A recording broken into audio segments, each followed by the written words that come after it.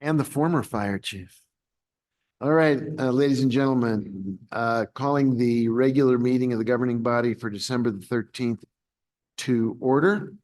We'll begin with a pledge of allegiance led by Councilor Lindell, salute to the New Mexico flag led by Councilor Romero Worth, and then Councilor Lee Garcia will begin with invocation and then remembrances. Thank you, everybody. Please rise. I pledge allegiance.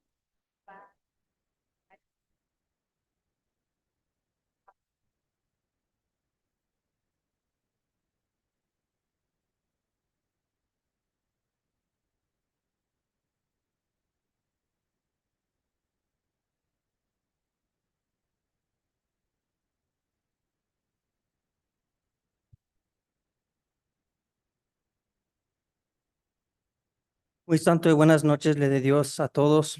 Good evening. At this time, I'd just like to ask for always guidance, always the clear thought and clear mind, and the ability for everyone to be able to have conversation, agree or disagree. I ask for prayers over our community, I ask for prayers over the world, for peace, for everyone to try to come to an understanding that, we are human beings and we are to treat each other with respect. I thank Heavenly Father for everyone here that works so hard in this city, for everybody from entry level all the way to top managers that we continue to work forward and work towards the best common goal for everyone. In your name we pray. Amen. Thank you, Counselor. Are there specific remembrances that anyone would like to call up at this time? Let's just take a minute as we recognize this is our final council meeting of the year. The people in our community who are suffering, who are sick, who are cold, who are hungry, the young people.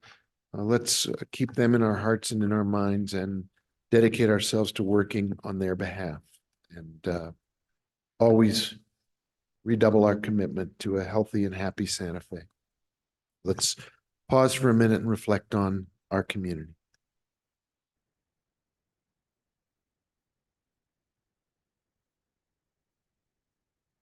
Thank you, everybody. Please be seated. Madam Clerk, can you please call the roll? Yes, Mr. Mayor. Counselor Cassett? Here. Counselor Chavez? Here. Counselor Lee Garcia? Here. Counselor Michael Garcia? Present. Counselor Lindell? Counselor Rivera? Here. Counselor Romero Worth? Here. Councilwoman Villarreal? Present. Mayor Weber? Present. You have a quorum, Mayor. Thank you. Madam Clerk, are there changes to the agenda as advertised? Yes, Mayor. Item 13A was removed by staff to postpone the item to the January 31st governing body meeting. All right. Any other changes you want to alert us to? No, sir. All right. Can I get a motion to approve the agenda as amended? Move for approval as amended. Is there discussion? Madam Clerk, can you call the roll on that, please? Yes, Mayor. Counselor Cassett? Yes. Counselor Chavez? Yes. Counselor Lee Garcia? Yes. Counselor Michael Garcia? Yes. Counselor Lindell? Counselor Rivera? Yes. Counselor Romero Worth? Yes. Councilwoman Villarreal? Yes.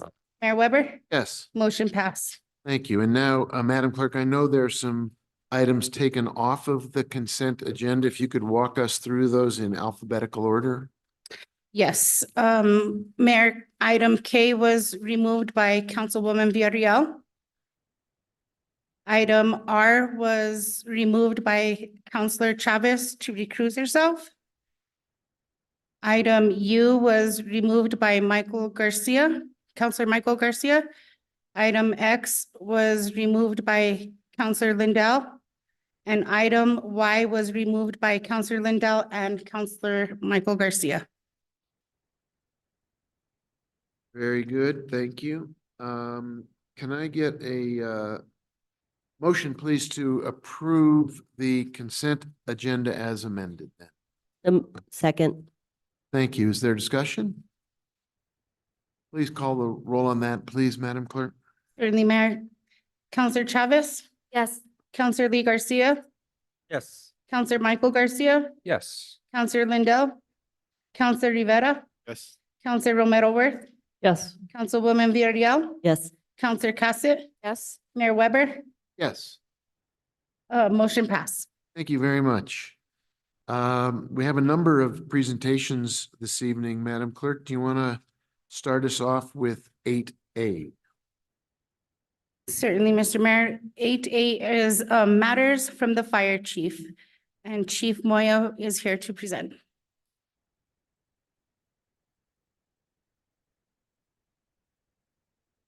Mr. Mayor, councilors, we have public safety on Tuesday, but I wanted all the councilors to be here. I would like to thank Councilor Rivera for his time as public safety chair for the last, I think I heard it was 12 years total. So I was with him for the last 2. So I wanted to do this here so everybody in the room could see it. So I would like to honor you with a plaque that we had made from the fire department on behalf of the Public Safety Committee, and thank you for all your hard work for the last 12 years total and the 2 years with me. You've helped me a lot in the last 2 years, so thank you very much. I didn't open this because I was trying to hide it from you.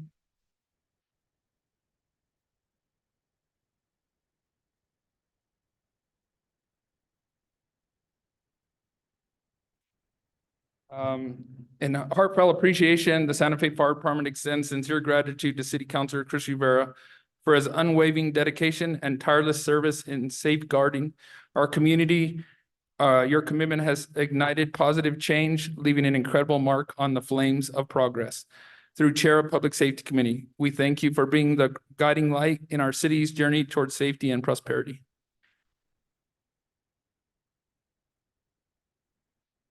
Thank you. So, yeah, I just want to thank everybody. It was on, I didn't want to do it Tuesday and not let everybody else see this. So thank you very much. You're welcome. Thank you, Chief. Counselor Rivera, you want to, I'll give you the floor, sir, if you'd like to say a few words in response.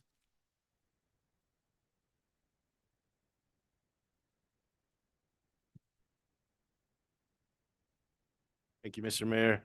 I think that's the one committee besides the governing body that I did serve on for the entire 12 years. So, you know, it's a pleasure working in public safety for 24 years, close to 24 years, and continuing that once I got on council, and just trying to serve the great people that are both in fire and police, as well as RECC, municipal court, others. There's so many.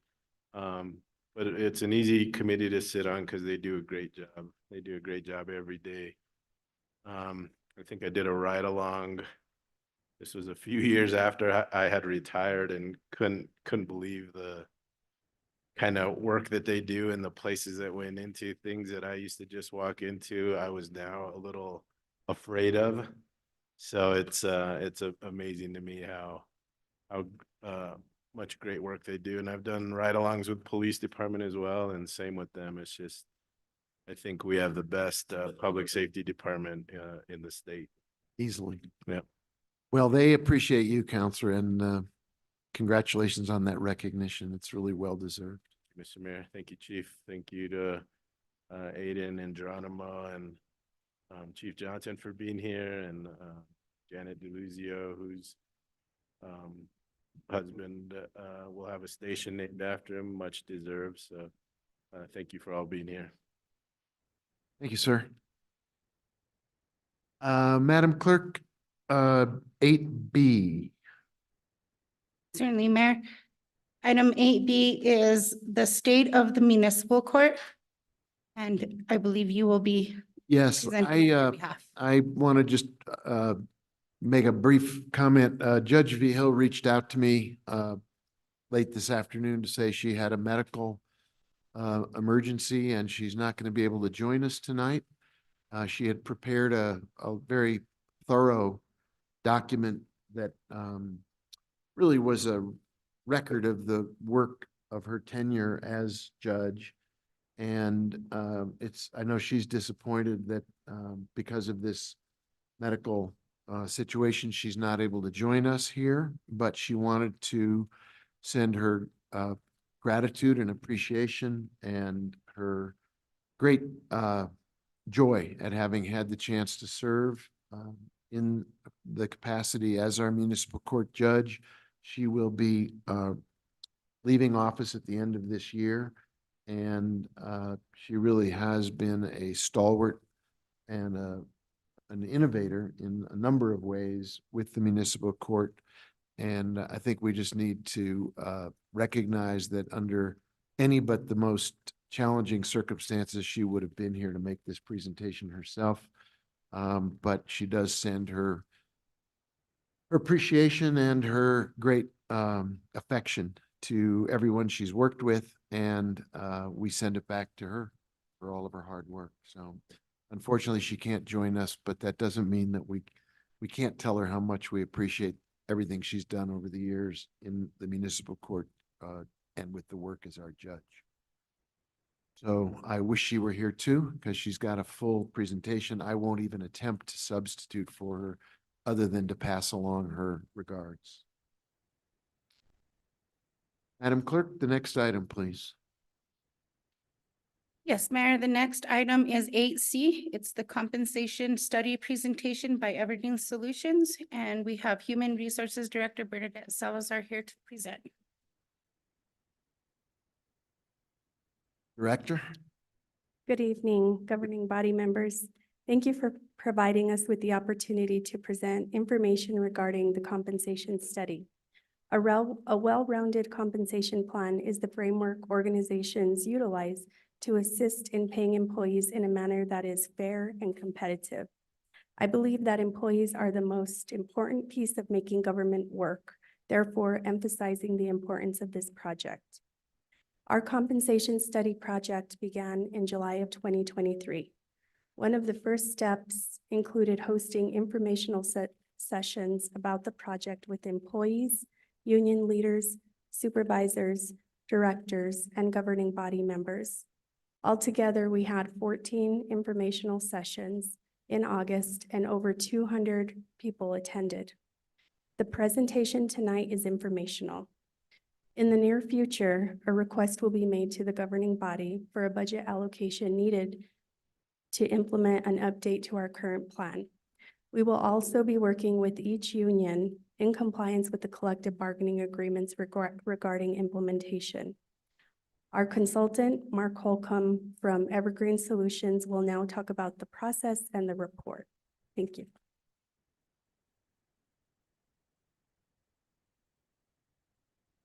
Thank you all very much for having me. My name is Mark Holcomb from Evergreen Solutions, and I'll be happy to walk you through the presentation tonight. I guess one procedural question, is somebody advancing the slides or is it? Okay, thank you.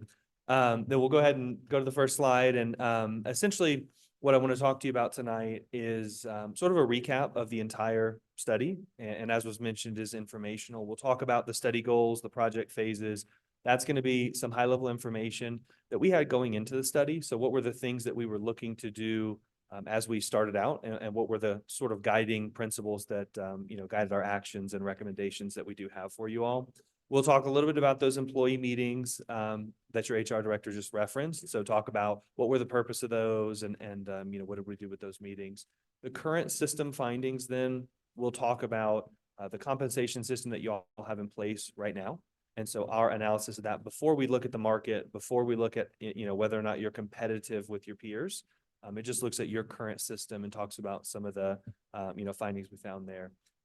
The market results, then, I'm sure is one thing everybody's going to be interested to hear. Sort of what were the takeaways, what were the findings, as we compare you to the peers surrounding you that you compete in for talent.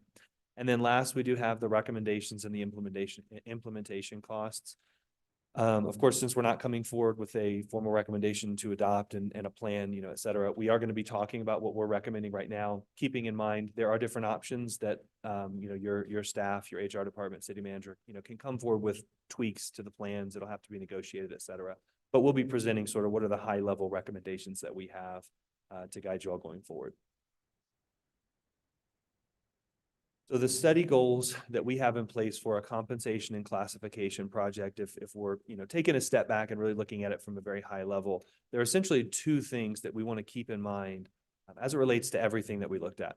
One of those is the internal, the internal equity of your system, and one of those is the external equity of your compensation and classification systems. And so when we talk about internal equity, what we're really referring to is the way your positions relate to one another. If you have two different positions, maybe they're doing just about the same thing. Maybe you have two people, they might even have the same job title, but they're in two different departments.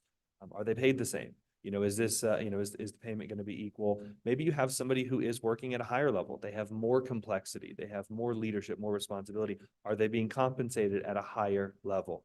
And so really looking at those relationships and making sure that you have that, that fairness, that the way things are supposed to be. From an HR best practice standpoint, that's one thing that we wanted to keep in mind.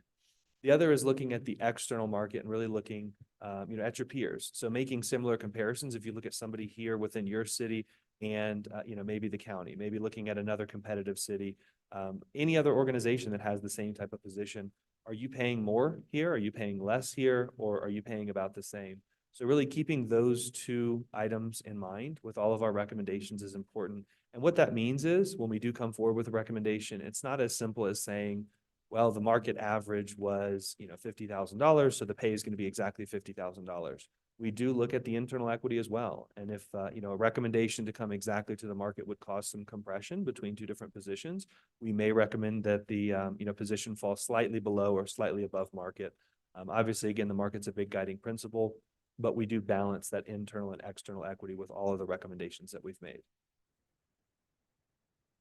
For the project phases, we do divide up the engagement into about 4 different, overall phases or steps here. Phase 1 is the outreach phase. That's really about us getting to know your organization. So it includes, having meetings with, the HR team that was working with us on this engagement, kicking off the project, collecting data, that we need to be able to study your organization, helping us to understand how are you doing things now? What concerns do you have? What are you doing well? Really just learning and doing our due diligence there. So collecting all that information, job descriptions, pay plans, organizational charts, things of that nature. Phase 2 then takes us to the internal analysis. And so reviewing all the data that we collected in phase 1, being able to go over, that information and really pull out, the strengths and weaknesses that we identified. If we wanted to point out, hey, here's something that we saw that we think we would probably recommend something different, we can start to make those judgments, not final, but we can start to make those judgments in phase 2 when we identify things that may or may not align with, best practice. Phase 3 then looks externally and it says, hey, if we look at the market, if we look outside of your organization, are you doing things the same way as others? Are you paying what others are paying? Do you have a competitive system that is going to be attractive to candidates? If you're looking to fill a position, are they going to say, hey, I want to come work at the city of Santa Fe because I'm going to get a competitive wage and this is going to be a place that I'm going to be happy to go into? Or is it going to be, hey, I might be here because I'm local, but the pay is not what I want it to be? So that's a question that we tried to answer, really identify where is your market positioning? And again, not just as simply as saying, are you above or below the market, but looking at some of the nuance for where your range is, where's your entry level pay, where are actual employees paid within that range. So answering those questions was important to us as well. Phase 4 then is the solution and reporting phase. And so in phase 4, we have come forward with some recommendations. We have talked again with your HR, your city leadership. We've met with directors and sort of just brought that process forward to say, here are some of the recommendations that we think are appropriate. Here are some of the things that we believe would be of benefit for you. And so we will talk about that. The reporting includes a written documentation that kind of covers every single thing that we did from the beginning to the end of the engagement, but it also includes things like this presentation where we're here to, again, give some information and also answer questions, as needed. So the outreach sessions that we did at the beginning of the engagement that they were already, referenced to, but I think it's an important thing to recap here to make sure that we understand we did meet with, as was shared, hundreds of employees We met with directors, we met with, leadership officials, we met with a number of different people throughout the organization. And we really wanted to make sure everybody had a good understanding of what we were here to do, what we were looking for, and what the study process would look like. We did talk to them about a timeline and sort of express, hey, when we, get to the end of this calendar year, we expect to have some recommendations for you. So I'm happy to say that we met that expectation there and are able to come back and, share some results and recommendations at this point. We did also hear a little bit, we got some questions at that time. We did hear some feedback from employees and from directors about, what are some things that they were concerned with. And again, we've highlighted two of them here.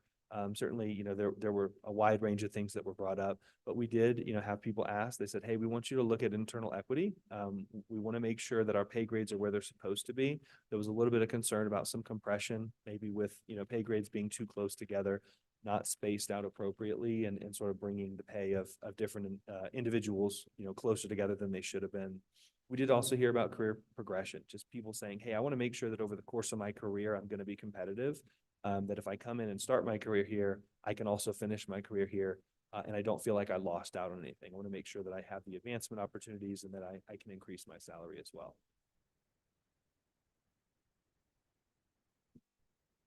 So with the current system in place, we did, again, we had some strengths and we had some weaknesses, some areas to identify that, again, we would say some of the things you're already doing pretty well, and we want to seek to capture that in our recommendations, not to lose the strengths that you have.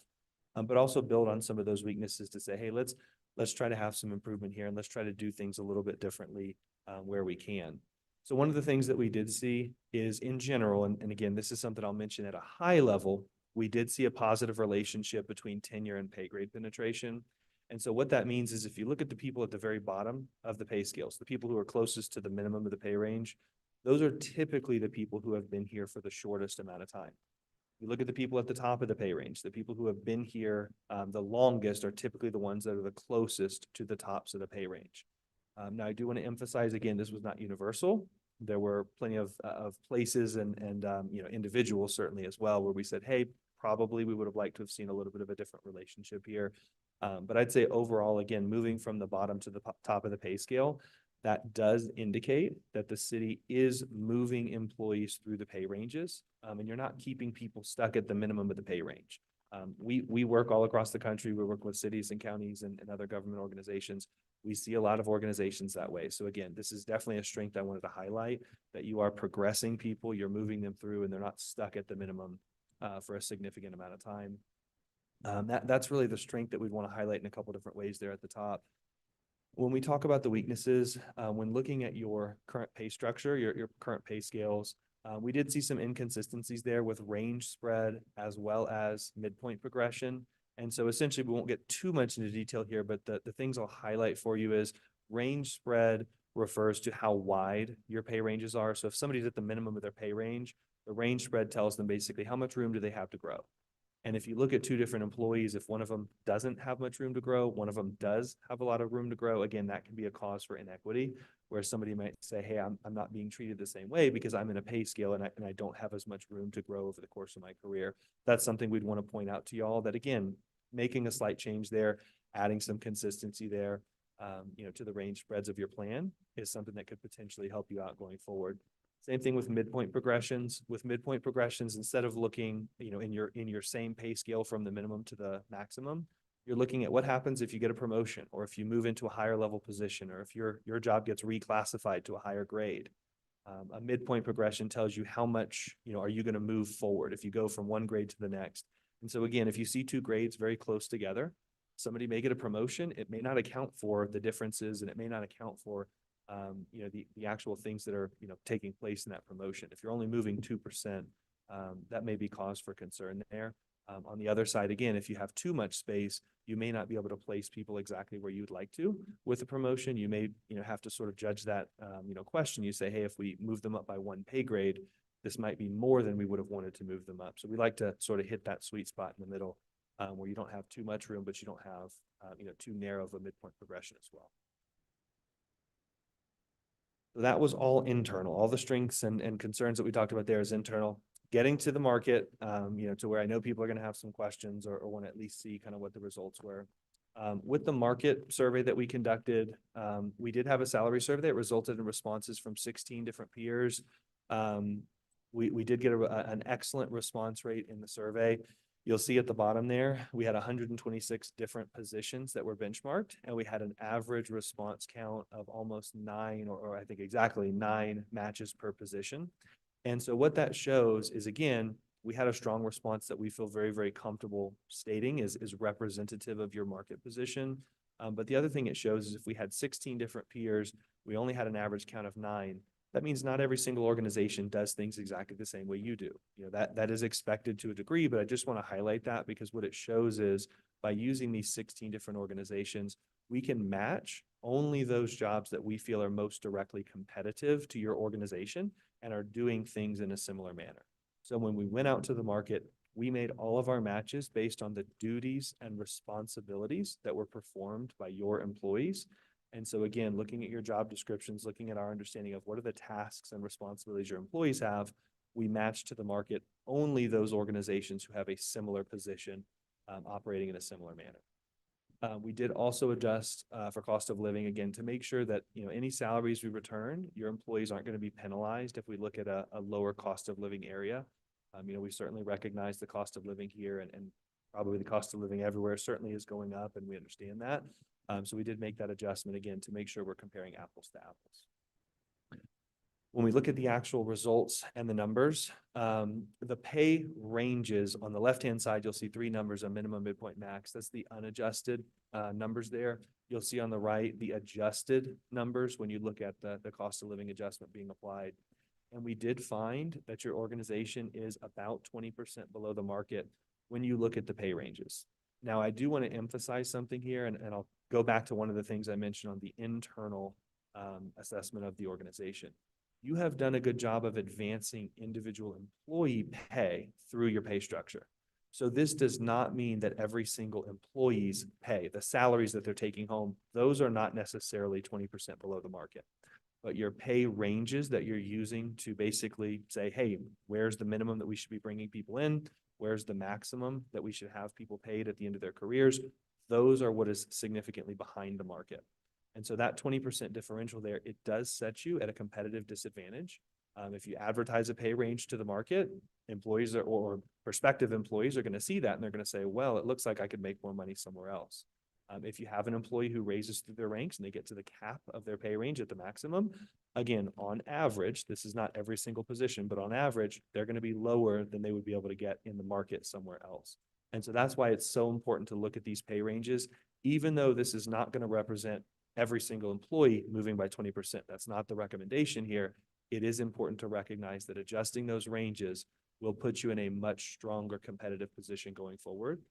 Because then you'll have a much better idea of where specific positions need to be paid. How much do you pay when you bring somebody in at the minimum, at the beginning of their career with no experience, and how much do you pay them at the end of the career after they've moved through the pay ranges there. As we go to the next slide, we'll start talking about some key recommendations that we have given the findings that we've covered thus far. So the number one recommendation is something I just alluded to is essentially setting up a new pay structure that is going to be market competitive with market responsive ranges. And so when we set up that new pay structure, again, we want to set up a structure that addresses the internal concerns we had, where we mentioned that some of your ranges are more narrow, some of your ranges are a little bit wider. So we set you up a system that has more consistency in terms of range spreads and midpoint progressions.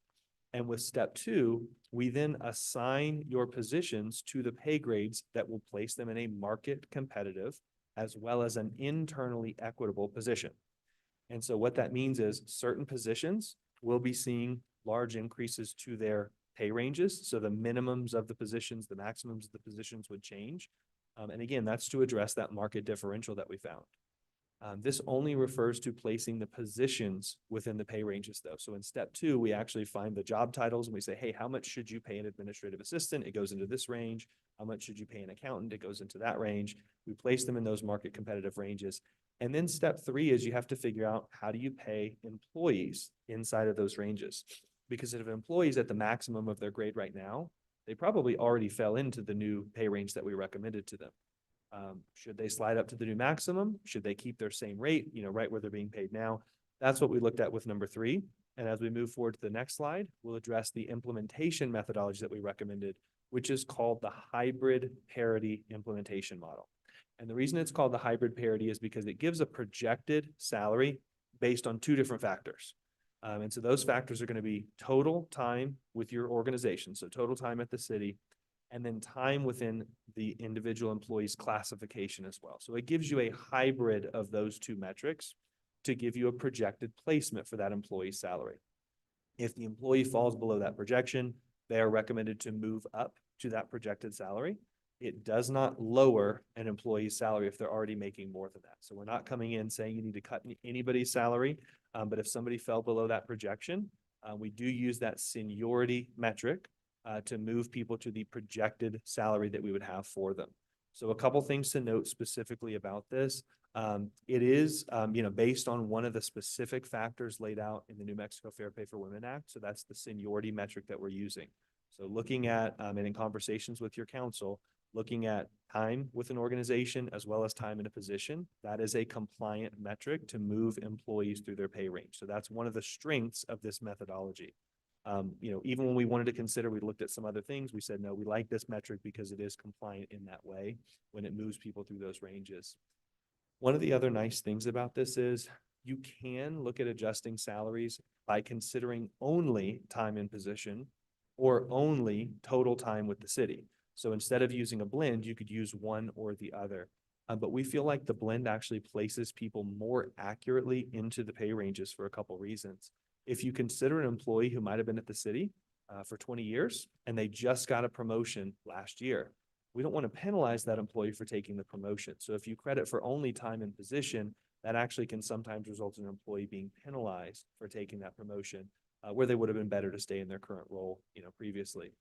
But on the other side, if you credit for total tenure and you say, hey, we're going to credit for every single day people have spent here, it actually has the opposite effect where somebody who just recently promoted, they might be a brand new manager. They're still learning how to manage. They're getting their feet under them. They're learning this new role. But if they've been at the city for 25 years before they promoted, they would shoot up past the other managers to the top of the range. So that's why we like the blend because it does give some credit for total time. But we feel like it does a much better job of placing people within the pay ranges in that appropriate placement. And so I know it's a little bit small on that screen there, but again, you can see the total cost up there. You can see the total number of employees adjusted, cost a little bit more than 5 million with 700, I think it's about 745 employees who were adjusted, which again represents a little less than a 7% payroll adjustment for you all. Again, it's not the 20% adjustment that we're recommending to ranges on average. And so again, that shows you your employees had moved better than the ranges would have indicated. But there still is a significant need to catch up. Again, I don't want to, understate the cost of that $5 million either. The last thing that I will mention here is, again, these costs are shown for a single year implementation. If you did everything right now, or if you did everything in one fiscal year, that's what the cost would be. We're certainly happy to assist. We have looked at a couple other models to say if the city wanted to pursue a multi-year implementation, you could do that. And so again, that'll be something that you all can decide and can work towards. But we have had discussions already with HR that, again, we're ready and able to assist with that as needed. So if you do come back with an alternate decision to split it into 2 years or something of that nature, we'll be happy to assist with those recommendations as well. I believe that is the final slide there.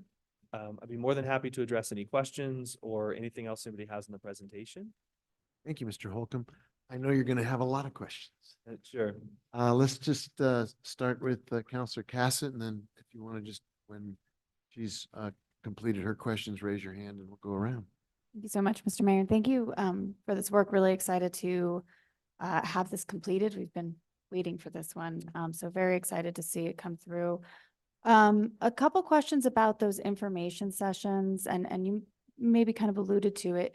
Did employees have the opportunity to give feedback about some of the things they were concerned with classification and compensation at the city that was taken into consideration, or did you just speak with, I know you spoke with us, but I was hoping that employees and unions had the chance to weigh in there as well. We did meet specifically with unions. They did have the chance to speak and give their feedback about what they were concerned with. The employees as well, at the end of the sessions, we did open it up for a little bit of question time where they could, represent things. The main factor that we were talking with them about was the market. So what were their concerns as it relates to competing with the market? But we did receive some other, questions and comments as well from employees that we did utilize. Again, just to understand kind of what employee perspectives were over the course of the study. Okay, wonderful. Thank you. I'm really glad to hear that. And then I really appreciated the charts. I thought that the kind of the color scheme made it really easy to read. One pattern that I saw was the differentiation between pay groups, specifically when I was looking at members at the minimum of the range, what quartile they've jumped into. I saw AFSCME was seeing a lot more who were not moving through the pay range as quickly, as well as I would say police union was right after that. I would imagine some of that, we know this is entry-level positions, but I'm going to also guess that some of that were some systematic issues and how those are working. And especially as we're seeing challenges getting some of those entry-level positions and keeping them. That was something I was really concerned about, and I was hoping you could speak to that. Yeah, so some of the challenges do come up with different groups, and certainly what you're referencing with entry-level positions, that can cause concerns. Entry-level employees are obviously going to be the ones who are the most affected and most impacted by things like your pay ranges being 20% below the market. If a director comes in and they say, well, I can, work for 80,000 or 100,000 or 110,000, again, they're still going to be able to typically, pay for the things they need to pay for. If an employee comes in and they say, I'm going to be paid, 25, 30, 35, that's a big difference. And so, yes, there certainly can be differential impacts there. The recommendations that we made, again, we look at every single group and we look at them individually in terms of what are the things that this group needs and what are the things that that group needs. Again, not necessarily saying we're going to give more or less because it's AFSCME, but if they're representing positions that are further below the market, those get a targeted individual adjustment. So you will sometimes see a certain group receives, larger adjustments or more adjustments just based on the data that we pulled back from the market. And so all those positions, again, we did try to represent them in the market study. So we felt like we had a very good grasp. I think we said it was about 125 different classifications that we looked at, and those ranged and represented all your different employee groups as well as the bottom of the market, or excuse me, the bottom of your organization, the middle and the top. So I would say, again, the implementation that we're recommending, we feel comfortable that it's going to place everybody in a much better position going forward. So that you're not going to have to see the concern where people say, well, we can't hire at the minimum. Maybe we'll bring someone in above, and that's going to create an inequity where you have somebody who's brand new making more than somebody who maybe has been there for a little while. So we do think that the recommended new pay grades as well as the hybrid adjustment will rectify that to a large degree. That hybrid adjustment, that's the piece that would really assist with if one group is moving slower through the pay range, that hybrid adjustment is to look at that and Correct. make sure we're taking So that into it consideration. essentially right sizes everybody based on that hybrid adjustment there. Now, again, the key thing that I want to emphasize to you is it's not going to lower somebody who's above that projection. So the one thing that it won't do is if somebody's sitting here saying, well, I've been here for 10 years, he's been here 1 year and he's making more than I am. If he's above his projection, if the 1 year employee is above the projection, we're not going to lower them back down to the 1 year projection. But it absolutely does exactly what you're saying. If somebody hasn't moved at the rate they expected, that hybrid will speed them along and place them where they would expect to be in that pay range. Okay, wonderful.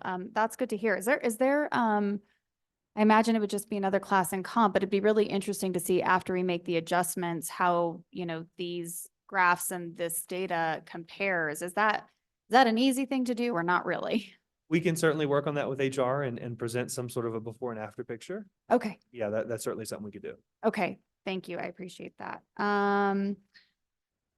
And then when we're looking at the number of employees, are we looking at filled positions or just funded positions when we were discussing this data? Okay, it's filled positions only that were in that database that we're running these numbers off of. Okay, wonderful. And you answered this question. Sorry, just going through all my notes. And then I guess what I am curious about, and maybe this is further conversation, and Bernadette, this is probably a question for you, but what does the time frame look like in terms of implementation? Have we started to have those discussions? I know that this has come up with the last couple of budget hearings. And so I'm curious if we've started to have thoughts of what's next and what this timeline starts to look like on our end. Mr. Mayor, Councilor Cassett, that's a really good question. We have already begun discussions with AFSCME not negotiations, but discussion about the process, as well as the finance budget team. So we hope that we would bring something in front of the governing body relatively soon in preparation of the next fiscal year budget, knowing that we have an allocation also for this fiscal year, not to the tune of the cost that was shown on the slide earlier, but something is there. So hoping maybe in January, one of the meetings in January, we can bring something forward as a recommendation. It will require union negotiations though with all three unions. Okay. And we put 1.2 million in the budget last year, correct, towards Yes. this? And have we allocated other dollars to be used for this at this time?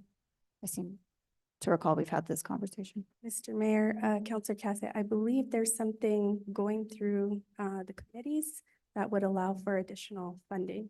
Mr. Mayor, That on there. Mr. City Manager, I think you can my microphone respond to works. what's been allocated. Thank you. someone changed the battery in my microphone. I apologize.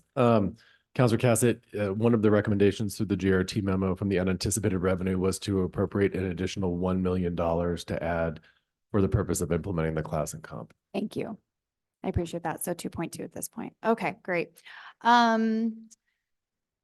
The other question I have, and I don't know if this address, and maybe, you know, changing the ranges helps, but I think we've had some scenarios where when we've given raises, somebody's already been at the top of their pay range, and so then they're not receiving that raise. Does the hybrid model help with that? Because I imagine, you know, part of that is how long that they've been with the organization, and we, you know, them kind of getting stuck there seems not fair. So I am curious if that is addressed in the new model. Mr. Mayor, Councilor Cassett, I'll start by clarifying that when there's an across-the-board salary increase, nobody has been capped. So they Thank might you for that be clarification. red circled, which means that they're above the pay range if it's an across-the-board increase approved by the governing body. But I can turn it over to Mark and he can talk a little bit more about how the new range structure would accommodate some of those scenarios. Thank you. And thank you for that clarification. That was important. Appreciate that. So in terms of employees being capped at the top of their pay range, I'd also like to, I guess, make one comment about, you know, employees that are capped at the top of the range. If somebody's capped at the top of the range, you know, what that really means is they've reached the maximum amount that the organization deems that they're able to pay for a position. That does not always represent an injustice in our eyes, because again, there are certain positions that, you know, you can't keep raising and paying the rate. Well, really every position, you can't keep raising the rate and paying, you know, the top, you know, above the top of that rate forever. But what we want to make sure of, if we're looking at, hey, is this, you know, should this person be capped? Are they in a market competitive place? Because what we don't want to do is say, well, they were capped here in Santa Fe and that was $10,000 less than they should have been capped because of what the market says. And so this study does directly address that, because it moves those caps into a place where we would say, if an employee's been here for 30 years, yes, they still will be capped at the max of the range, but they're going to be capped at the market approved maximum of the range, instead of being capped at an arbitrary number that is below market, that would actually be causing them to lose a little bit of the money that they may have been due elsewhere. The other thing I'll mention is with the hybrid adjustment, anybody who has 25 or more hybrid years, and so again, that's the average of those total years and the years in classification, they would be moved up to the top of the range. So there still may be somebody who would be capped at the top of the range. But if somebody was capped artificially, let's say they've been here for 15 years and they just moved through, and because the range was so low, they were capped, this adjustment to the pay ranges should see them get some additional room at the top of their scale, so they could still see some additional growth in the future.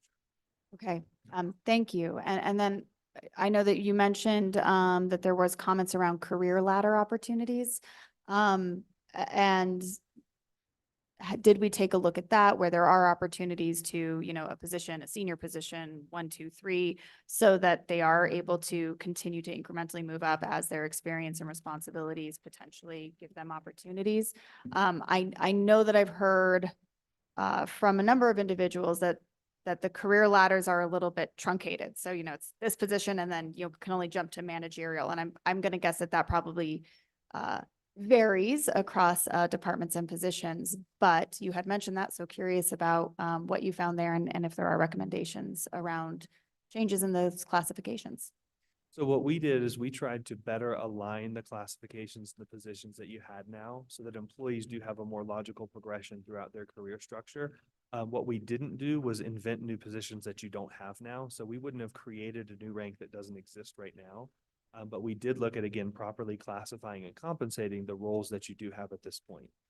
That is something that as we move forward, all of our class and comp studies do have a year of dedicated maintenance where if questions come up, if the organization's HR wants to come forward and say, hey, here's what we're looking to do. Can you help us understand how this would fit into the system?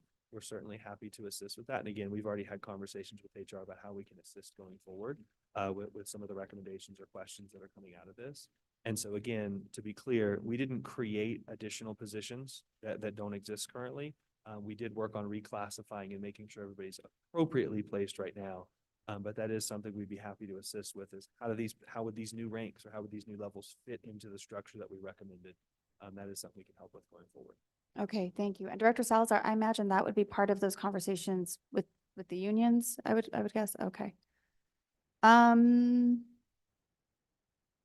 I don't understand what my cost of living adjustment based on performance question means. So if there was anything about cost of living adjustments that's important and relevant to this, giving you the opportunity to tell us about those now. Sure. So it doesn't have anything to do with performance, but all I would say is cost of living. We did adjust for cost of living. And so all that means is if you're comparing to a lower cost of living area, you might be paying, again, to use a random number, you might be paying 50,000 and they might be paying 50,000. But if their cost of living's lower, that 50,000 for them goes a lot farther. And so we would have raised their salary up to basically put it in terms of Santa Fe dollars so that we say, well, they pay 50,000, but that's really worth 56,000. And that's the number we would have used. Likewise, I don't remember if there was anybody who was more costly or significantly above, but if there was, again, we also don't want to artificially inflate the salaries and essentially, spend money that wouldn't be appropriate. So if the same thing happened in reverse, we would have seen that come down a little bit. With the adjustment that we made on there, we did note that the cost of living adjustment did represent, I think it was about a 1.5% increase overall. And so that does show that, again, there was some difference, but I think we must have looked at some organizations a little higher, some that were a little lower, but they were all adjusted appropriately. Okay, thank you.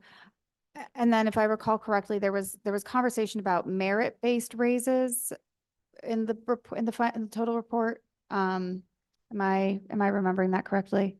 So the system does accommodate for merit-based raises going forward. Again, the structure that we've set up, we've got people placed in the appropriate placement right now.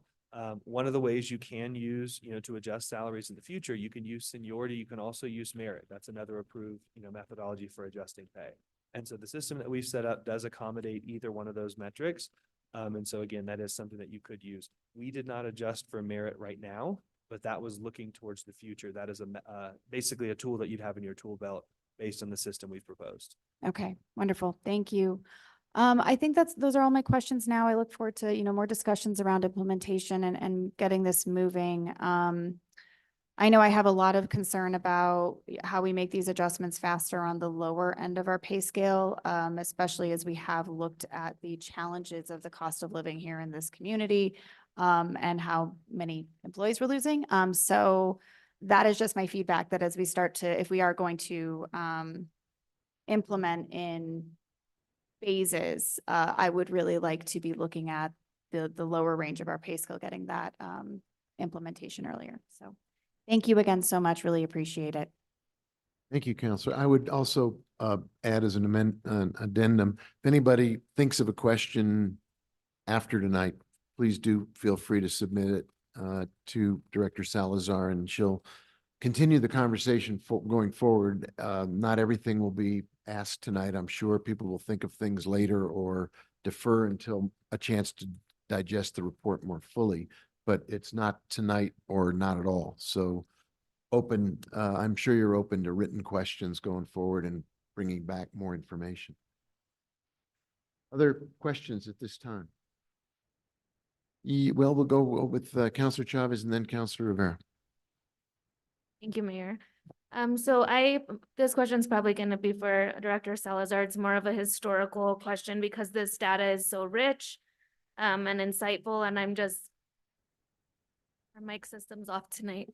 I'm just curious about how often we've done these reports in the past and what the city's response has been. If you could give me some insight to that. I'm just curious about the history. Thank you, Mr. Mayor, Councilor Chavez. When I came on board in 2018, a class and comp study was essentially pretty much completed. We had a few more items to finish to complete it. And we did some research on previous studies that the city engaged in. And in 13 years from that point, so now it's been 18 years, the city engaged in 2 other compensation studies where they paid a consultant to complete, and they were never implemented. So in 2019 was the first time at that time in 13 years that the city actually implemented a class and comp study. And so this would be the second one in 5 years. Was the study implemented as it was recommended or like exactly as it was recommended in that study? Mr. Mayor, Councilor Chavez, so what happened is the recommendations were brought to each union and and it was negotiated, but in accordance with what was recommended, yes. Thank you so much. Councilor Rivera. Thank you, Mr. Mayor. Director Salazar, thank you for doing this. I know I had been pestering you to hopefully get it done before Councilwoman Villarreal and I left the body here. So I hope I wasn't too pushy on you to try to get this done before we left, but I do appreciate the report. I think Councilwoman Cassett answered a lot of the questions I had. And I want to reiterate that I hope that the 2.2 million that we have, if we do a phased-in approach, that we do look at those employees that are making the least amount and will benefit the most from any adjustments that are being made. I hope that's taken into consideration if the phased-in approach stays at that $2.2 million level. So I hope that that will be looked at. My question, I think, for Mr. Holcomb is the hybrid parity model. It sounds really interesting and like it's going to take care of a lot of problems, but will it stand the test of time?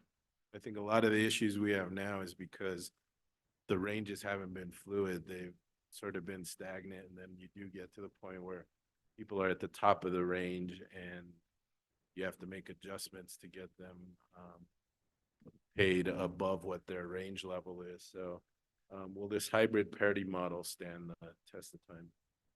So it's a good question, and I think I want to answer it, to be very, very, very clear to you all, is that any adjustment you do whatsoever right now is a one-time adjustment. It gets people into the right place right now.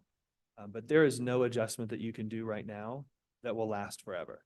And so that's where in the written report that we have in that the last chapter of the report, we do get into recommendations for how you all need to maintain and update the system over time. That may have been the question where it came from about the performance increases, because again, you can use performance, you can use seniority, but what's important to us is that you all do look at employee salaries over time. You seem to have done a good job at that historically. Again, I didn't look at the data, I didn't collect that from your HR of every single increase you've given over the last X number of years, but just based on what we're seeing right now, the employee movement has not been the problem as much as the range movement. And so again, the range is falling so far behind. In an example, typical year, what you all would want to do is look at moving your pay ranges forward by, 2% or whatever number would represent the amount that the market goes forward. That's something you can use, something like the CPI to estimate. I know that's a scary thing as the CPI has been, 7%, 9%, whatever the last couple of years. But in general, again, it should be a pretty good estimate. And as we see that come back down to a more normal number, that is something you could use. Your HR can also call, a few local jurisdictions and say, how much are you all moving your salaries this year, just to sort of get a gauge of what your peers are doing. So if you move your salary ranges by, again, as an example, 2% per year, outside of these last couple of years, that typically will keep you relatively competitive over time. And then you need to make sure you move your employees by more than 2% per year so that they don't end up compressed at the bottom end of the pay range. So again, that's where we talked about if an employee moves by 2% and the range moves by 2%, somebody at the minimum of the range will stay there forever. But if the range moves by 2% and the employee moves by 4%, again, that builds over time. That's how you represent an employee's growth in experience or performance or whatever metric you use. So yes, we believe in the hybrid methodology, but it will require maintenance. And it's not something that requires a full comp and class study every year, but it will require, again, the city and your HR department to come forward with recommendations for adjusting both the pay ranges and employees. Thank you for that. Director Salazar, will that be included, I guess, in the budget moving forward? Is not only the amount of money needed to move people up within the range, but then a plan on how the range would be adjusted from year to year? Mr. Mayor, Councilor Rivera, yes, I believe that it's imperative that we begin doing these annual looks at our range structure and increasing the ranges accordingly to ensure competitiveness in the market. I don't think that we need to do a full-on class and comp study every year, perhaps every 3 to 5 years, but maintaining the range structure is imperative at least annually. And then I know one of the main reasons that we wanted to look at this, or that I wanted to look at it, was to see if the pay structure for women was equal to or comparable to the pay structure for men that work in similar positions. Was that looked at, and do we have any results from that?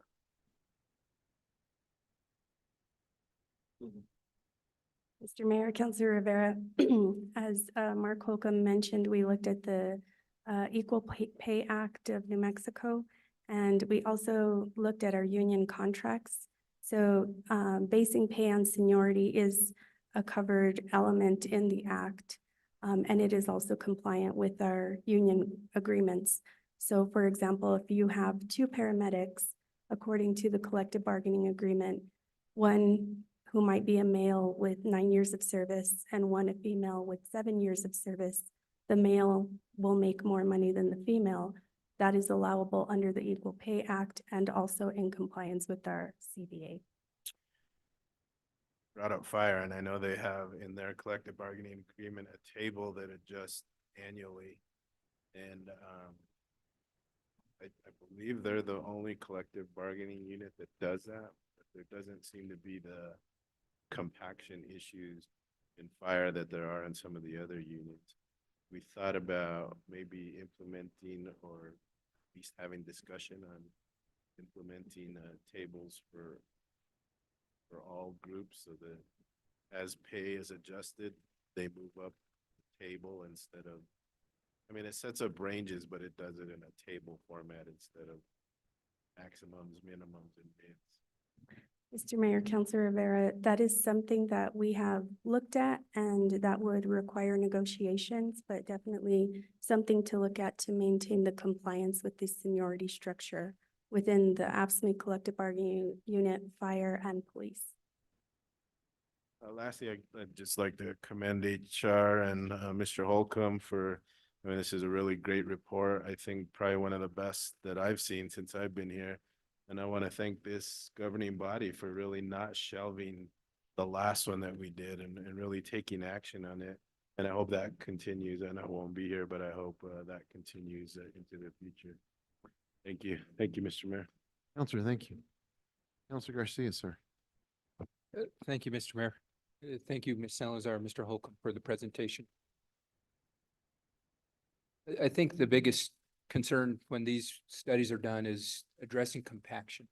And it sounds like that's been addressed through some of the recommendations being made, but Mr. Holcomb, I guess, what recommendation do you have for us as we move forward to ensure that there are proper systems in place? I know Councilor Rivera kind of alluded to the systems that fire has in place to address compaction. What other systems can we begin to put in place to ensure that across all employees in city government that we put those protections in place?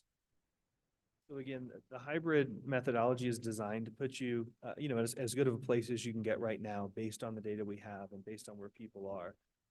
Going forward in the future, you don't have to rerun the hybrid model every year, but you could. That's one thing that could be done. We can give HR a tool to do that. Again, if there's a desire to see that model rerun every year. But really the important thing is as you adjust salaries going forward into the future each year, if you adjust them equitably each year, you're not going to run into the same problems. So the same answer I just gave a moment ago where I said, if you move your ranges by 2% and your employees by 4%, again, that gives every single employee that 2% additional differential to represent the additional year of service that they had. And again, in 1 year, 2%, it may not be, that much money. It may represent a few $100s or 1,000 or so, depending on where they are in the range. But again, over time, if somebody's been here for 10 additional years, that's going to give them that, 20% compounded over the years. So really the important thing is the diligence of sticking with the system year over year over year. And again, across the country, where we've seen the issues that they creep up and they sneak up is the governing body 1 year, they say, well, we can't afford it this year. We're not going to give, anything. We're just going to move the ranges and keep people where they are. And then they do it again and again and again. And that's the stuff that builds up over time. So all I would emphasize for you is every single year, again, doesn't mean you can't have 1 year that, oh my gosh, disaster has struck, but it really is critical, from an HR best practice standpoint for you all to consider, is there any way we can make sure that we've moved employees beyond what the pay range moved to credit them for that additional year of service? Again, an average of about 2% should be a great target. And again, that means potentially you have a bad year. You say, well, we have to do 1% this year. You can make it up the next year with a 3%. You can do that. But keeping that up over time is the absolute #1 recommendation I can give to avoid running into the compression or compaction issues in the future. Thank you so much. I guess, Ms. Elzer, do our current systems allow for such a implementation of the process as outlined, or do we need to? I'll let you expand. Mr. Mayor, Councilor Garcia, we would have to conduct union negotiations with each of the 3 unions. So it's allowable, but we have to reach agreement before implementation. Thank you for clarification. So if I'm understanding the numbers correctly, based on the hybrid recommendation, the one-time implementation, or if we wanted to implement now, is roughly $7 million. Am I understanding the recommendation correctly? The impact. Oh, and I believe, yeah. So I think that's the number that would be the salary plus benefits number, if I'm remembering that correctly on there. So that would represent not just the employee salary increase, but all of the additional costs that would go along with that, retirement, taxes, et cetera. But yes, that is correct. That is an annual cost. It's important to emphasize. So for the first year, if you implement that 6 months, through the fiscal year, it would be half that for the first year, but then it would be recurring at that cost every year going forward. Okay. You didn't give the breakdown of a multi-year implementation.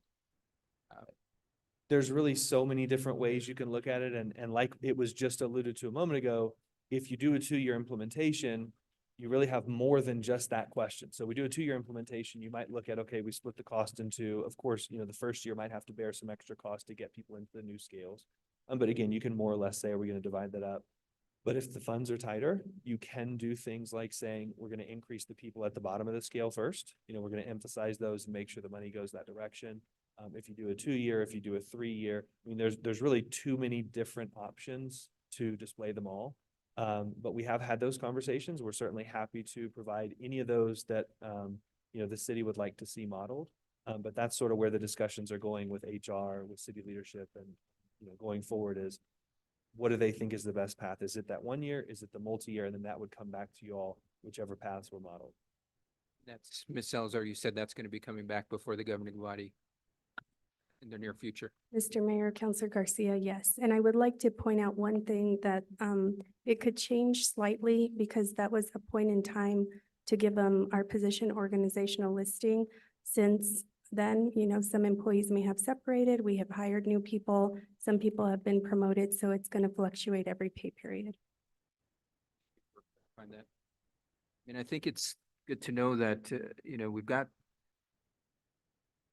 some figures in regards to really implementing a process that is going to be supportive of our employees.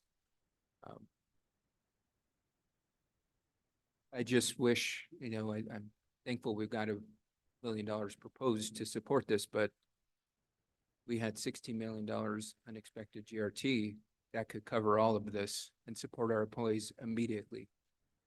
And I think this is something that we should take into consideration. And then I guess I'll ask the administration, why was this not taken into consideration with, given the unexpected GRT, why we're not looking to implement this process with the resources that we have? Because we can do both. We can support our employees and support the deferred needs and maintenance of our community. So I guess I don't know if the city manager or Mr. Mayor, that's a question I'll ask, is can we move forward with this? I know some of the costs, the unexpected GRT that we're approving tonight, but I think we can go back to the drawing board and begin to support our employees immediately. And even if that means looking at a 1 to 2, 3-year implementation, begin to really support our staff in a manner that shows that, look, we've deferred this class and comp in the sense we want to ensure that we have the best and highest wages for City of Santa Fe employees, and we'll back that up by immediately supporting them. So I don't know who would answer that question, given we as the council, I've been told, don't have the authority to allocate the unexpected GRT resources. Because that's something I would love to have a conversation about. So let me go back to what Director Salazar said about what's already been budgeted, because we didn't really know, nor could we have predicted what the results of the study would be.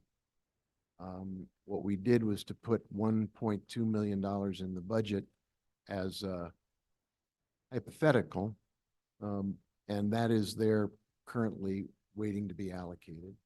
Then with regard to the $14.2 million that was unanticipated, we put another one we're proposing, and it's up to the council or the governing body to decide. We propose to put another $1 million of the unanticipated gross receipts tax revenue toward funding elements or parts or a strategy to implement this study, which, as you know, we just got. So that would bring the total amount that's available to address the needs identified in the study to about $2.2 million.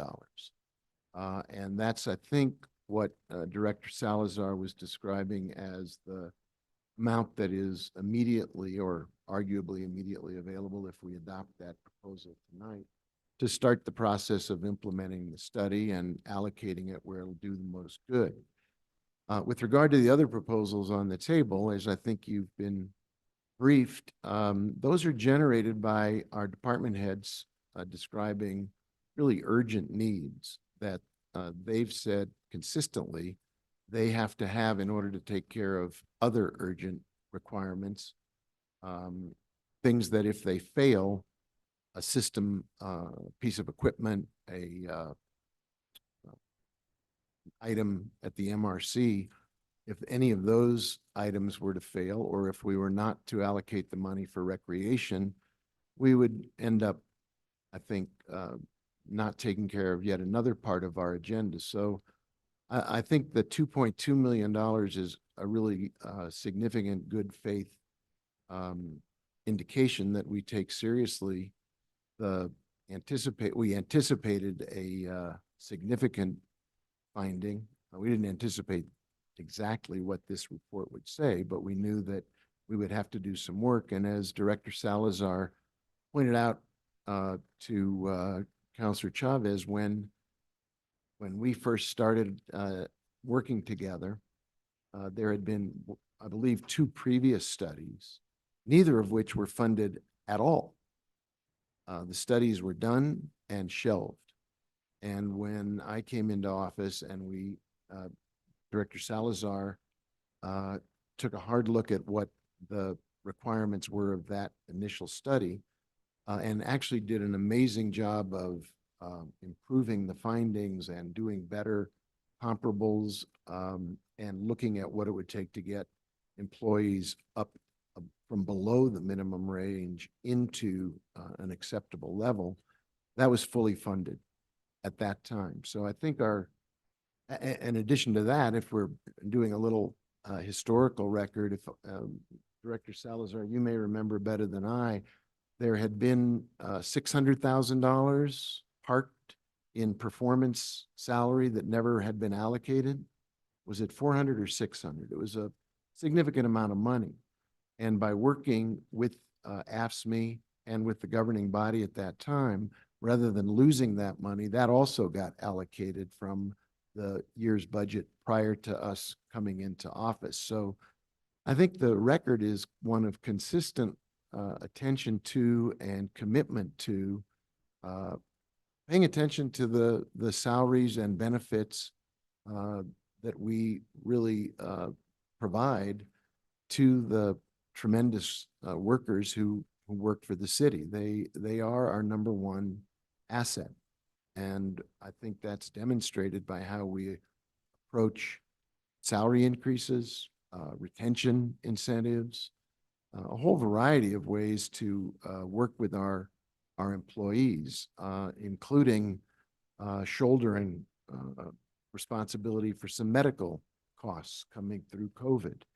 And this continues to be our commitment. And I think the fact that we have, without even knowing what this proposal would look like, already proposed a $2.2 million allocation to start the process of addressing it, I think it's a really significant good faith indication that we take this seriously and we take the well-being and the competitiveness and the pay that and benefits that our employees are provided as a major part of our responsibility as it comes to comes not only to staffing the city with great people, but rewarding the great people with the kind of pay and benefits that will recognize their hard work. So we're trying to both put money toward this and then at the same time acknowledge that our directors have significant needs that we want to use some of the unanticipated revenue to take care of at the same time. Back to you, Councilor Garcia. You have the floor, sir. Thank you, Mr. Mayor. I appreciate that clarification. I guess one thing I would like to maybe get a list of is, and I know this isn't in your bill, Ms. Salazar, but to get a full list of the allocation of the 14.2 million that is being proposed, how we spend it. I know it's coming in bits and pieces before us, but it'd be good to, I'll ask the city manager if the city council can be sent the full list of how it's being proposed to be allocated, because I think supporting our staff is an urgent need. I see we're losing employees, and I think now is the time we begin to support them, now that we have this unexpected, and I don't want to say unexpected because every month these figures come in. So I think we're using the wrong term. It didn't come out of nowhere. We knew these resources were coming to us. And so I would like to get the list. That way we can really determine if there is another $5 million that can fully implement this immediately. Because as mentioned, we approved another million tonight. There was 1.2 there. So we're looking for another 5 million. And then we can implement now. And I think that's where I couldn't make that decision because I don't know how the rest of the resources are being allocated. And I'd love to get that list, city manager, just so I can understand if there is a way we can make this work. And I understand some of these needs came from the department directors, but the council was not considered in making this decision. And I think this is when we have these resources, I truly believe holistically as a council, we should make the decisions on how these resources are invested. And I'm a true believer that you can never go wrong investing in the workforce. They're the ones who make the city run. They're the ones who clean the streets. They're the ones who keep the lights on. They're the ones who are getting our audit completed. And I think we need to invest in them. It's way past time. And so,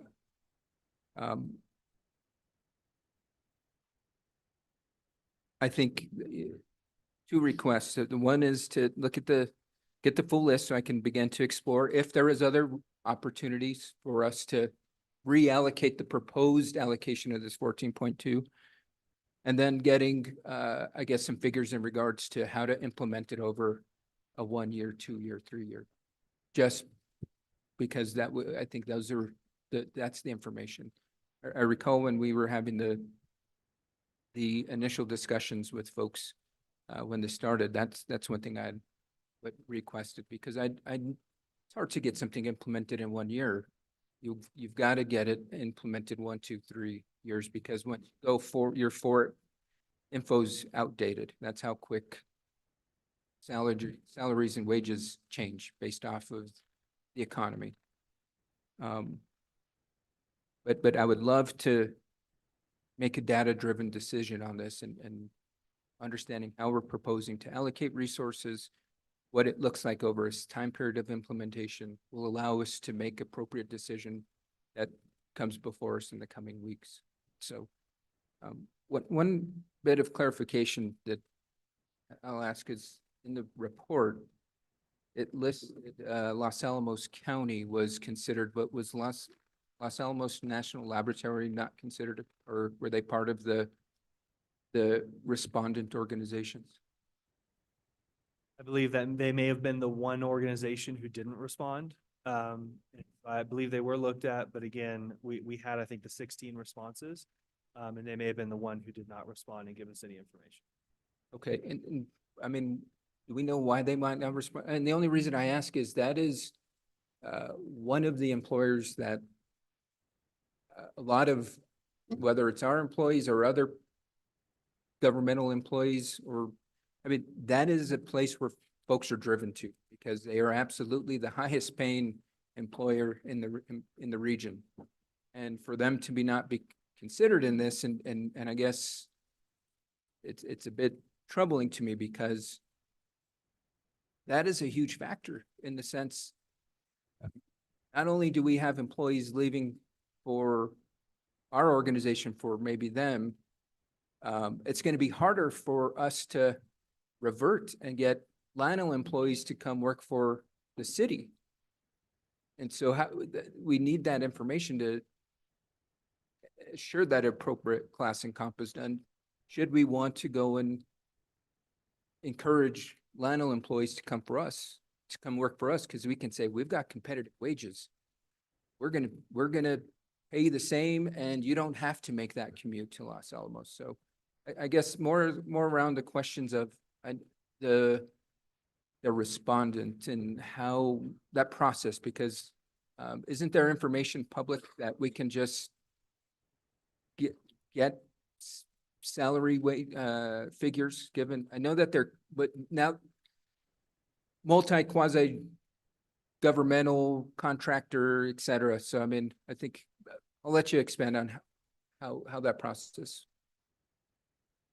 So what I'll say is, again, we've surveyed them many times from many surveys and requested the information, and they are typically a peer who is not willing to participate. They guard their salaries closely, and it's just not something they're typically willing to do.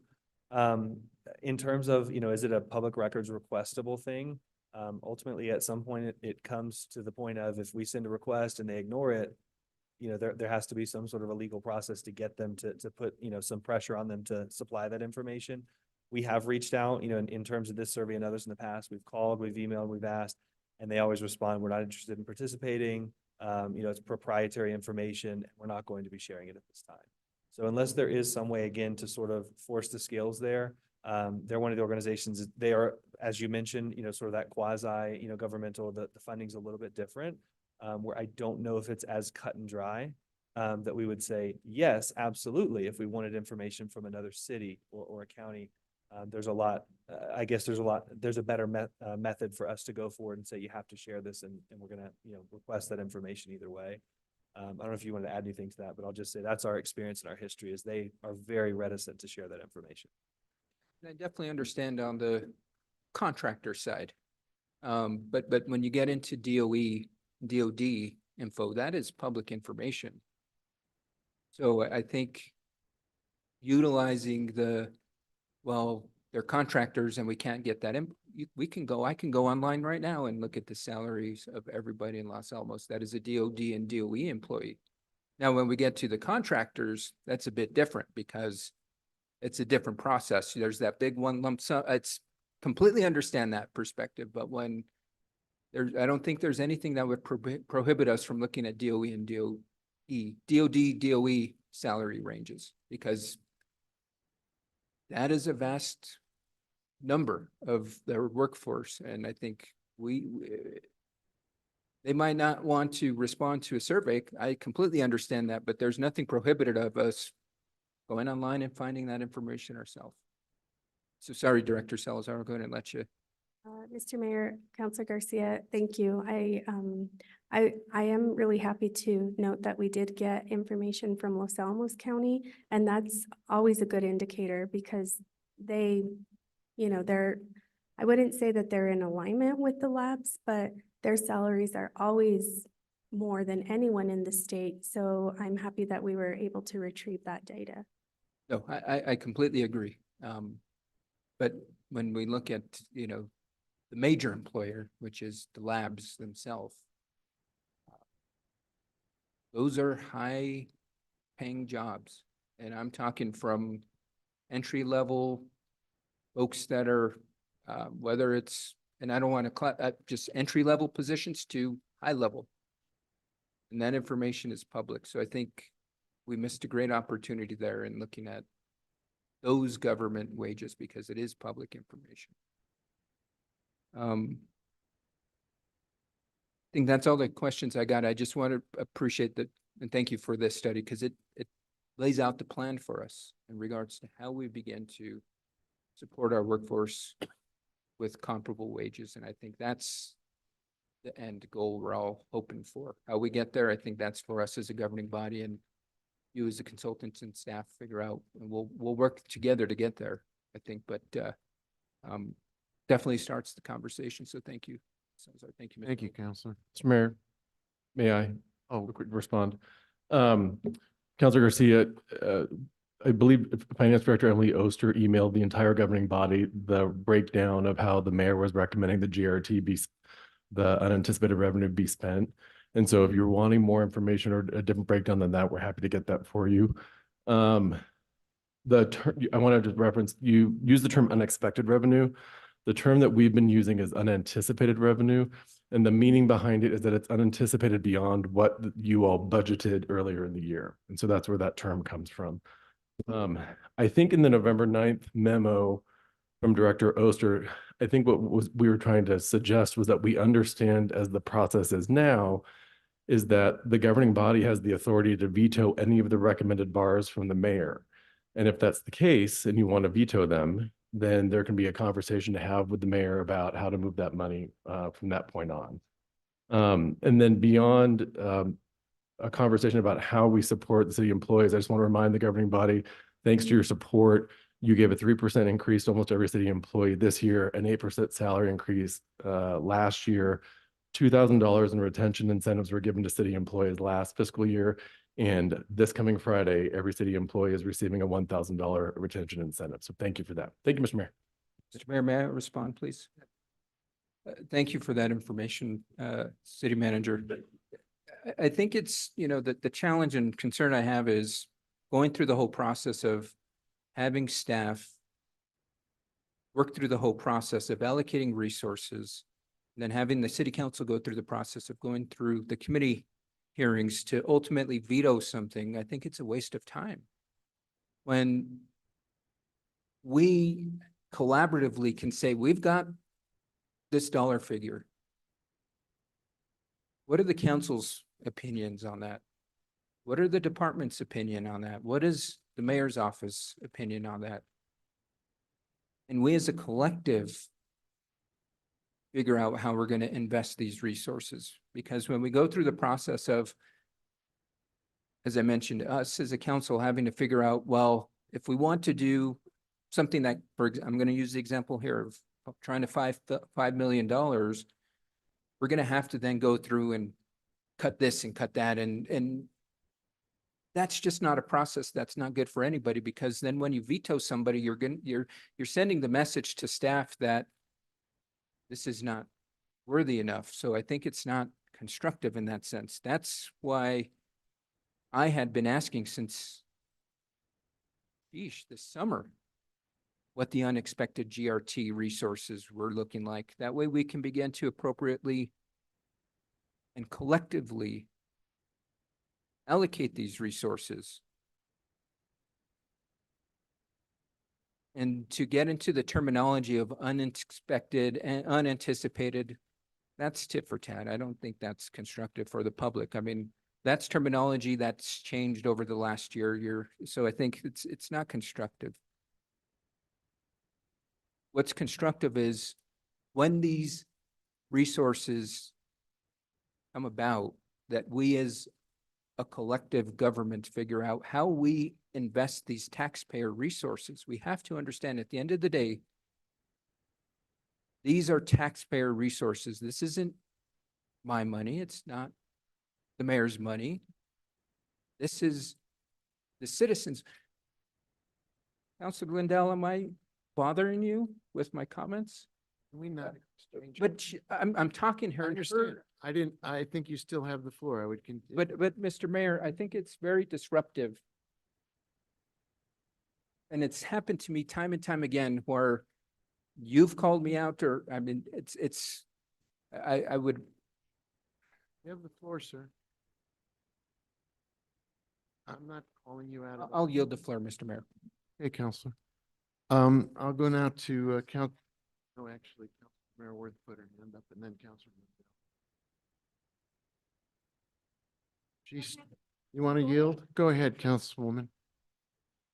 Okay. I think we're all in a rush. We have a big agenda. I'll be quick. I thank you from the questions from my colleagues. They asked a lot of the questions I had, and these are just follow-ups. I think this long-awaited class and comp study, it was a lot more thorough and a better analysis than the last one that we had. I think Councilor Rivera and I remember how disappointed we were that it didn't really help kind of shape how we were looking at salaries. And so I think, and wages. So I think this is a better way, and the methodology is a lot more complete. So thank you for that. There was a couple of things you said. One was about, you said the lower wage employees, excuse me, the lower page scale were positions that new people occupied. And I don't know if I agree with that. So you were saying, can you elaborate on that and explain that?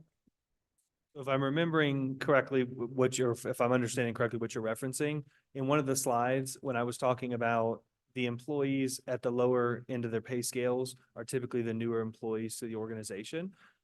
Where I get that from is by looking at every single pay scale.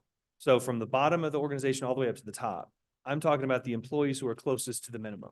So it could be a director close to the minimum who's making, $80,000, or it could be a brand new, entry-level employee who's close to the minimum who's making $30,000. So I'm not referencing levels in the organization. I'm saying the people who are the closest to the minimum of the pay scale in general, on average, are the people who are newest to the organization. And that just comes from averaging the salaries. That's helpful. I was thinking you meant on the lower wage. No, not the bottom of the pay scale, is the Okay. level employees, the lowest. That's helpful. Hmm? Okay. Correct. Thank you.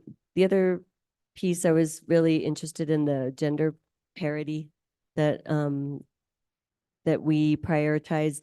And I guess I'm just trying to understand the analysis. You said that we're in compliance with the Equal Pay Act and the union contracts, but I really was wanting to understand where, if you found any in your analysis, that there wasn't parity between positions because a woman or gender nonconforming person was in one position and the other was a male. So did you find any discrepancies like that in your analysis? Did you look that deep into it? So essentially, all of the recommendations that we would make with the hybrid get into that. So adjusting somebody if they're below their projection, essentially what that's saying is they're not in the place they're supposed to be. So if somebody is and that person's not, that's a recommendation that does get at that, is it make sure we address everybody and adjust everybody at the same time. But I want to be careful when I mention that, because that comes along with adjusting you into your new pay scales. So all that hybrid money does not mean that you are out of compliance by that amount right now. But what it means is, as we move into the new scales, as we adjust for market, you would need to spend that much money again to recognize the seniority of the employees and put them into the correct placement there. We have the data I think that you're referencing, it's something we have in a file. So if there's something that would be helpful, if, a chart or something else that we could provide that would be more illuminating to the specific question you're asking, we could certainly generate that.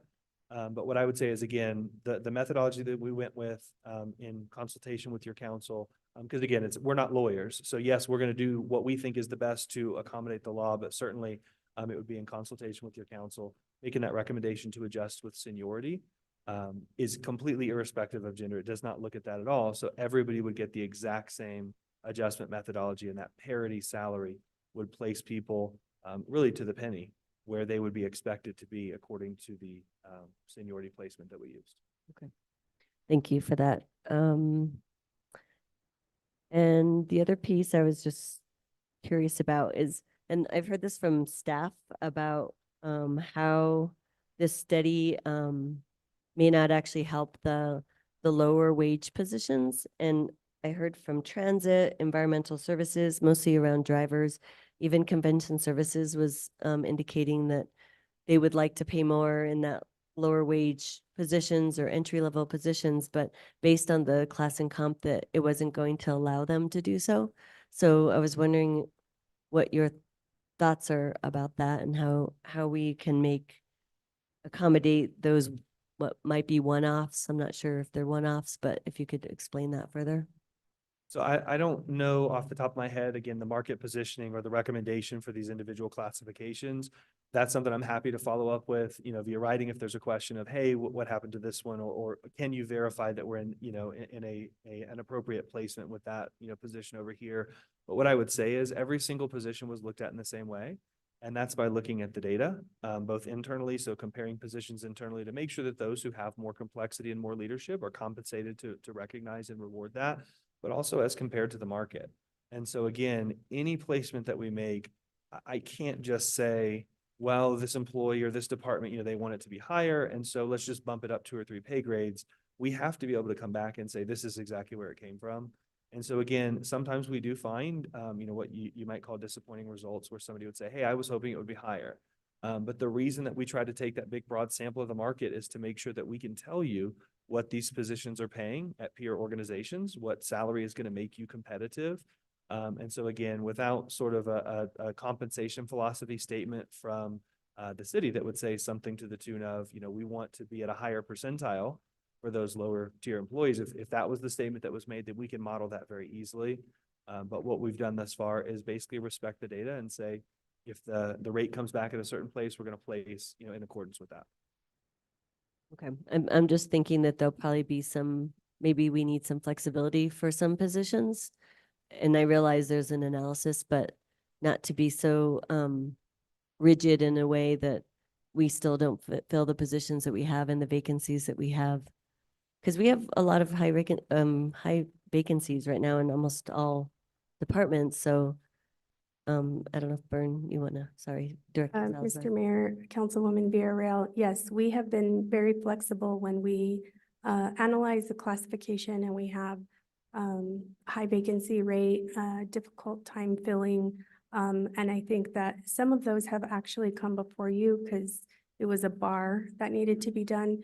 And in collaboration, typically it's been with AFSCME, they have agreed on those salary increases.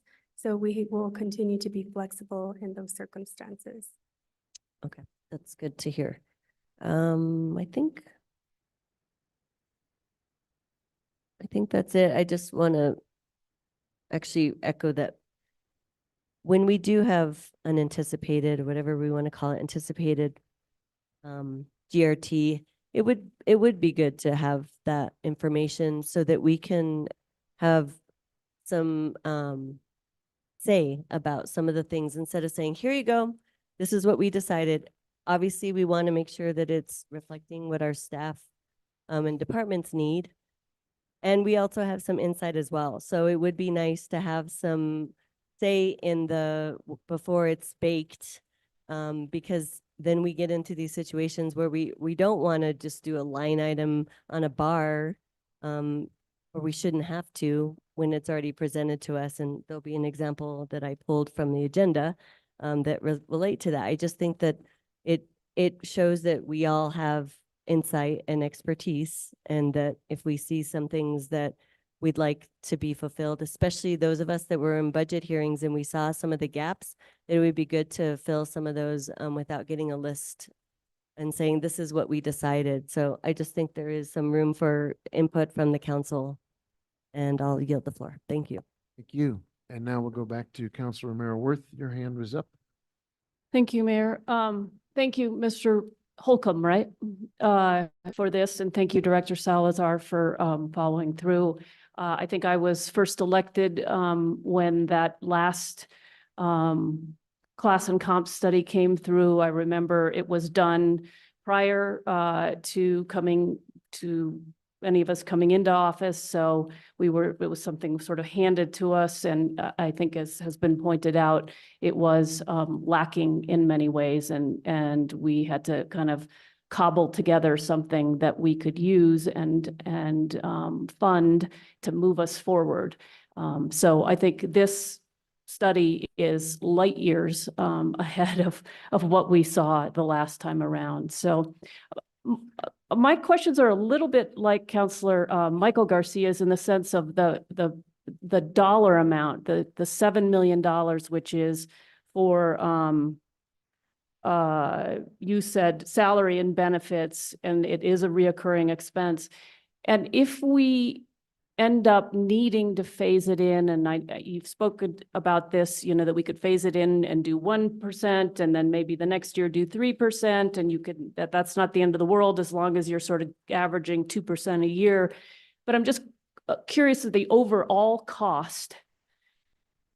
Does it go up? And is there anything that we're at risk of having it be more expensive if we, and maybe it doesn't matter as long as we're only talking about implementing over 1 or 2 years.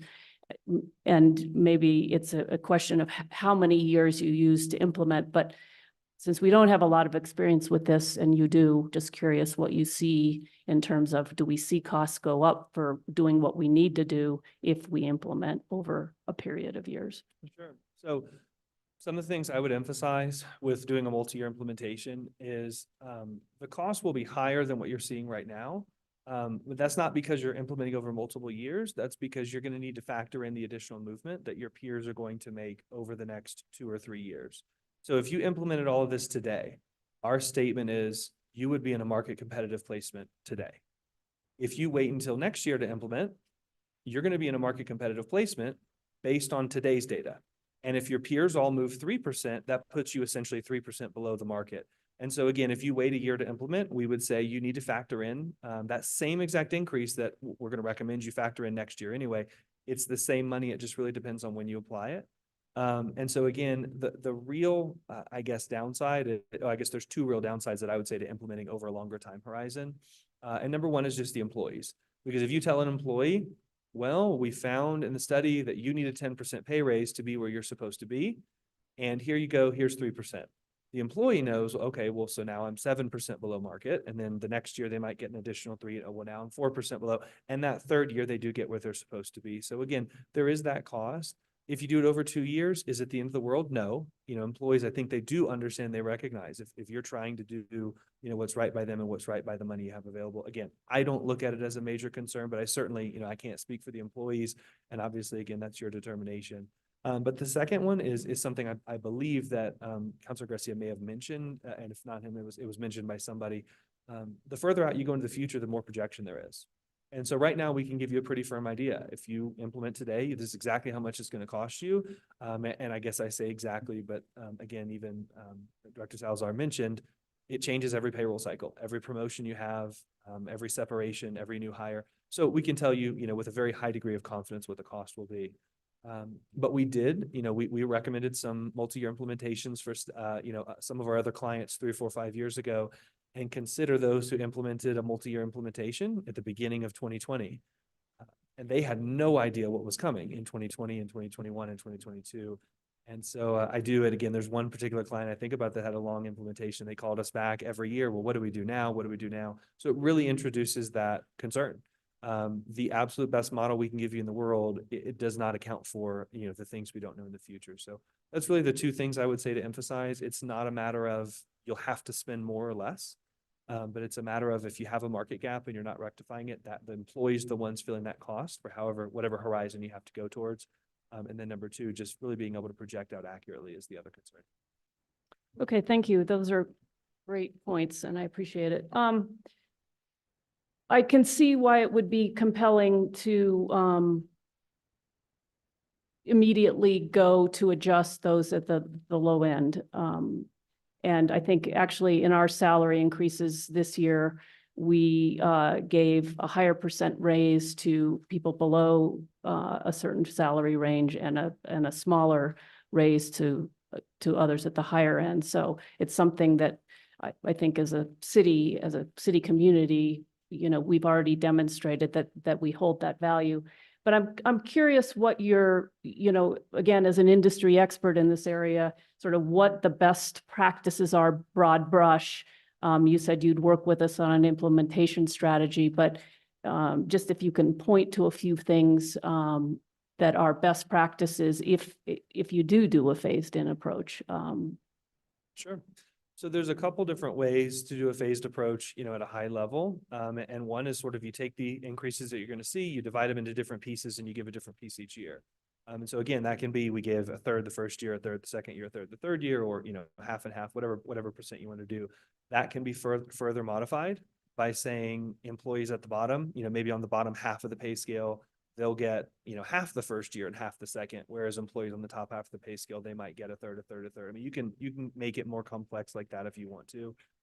The significant advantage there is I think employees typically understand and recognize that as a little bit more equitable, in their eyes, as they say, okay, well, everybody gets something. I don't have to sit here and say, well, I was avoided or I was missed. The other way is a more targeted approach where you do look at specific classifications, specific departments, hard to fill jobs, jobs with high turnover. You can identify those first. But definitely, again, the significant concern you have is all the employees who say, well, so I'm not getting an increase just because somebody didn't quit in my job and we didn't have turnover, or I'm not getting an increase just because, you don't think the metric shows that it was hard to fill, but, I like staying here for another reason. Maybe it's the culture, maybe it's my hometown, maybe it's whatever. So why should I be penalized that salary wise for that? So that's the big concern there. Again, we have recommended that for some organizations in the past when there is just that desperate concern in certain classifications. We'd say we just can't function without, these jobs. We have to do that. But I would say in general, again, sort of the smoother approach is to divide it up into pieces and whatever the pieces look like. Again, if you can do 2 years, great. If you have to do 3, that's okay. If you want to do more to the bottom of the pay scale, if you want to do, less to the top at first and even that out, that's an okay thing as well. But again, it really, it depends on the compensation philosophy of the organization. And so all we would say is, essentially, as long as you have a clear message, as long as there's a clear metric for why you're doing what you're doing. And again, if it is as a result of salary savings that we need, we can do half this year and half the next. I think that's a strong approach. It's just the shorter time horizon you can do, the better. Great, that's helpful. I just want to clear up a couple things for the public. The council did get a memo on November 8th, and we got the email carrying or notifying us of the memo on November 9th. And I just want to talk a little bit about how we budget at the city. So when we budget, we make a prediction about what we think what level revenue will come in at. And we have to, by state law, we have to build a balanced budget. So we can't spend more than we think we're going to have. And one of the things that we get judged on is how close are we to predicting our revenue and budgeting against it. And so a good budgeting practice is to be kind of conservative in how you budget the revenue you think you're coming in. And it's been particularly hard after COVID to judge what the level of revenue should be. And so because we don't have experience with how cities bounce back, how GRT bounces back after a pandemic. We don't have the predictors, so we're in kind of uncharted waters. So we've been very conservative. And for the FY23 budget, we budgeted $137,700 million. We have seen our GRT come in higher than that level that we budgeted.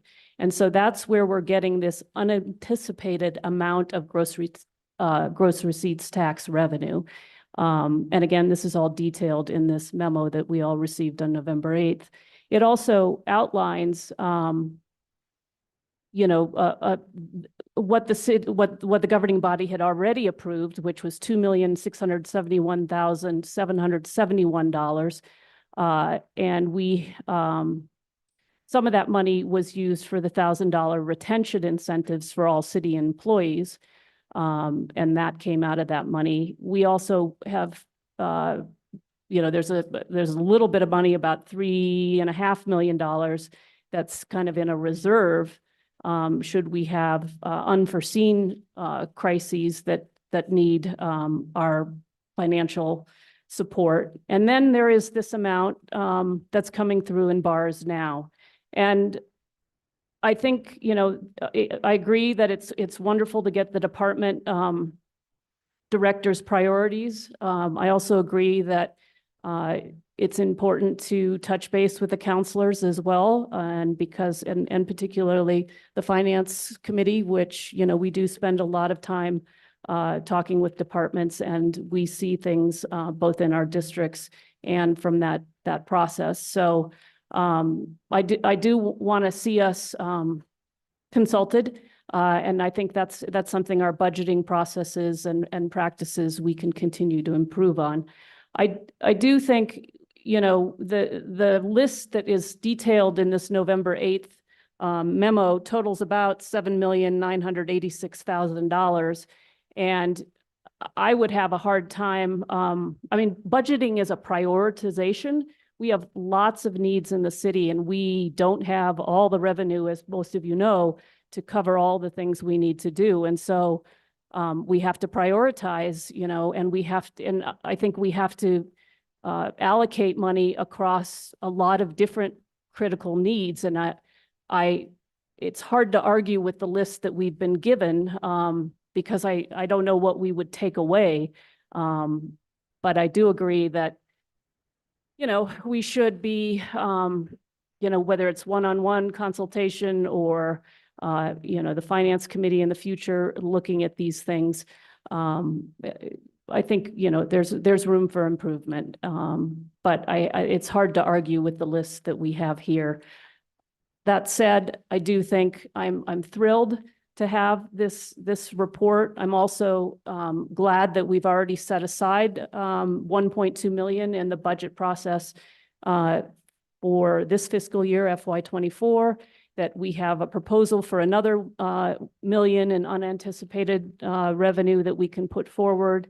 And then I think we need to look at how we prioritize actually funding this. And I think there's broad support for funding this. And as I think you pointed out earlier, Director Salazar, that the two studies prior to, it was 2018, right, were done but never funded. And I think many of us are in agreement that when we do these studies, we need to find the money to actually implement them. And so I believe this is a priority, and it's a question of how quickly we can do it.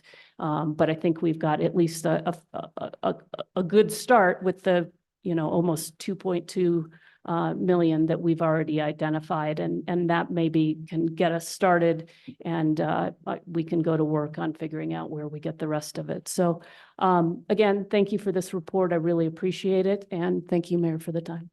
Thank you. Councilor Lindell, you have the floor. Thank you, Mayor. Just a couple of very quick questions. Would you say again who the peers were? I'd have to pull up the list to find all 16. Can we pull that list back Can up? you, Well, can you find? That's yeah. fine. Just, are they, are peers governmental? They are. They're local government organizations from the surrounding area. So again, a lot of them are going to be in your immediate proximity. We've been looking at the county, we've been looking at Albuquerque. We did pull some that are a little bit further afield. I don't need the actual list. Okay, gotcha. Yes. My point really is, did we look at the private sector at all? So we do have data from the private sector that we can pull and look at. The private sector, again, same thing when you get into looking at the labs, where the private sector does not have to share the data. And so the private sector data that we look at is typically going to be pulled from reports. We subscribe to salary surveys where organizations do collect private sector data, but they keep it anonymous. So we're not able to say, this is what this company pays, this is what that company pays. So we do have that information available in setting the compensation philosophy and adjusting the salaries here. We did not set your pay equal to the private sector. So while that is a tool that we have available, and it is something, again, that we can model for you, that is not what we did in the solution here. So this would put you equal, again, to the average of your public sector peers that were listed on the presentation as well as in the final report. And it seems like that might be something that we would want to do, because I don't feel like we're just competing with other governmental entities for our hiring. I don't really think that we're competing with Albuquerque to hire people. So I think I'm concerned that maybe, I don't doubt any of this data. However, I'm not sure if we cast a big enough net, because I'm not sure who we compete against. I don't think people make their employment considerations of, I'm absolutely going to work for the government, am I going to work for the county, am I going to work for the city? So I think that, maybe that's something that we consider if we work on this again in the future. Don't disparage the data that we have. However, I think we could cast a little bigger net and really determine what the salaries are that we need to meet. And it may be that they're even higher than what this data gives us. So thank you very much. Thank you, Mayor. I have a couple of questions, and I do think this is really of critical importance, and I appreciate the thoroughness of the report, and your presence here tonight is really testimony to how much seriousness goes into this work. It is really significant.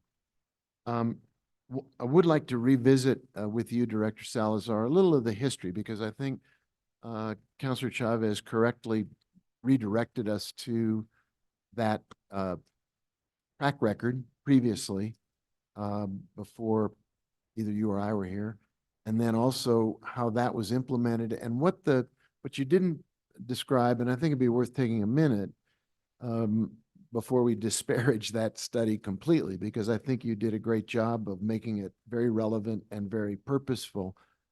What the key factors were that at that time we were trying to address, because my recollection was that we had an overarching band, and we had a whole lot of people, or a large number of people, who were below minimum, and the primary effort was to make sure nobody was below that minimum band. Is that fairly accurate in terms of what we did back then? Mr. Mayor, yes, it was similar to the beginning of that process was similar to what we have here tonight, where the minimum pay ranges were increased. And so we raised several employees who were in lower range positions up to that new minimum. The cost of that study was 1.5 million, and approximately 43% of AFSCME employees saw salary increases on average to the tune of about 8% during that time. Great. At that time, we also implemented the pay equity for AFSCME the same month. So it was July of 2019, the class and comp implementation, as well as an across-the-board salary increase. So there were 3 separate salary increases for that particular group. Thank you. I think that doesn't solve the problem, but it does indicate that we've never not taken this seriously. I'm also looking at some data you recently provided about our progress on the vacancy rate. And we've heard a couple times, and there is no doubt we need to continue to focus on hiring and promoting talented people to work for the city. But if I have my facts correct, the overall vacancy rate has been reduced by almost 5% in this year. Is that I think those are your numbers. Is that pretty much accurate? Yes, that's correct. And police operations vacancy rate was cut from 25% to about 10.4%. Yes, Mayor, that's correct. And that's the lowest I've seen in all the data that I've seen prior to 2018. That's the lowest vacancy rate for the police department. And from July to June, we were able to hire about 250 employees in that time period and promote about 161 other employees. Is that correct? Yes, that's correct. And you also done some rapid hiring events that I think have been uniquely successful at addressing our workforce needs. Mr. Mayor, yes, we've really solicited feedback from employees, supervisors, directors on how we can better recruit and retain our workforce, and the rapid hiring events has been really successful. As a matter of fact, we will be having a meeting. We have one meeting and we'll be having another meeting to hold another one for Parks employees. Right. So I appreciate your focus on this, because I think we all know that the city runs because people work here and they do the jobs that keep the city going. Mr. Holcomb, I don't know if you looked at this or not, but let me put it in the hopper as a request. I know that the county recently completed a class and comp study. I don't remember actually reading the results of that. Did you look at the county, Santa Fe County's class and comp study, and is there a synopsis of that you produced or could produce to give us a sense of our most immediate neighbor or partner and how they have addressed their class and comp results? It's not something I'm directly familiar with, but I'd be happy to take a look and basically give some sort of a comparability, statement on, what adjustments and changes you've made versus what they've made. What I can say is, again, our market team reaches out directly to each of the peers. So it is possible that somebody on our team is already directly familiar with those changes or increases, but I don't know that off the top of my head, and I'd have to look into that further. I just think as a matter of kind of research, it would be nice to know if they did a study that was completed previous to ours being completed, what did they find and how does that stack up with what you all found? It's just a comparison point. I do think this is a great opportunity, since we're digging deep into the subject, to talk a little bit about the whole theory of what makes a good workplace. And I know your firm not only does class and comp studies, but you are well versed in the human resource management field in general. And my impression, based on folks like Marcus Buckingham and others, is that we should pay a lot of attention to pay and benefits. At the same time, there are 3 or 4 other factors that employees consistently rate as critical to how they assess the opportunities they have in their workplace and whether they're being accorded those opportunities. I know historically, when Marcus Buckingham was still with Gallup, he would write about headroom, opportunity to grow, elbow room, opportunity to feel like you've got some say over how much your work matters. Two or three other factors that figure into the sense of the culture and the appreciation that employees anywhere feel with regard to being really given respect and acknowledging that their work matters, that they make a difference. And I wonder, since we're digging deep into a study that is primarily or almost exclusively looking at compensation, if you would just give us a second or a few seconds to talk about some of the other factors that work toward a compelling offer for employees in a competitive environment. Absolutely. That compensation is not the be all end all. It is certainly an important factor. And when surveys go out again, it'll always find its way into the top 5 of the most important factors that we're looking at. It's something we hear a lot about too, if people know we're here for a compensation study, but other things that, people talk about a lot, when we talk with employees, sometimes they'll say, I know my compensation's not that high, or I know it's lower than the market, but I just love my supervisor. I love the people that I'm working with. There are a lot of people, working in the public sector.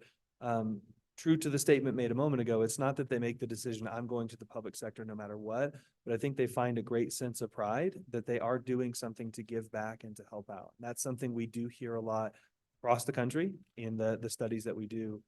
Is really people understanding, look, my compensation is important, that I'm making enough to live on, enough to have a comfortable living. Something we hear a lot of is, I know I'm not going to get rich doing this, but, and so again, getting it to that minimum level to be able to experience and enjoy those other factors. Whether it even, maybe it's the work-life balance, sometimes even again at the beginning of the pay scale, sometimes it's that stability of knowing what your paycheck's going to be. A lot of times employees are deciding between, if I'm going to make, $30,000, $35,000, $40,000, I might be able to do that. Working for, a ride sharing app, or working in a restaurant and serving tables, or doing something of that nature. But employees are able to appreciate the stability of an organization like this and say, hey, I'm going to come every day. I'm going to work, 8 to 5, 9 to 5. I'm not going to have to work the nights and the weekends as much as I would somewhere else. And then the last thing, tying in with the stability I just mentioned, that's something we've started to hear a lot more about post-COVID. Because again, pre-COVID, people, I don't think they had as much of the fear. We were sort of getting away from that fear from the Great Recession, where, there were a lot of layoffs, but we had, a number of years in a row where we saw steady improvement, sort of a steady climb. You get to 2019, early 2020, I don't think people were as concerned about that. But seeing the private sector, how quickly things change, and across the country, firms in the private sector laying people off, lowering salaries, eliminating bonuses, et cetera. And a number of our clients, I can't speak to the history here as I wasn't working with you all at the time, but a number of public sector clients, again, that we had, we're very proud to say, hey, we didn't lay anybody off. We didn't reduce any salaries. We made it through there. So that is something we hear a lot from employees too, is understanding, yes, I may be trading off some of the highs, but I also can help myself avoid some of the lows.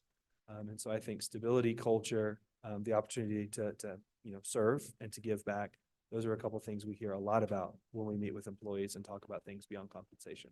And I would add to that, in this quasi post-COVID period, because we're not really out of it, the idea of flexibility, and that if the government entity like the city affords an opportunity for people to have flexibility in how they get their work done, you end up with a deeper sense of engagement and commitment. And I think that's hard to measure, but it ends up making a huge difference, not only in the quality of the culture and the sense of engagement, but also how you show you actually understand the lives of the people who are working in your organization, and you take seriously all the different factors that work into a good workplace. Absolutely. Definitely something we hear about as well. Again, it's a little bit more mixed, that obviously not every position has the same flexibility, which is why it's usually not the first thing I'll bring up is if there's any sort of subject. But yes, to the extent that it's possible, for government workers, it is important to employees. And so you're absolutely right about that. Great, thank you. You want to go again, Counselor Garcia? Sure, just, be very quick. Thank you, Mr. Mayor.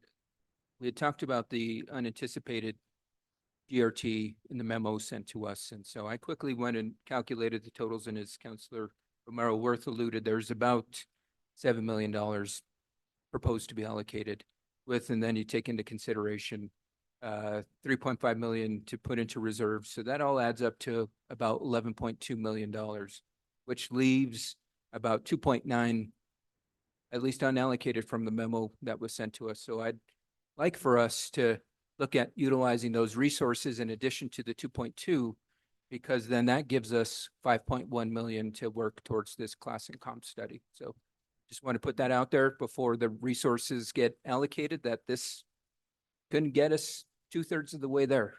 So yeah, just want to put that out there for public consumption. Thank you, Mr. Mayor. Thank you. Mr. Mayor.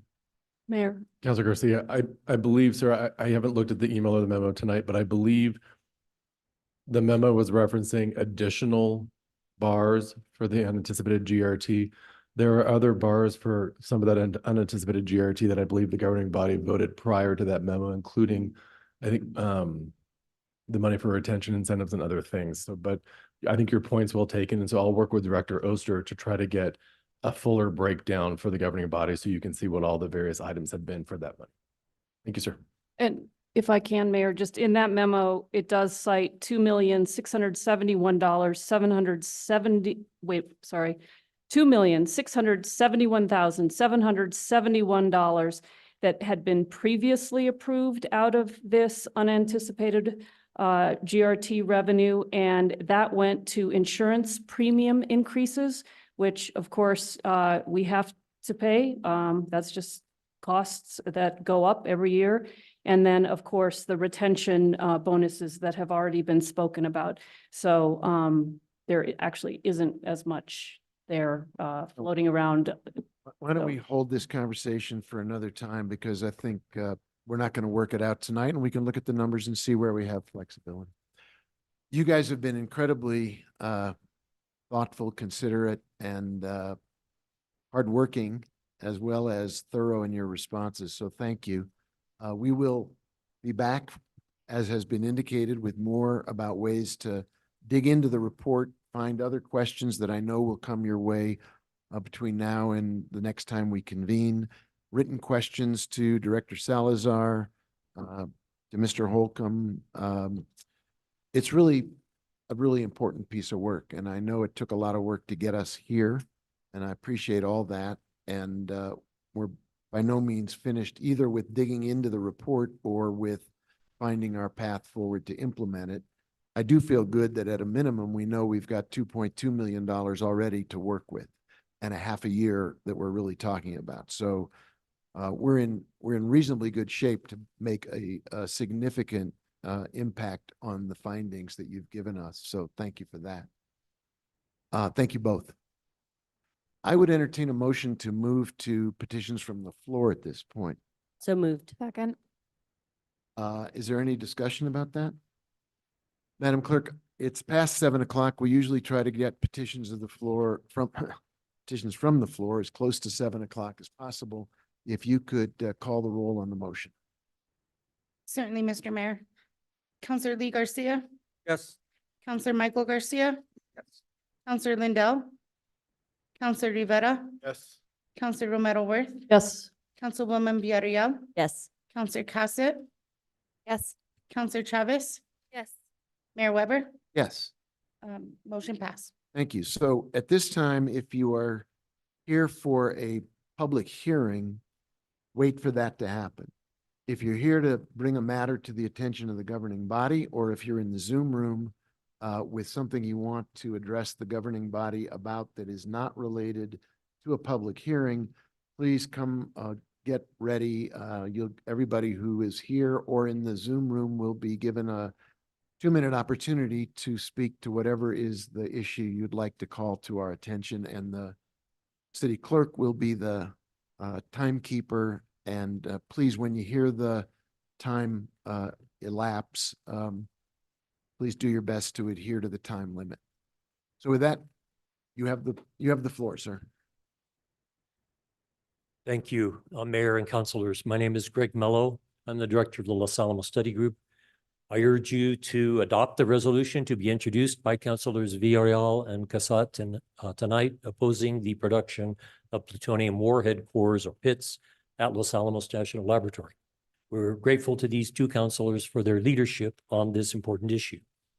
I can offer any of the resources of our organization to brief any and all of the councilors as we go forward, answer any questions you may have as you reflect on this resolution.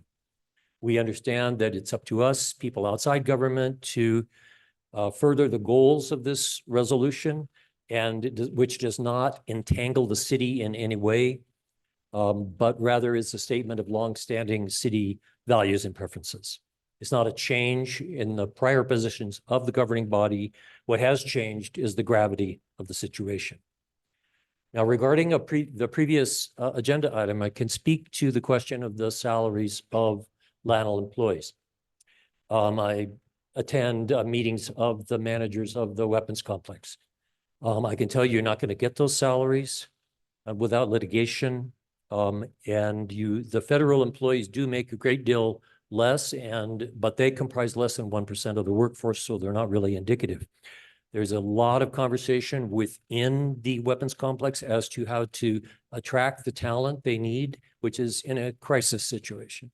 They will, and they now have the authority from the federal government to increase salary and benefits as needed to get the people they need. They can now negotiate these on an individual basis, offering increased benefits and plans to match individual needs. A high school graduate from northern New Mexico with no skills is offered job at $70,000 at the laboratory. 15 years ago, the director was making 1.6 million. Senior managers are making several hundred thousand and get large bonuses. So it's going to be very tough.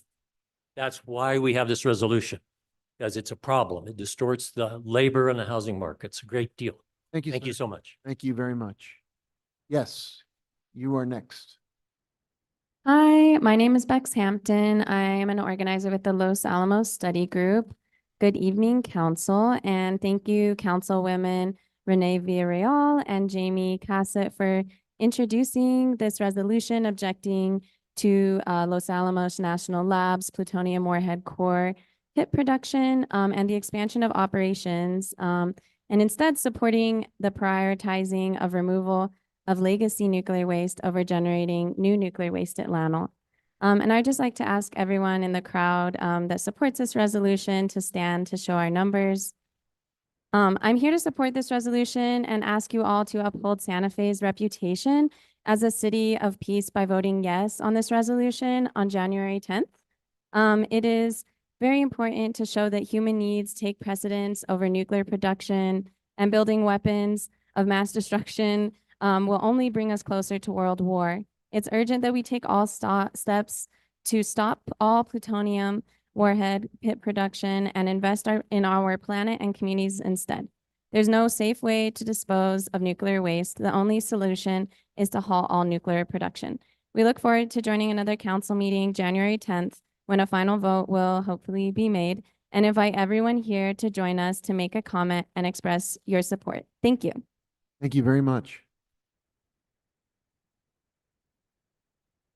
I'm Rachel Thompson, and I live at 3306 Camino Cielo Vista. Good evening, Mayor and council members. I am here, I'd like to express my support for the Los Alamos resolution, but I'm really here to say that I'm thrilled that the Safe Outdoor Space project is going to move ahead through the Lutheran Church and also LifeLink. My perspective is as a member of the community group that was associated with S3. And I will just say that I've sat in those meetings, which began about a year ago. And I am here to sing my praises for Marisol Atkins, who I understand is now to take on responsibilities for her family. But Marisol is an extraordinary individual. And she took a group where nobody knew anybody else a year ago, and with a very light hand, And by sharing information openly and soliciting input from this group, she has crafted, put together a very, very effective support for this project. I hope this group is going to grow, that it will continue to have leadership and good, solid linkage with the whatever the S3 funders, I don't know if you call them Ancorum et al., because that is a really critical part of having us all feel as volunteers that we actually are doing something helpful. I also just want to say that in terms of the any concerns that might arise about this project, that in that monthly meeting I have gotten to watch Pastor Jolene at work. And if there's any problem, she will be on it like white on rice. She is so committed, and that congregation is so committed, and their work has been so extraordinary. I also just want to lastly, I'm going to say that on Saturday, January 13th, there will be a get-together at the Lutheran Church that will be about gathering additional volunteers for this group. Thank you very much. Thank you very much. Yes, you have the floor. Good evening, Mayor and City Council.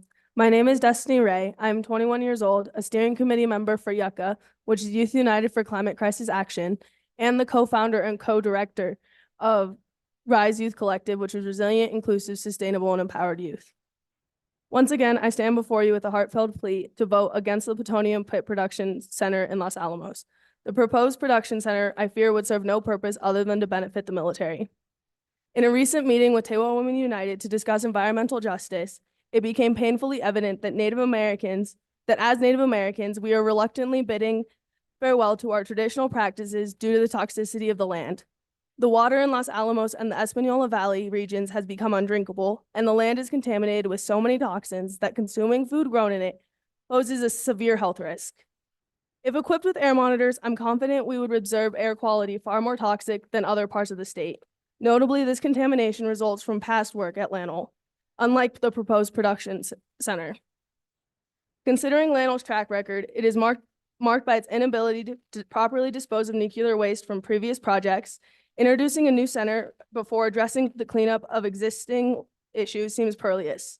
Native communities are already grappling with the consequences of Lanol's past activities, will be standing to face further harm. This isn't merely an environmental concern. It is directly threatening our way of life and the well-being of our communities. This past summer, I found myself homeless. You might wonder, what does this have to do with plutonium pit production? However, everything is interconnected and intersecting. The issue is that we have a need for more scientists in order to develop these pits, prompting Los Alamos to bring in external talent, which while it may seem like a solution, it has a certain chain of consequences that affect our community. Recruiting scientists may lead to higher salaries, escalating housing costs, and increasing demand and elevated living expenses. Commuting to Los Alamos could intensify traffic and strain local resources. Allowing plutonium production and affecting more out-of-state residents may force many in my generation to leave Santa Fe. Plutonium production exacerbates the health, environmental, and housing crises. Please vote against this detrimental proposal with me and prioritize our safety against unchecked projects. Thank you. Thank you very much.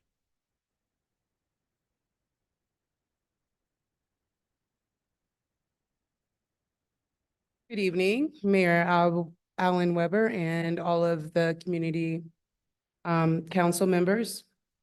My name is Valerie Holmes. I reside in District 2. I am a member of Chainbreaker Collective. Over the last few months, I have been more involved with Chainbreaker and organizing one of the renter communities, and have been talking to the neighbors and the community about all the challenges we are facing and how by joining together as neighbors, we can resolve these issues.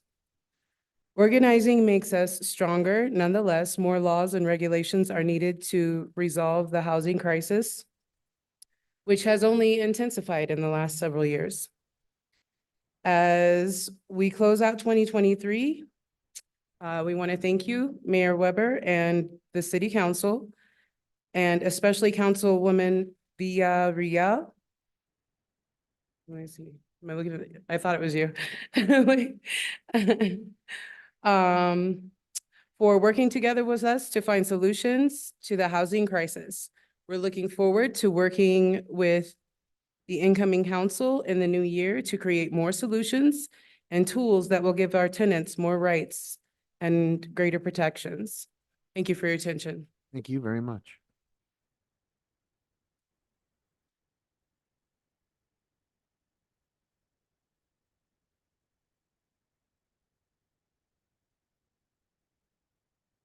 Buenas noches, alcalde Weber y miembros del ayuntamiento.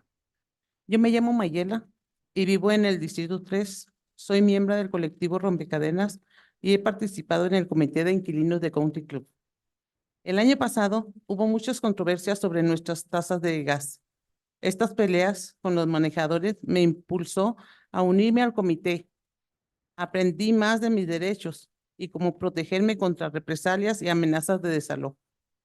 Hemos estado en plática con la consejera Villarreal y le queremos agradecer en este momento. Su última junta aquí, queremos darle las gracias por ser nuestra aliada todos estos años. Sabemos que el trabajo que empezó será continuado en el año nuevo y esperemos trabajar con el nuevo ayuntamiento para realizar esta visión. De parte de todos los miembros de Rompecadenas, gracias por sus esfuerzos y les deseamos lo mejor de todo en el futuro. Gracias por su atención, siempre adelante. Buenas noches.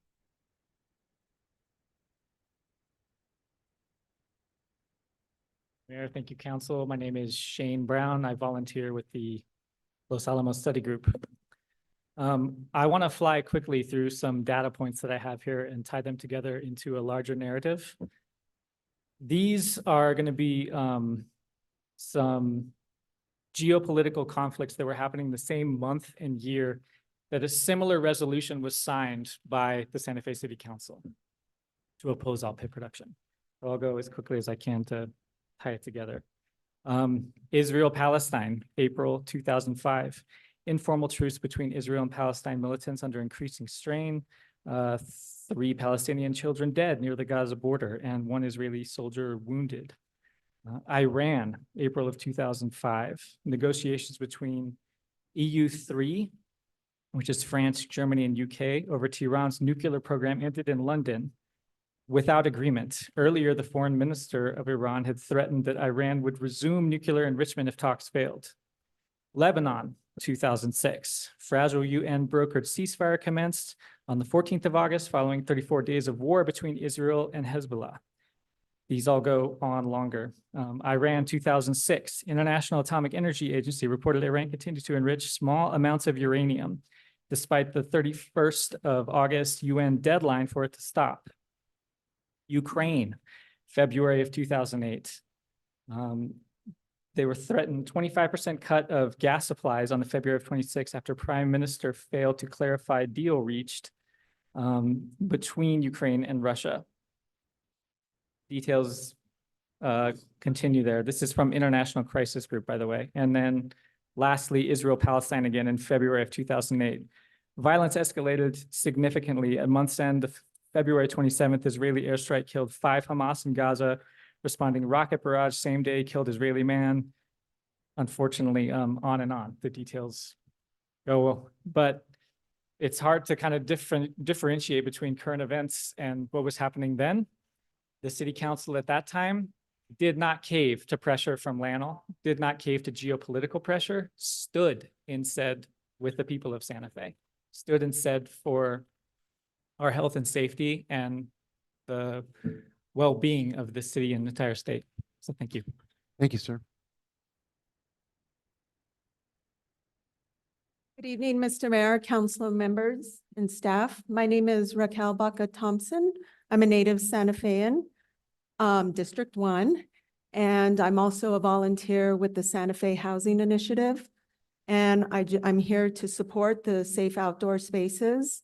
Among the numerous reasons why we should support the spaces, in my opinion, the most important is because it's the right thing to do. These are our community members. It will lead a path for those to security, housing, support, and resources. And I'd like to ask those who are here to support our safe outdoor spaces to please stand.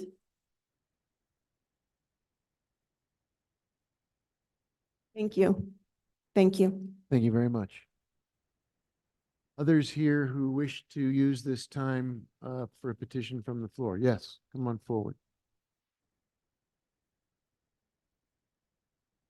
Hello, my name is Lucia. Thank you, City Council members, for all of your time, and thank you for all who came in support of the things they believe in. I am here as a volunteer with the Los Alamos Study Group, and I am here to vote yes on the resolution opposing landfill pit production. I'm honored to be a resident of the vast landscape of northern New Mexico.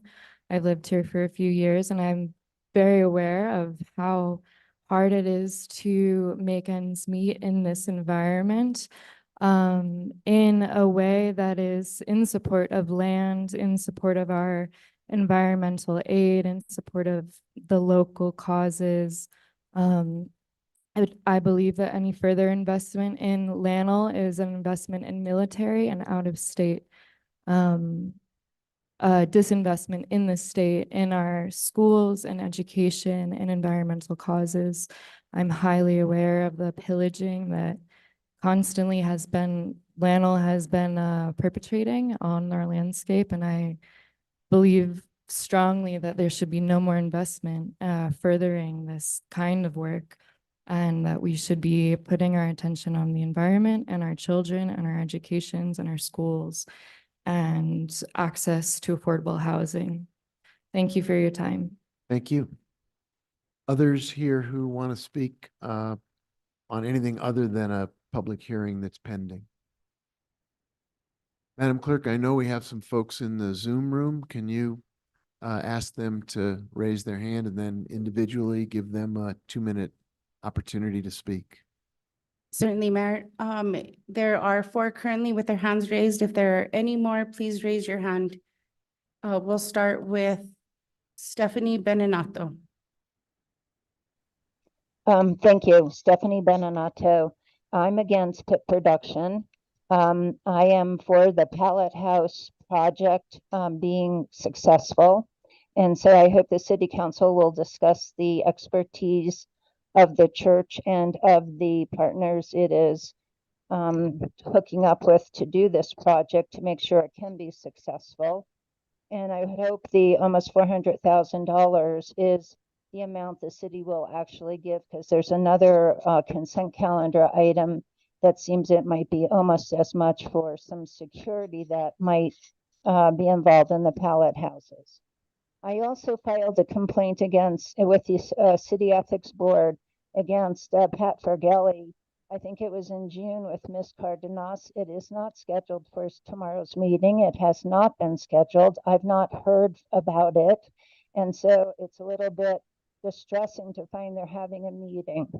And then for me last week, it was horrifying actually to listen to the bullying of Michael Garcia by several council members and the city attorney.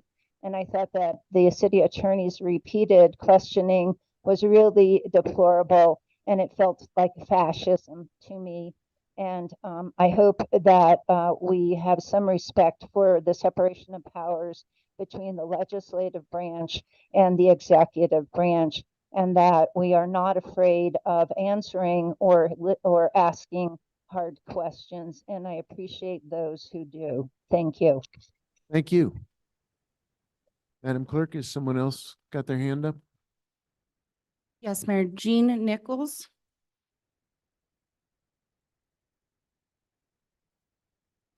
Yeah, I'm Jean Nichols. I live in Llano, New Mexico. I'm a downwinder from Los Alamos, and I'd like to echo what the members from the Los Alamos Study Group said, and also the young woman from Yucca. I believe this is the most important resolution and the most important issue that's going to come up in the next year. We do not need more nuclear weapons, and contrary to what you may understand, this is not about strengthening our stewardship, our already existing nuclear weapons. It's about new weapons, and it's going to ramp up the whole Cold War around the world. And China and Russia and other countries will also be ramping up their nuclear weapons, and we do not need it. So please, I understand that you're not going to vote on it tonight and that it'll come up in January, but please encourage the new council and anyone else, and please listen to us and vote yes on this resolution. Thank you very much. Thank you. Next, we have Kaylee Warren. Umiakindi Usangiti, respectfully, good evening, Mayor Weber and councilors. My name is Kaylee Warren. I am a tribal member of Santa Clara Pueblo and the Environmental Justice Program Coordinator for Tehuelmi United's Environmental Justice Program. I would like to offer a comment tonight in support of the resolution objecting to the plutonium pit expansion at Los Alamos National Labs.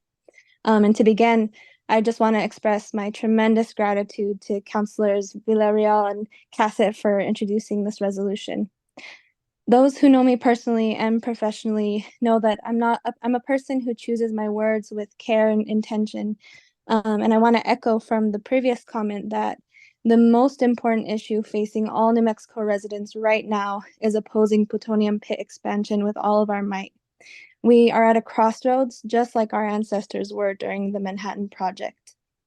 I appreciate the Los Alamos Study Group for their advocacy and organizing on this resolution, and would like to offer Tehuelmi United's resources and counsel to any and all of you as you move forward in exploring community concerns and the science that proves that plutonium pit production is not only unnecessary, in violation of international agreements, and could have catastrophic consequences on our communities and our ecosystems.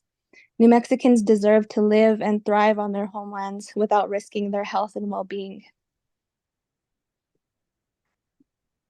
We, as daughters and mothers at Tehuelmi United, would like to implore you to vote yes on this resolution and to continue to work towards protecting our communities and putting New Mexicans first. Thank you very much. Thank you. Next up, we have Adam Johnson.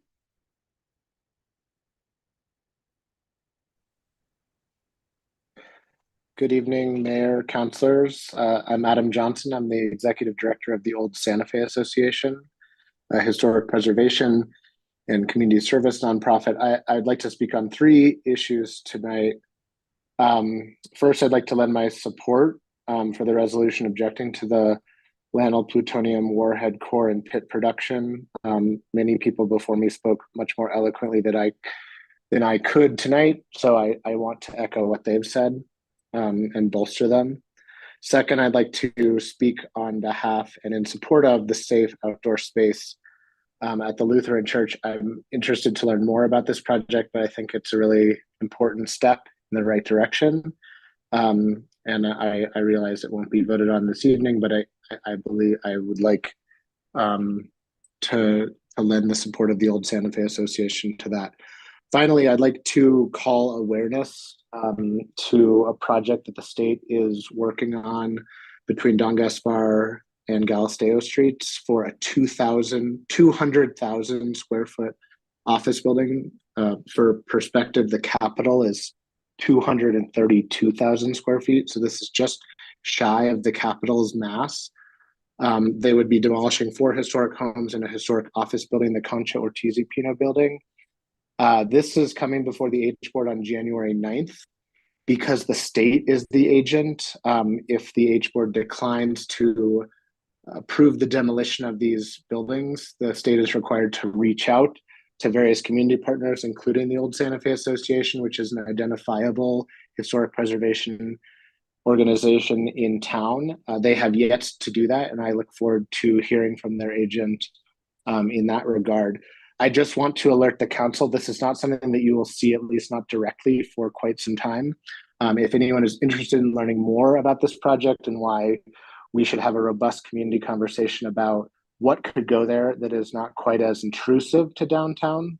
I'm not interested in just blocking it. I'm interested more in having a productive conversation about design and community in a town with ample office space as it is. So please contact me, director@oldsantafe.org. Thank you. Thank you, sir. Next, we have Joni Arenz. Good evening, City Council.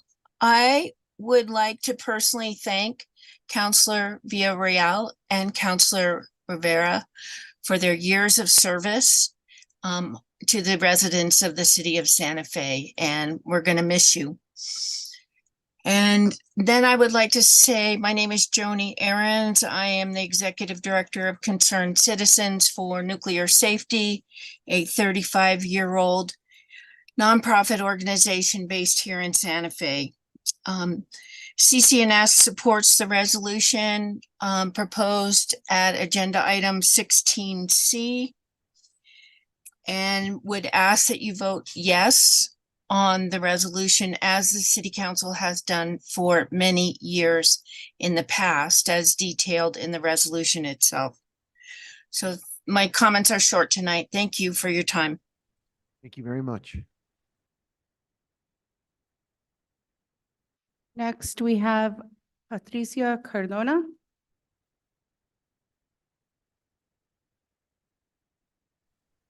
Hello, I'm Patricia Cardona.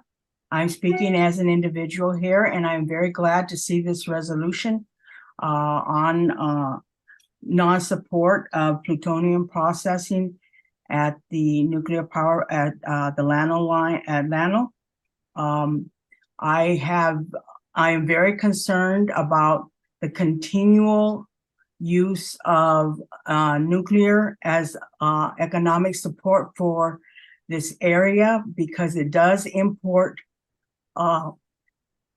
material that is not constructive to the health and welfare of not only human life, but also of the soil and the water. Thank you very much again. And I do urge adoption of the resolution. Thank you. Mr. Mayor, there are no other hands raised in the Zoom attendees. Okay, great. Thank you. There's one more, I'm told. Do you see it there, G? Madam Clerk? One more hand is up. Madge Britt Eagle.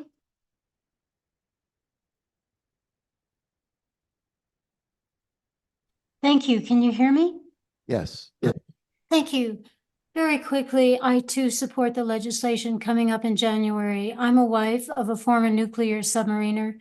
I've tried to educate myself about the consequences of our weapons. As a teacher of junior and senior English, for 30 years, I've invited countless speakers from our Monterey area of the Defense Language Institute, the Naval Postgraduate School, to speak in our classrooms. One of those was a commanding officer of the Trident nuclear submarine, whose capacity, if ignited in a chain reaction, could annihilate the world. Given this reality, a student asked him whether, if given the order, he would in fact comply, and fired their nuclear arsenal. Our foreign policy of nuclear deterrence compelled this gentleman in his white uniform to say yes. It is unconscionable for one human community caught in the mechanism of obedience to agree to snuff out the biosphere on which all life depends, to snuff out our second dependency, our infrastructure, and the third, our bodies.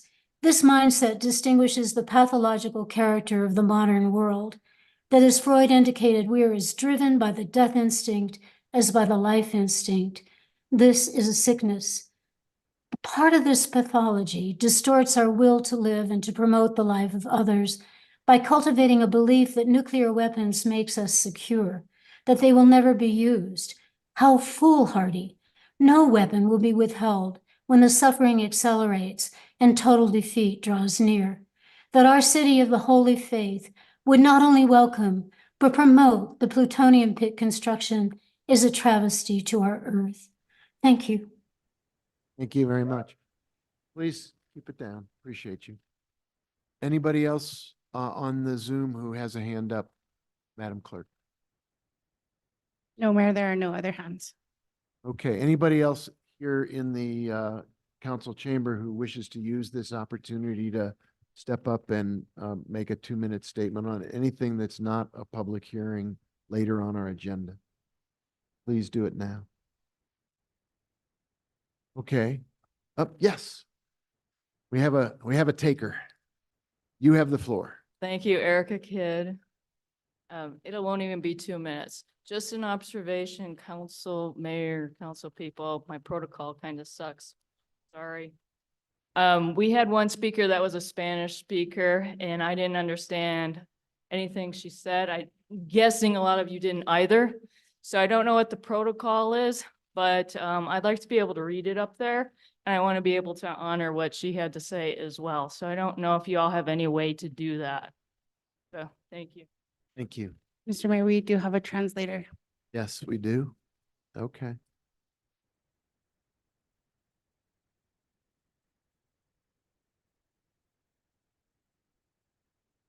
Well, we can do the translation now. Very good. Thank you.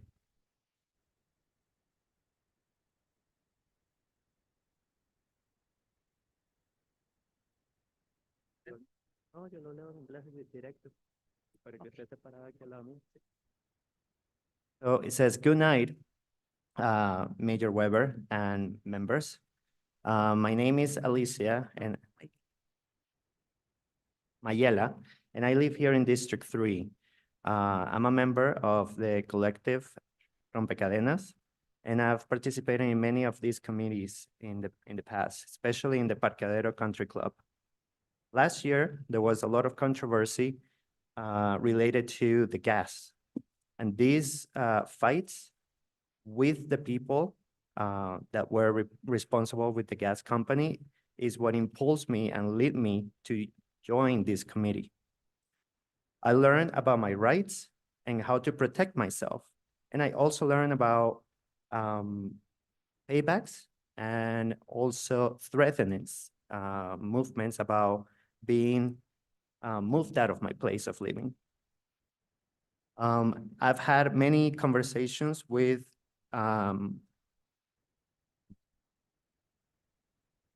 Councilor Villarreal, and we want to take our moment to thank you about it, especially because of our last meeting here. You've been an ally for many years. We know that the work that we started many years ago has continued and will continue. And we hope to work with the new group to manage and succeed this vision. From all of the members of Rompecadenas, we want to thank you for your effort and we wish you the best for the future. Thanks for your attention and to continue on. Great. Thank you. Very well done. Yes. Thank you. Thank you, Madam Clerk. Any others who wish to speak at this time? If not, let's resume the regular order of business, which I believe takes us to 8D. Yes, Mr. Mayor, 8D is an audit update and overview. And we have Director Emily Oster here to present. We'll be doing it on Zoom, I believe. Yes, Mayor.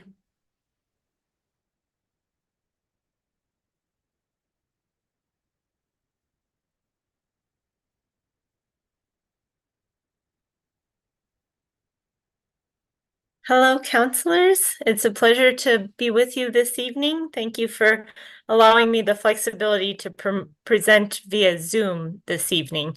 I will be brief. I know you have a lot before you this evening. I am pleased to report, as you are already aware, that we were able to submit the fiscal year 2022 audit to the Office of the State Auditor last week on December 7th. We are now full steam ahead working on the fiscal year 2023 audit. And we did provide briefings to the counselors last week regarding the exit conference for the fiscal year 2022 audit to ensure that all members of the governing body are fully informed about what was submitted to the state auditor's office. Mr. Mayor and members of the governing body, I am happy to take any questions that you have at this time. Thank you, Ms. Oster. Questions? Councilor Villarreal? Thank you. I just want to take this opportunity to thank you, Emily. I said this in finance. Being on the council over the years, and then the point where we started getting late audits, I just think you came in during a really hard time, and just the snowball effect that happens when you have late audits. It's just hard to catch up, and I think we're catching up and we're doing our best. I think there's always room for improvement for communication aspects for the governing body, but I just wanted to thank you for continuing to update us and your staff and all that's involved, because it's not just the audit that you have to do, it's everything else that on the daily basis that finance is dealing with. So I thank you. I appreciate you having composure during times of heated moments, and yeah, I guess I just feel like it's not really it shouldn't be directed to you, because there's systemic problems and things that we need to solve internally that I think you end up being the fall person. So I just wanted to thank you, and I hope that I know we'll be on track, and it's going to take some time, and just wanted to take this opportunity for my last meeting to thank you and your team. It's just been a breath of fresh air to have you on the team. It's very different than how it used to be. I feel like what the information you give us is very, it's clear, and you do your homework, and you're able to give us a lot of details that probably most people couldn't. So thank you so much for your service. Thank you, Councilwoman. Others? Thank you, Director Oster. Appreciate it. And we'll look forward to continued progress. We're very grateful. Madam Clerk, we now have the items that were taken off of consent, I believe. Yes, Mayor, we're going to item 9K. It is a request for approval of a budget adjustment resolution for Tourism Santa Fe in the total amount of $1,733,593 to allocate FY 23 lodgers tax revenue earned over budgeted estimates to increase budget for salaries, benefits, service contracts, advertising, and consulting for $1,133,593, and to increase budget for building, structure, and furniture fixtures for $600,000. We have Tourism Santa Fe Executive Director Randy Randall here to present. Before we go to questions, let me see if there's a motion on the floor, and then I'll turn it over to Councilwoman Villarreal. Move to approve. Second. Okay, Councilwoman Villarreal, you asked to take this off consent, so let me turn it over. Thank you, Mayor. I just, I know we've talked a lot about this in all the committees, and this is a bar for a lot of different things, very important things. Some are salary increases for positions. Part of it's building structure and furniture fixtures, and then advertising as well, and consulting. So all of that's packaged into this one bar, which is what we were talking about earlier about bar adjustments. We only get a certain amount and threshold. And so what we're seeing here is a grouping of a lot of different things that are important. And I think I brought this up, and so did my colleagues, about how we were concerned about the one line that was part of the bar for the balloon, the zozobra balloon. And the zozobra balloon was, the way it's set up here is that it's supposed to be for advertising purposes. And advertising in this case is for the city of Santa Fe. And so I just want to make sure from a legal standpoint, how this will be structured, because as I had said in committees, it's very expensive to maintain a balloon, and we can put down a chunk of money and say, yay, we did this, but then there's all these other costs that we have to be prepared for. And it's a combined effort. I know that the city of Albuquerque was going to be putting in funding, and Kiwanis is putting a little bit of funding too, but I just want to make sure that legal can tell us how that's structured in terms of liability of a balloon. That was one question. Mayor, councilors, I think I heard the question, can legal tell us? So I think we've talked to Randy a few times this week, and this is just the bar for funding. So we don't have a contract to review yet, but we have talked about various considerations that we can put in there to address some of the things you spoke about, or all of the things you spoke about. We don't have a draft to advise on currently, but I've alerted Randy to certain things that I would like to talk through on that type of a contract. But we don't have the contract in front of us tonight. This is more of a budget approval. So whether it will be the exact amount and all of that type of thing, I think is not what you're approving tonight if you approve this budget. And because of the amount, none of us will see, well, I won't see it, but none of you all will see it either. So I just want to make sure that we are prepared for what is going to be future costs. And yeah, I mean, it's great to have a balloon, a special shaped balloon as a Zobra. I'm just wanting to prepare us to think about this long-term, about funding and how that's going to impact us, our budget. And, it's great that Kiwanis can be part of this, but I also think we're responsible for it. And it's also really under the umbrella of advertising for the city of Santa Fe. So I don't know if Director Mr. Randall, do you want to, I think what Director the Randall, council wanna is say- trying to get at is, imagine that this were to go forward, there is an agreement. I think she's trying to get some picture of what the future holds in store in terms of the city's ongoing commitment and the share that we'll have to pick up. Mr. Mayor, Councilor, the current thought is that we will do a single contract with Kiwanis that would include not only this one payment of $125,000 to create the balloon, but as an advertising event for us. But we will also, in that same contract, include at least 4 years, perhaps longer because it's advertising, ongoing costs in that same contract. So the contract will come back to the governing body, and you'll be able to have an opportunity to see the final form of the contract. It will have input not only from legal, but from our risk management and their advisors to ensure that any liability to the city with the balloon is minimized. Additionally, I've reached out to both Visit Albuquerque and the state of New Mexico, who fly balloons for this same advertising purpose. We've asked for copies of their contracts and their procedures, and we'll also find out what their annual operating costs are.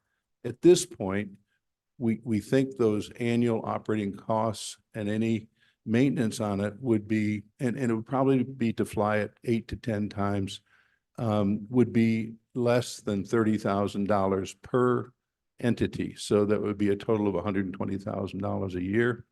The contract will be written with a little bit of probably a higher ceiling on that because of the advent, and it'll be an up to an amount, but that hasn't been defined yet.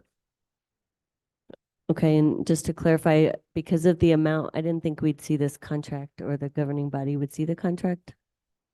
Mayor, councilors, I think it just depends on how it's structured. So I think the way that Director Randall is describing, it's going to be above the threshold if you do a multi-year. So I think that's why he's anticipating that it would come in front of you now. So It's if multi-year. yeah, so it just depends on how we structure that contract. And so if it's, we're paying for every year that it is flown. So like what it is, like I said, so is it a one-time advertising, or are we paying for every year it's flown? Because it definitely would be more advertising every year it's flown. So if it's structured based on exposure to the public, then that would be one way to structure it. So like I said, we don't have a proposed contract yet, and which is why we're trying to look at these other examples as well.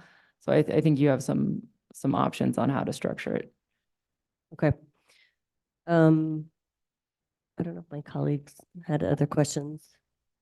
I think that's all I have. It was really just, we had concerns about liability and, well, I'm just concerned about ongoing costs and also about we talked about the pilots, and how much, I mean, that's another fee that you all will have to consider and think about. Mayor, Council, that's all factored into that number that I used. Thank you. I'll yield the floor. Thank you. Councilor Rivera, you have the floor. Mr. Mayor, yeah, this came up at finance, so we had questions, and I think Councilwoman Villarreal covered a lot of them. What I had was, do we know once this contract is approved, how long it'll take to construct this balloon, Mr. Randall? Mr. Mayor, Councilor, could I have Ray Sandoval with Kiwanis answer that question? My question's for you, Director. It's coming from your budget, so. Yes, sir. The current estimate is that the balloon would be finished by Labor Day. And the first time it would be flown to the public would be at the 100th celebration of Zozobra. And it would be tethered. It would be a tethered flight that would happen there. All right, so that's pretty close to the actual 100th burning of Zozobra. So is that something that's feasible? Is that something that's doable? Mr. Mayor, Councilor, that's what we've been told by the manufacturer in UK. All right, it's also being flown at the Balloon Fiesta, which is post Zozobra for the 100th anniversary. So not sure how that's going to help, but what other events might it fly at? Mr. Mayor, Councilor, it would fly. Its major purpose for flying ongoing is not to celebrate the 100th, it's to celebrate Santa Fe. And I'm just saying what's in your memo. Yes. It was a component of the celebration of the 100th anniversary of the annual burning of Zozobra. And that would be the kickoff for it. And then it would fly annually at the Albuquerque Balloon Fiesta. It would fly at other regional balloon events within the major regional tourist market of Santa Fe. What flights are those, or what fiestas, or what balloon, what things are we talking about? Mr. Mayor, Councilor, I do not have a list of them at this point. I really wanted to first determine if the funding could be made available for the balloon. Then we'll get the contract done, and I will be able to come up with a list of where we intend to fly. You said there were 8 to 10 events.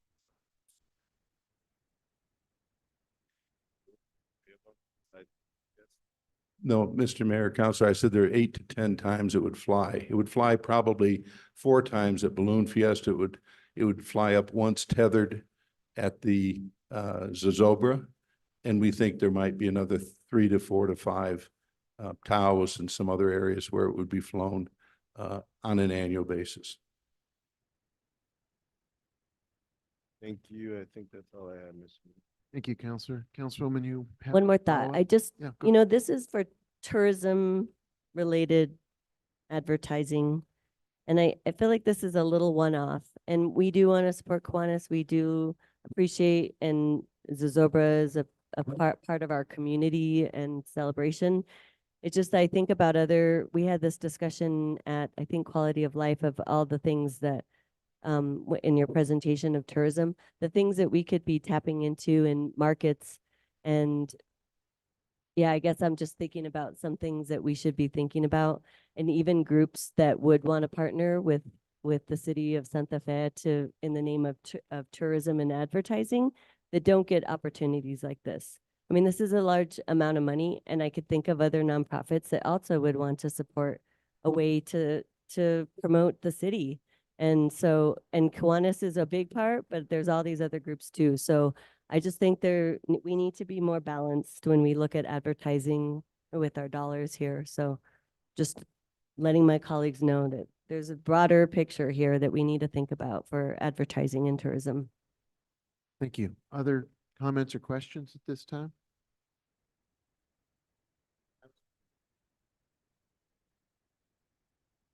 That wasn't a really question.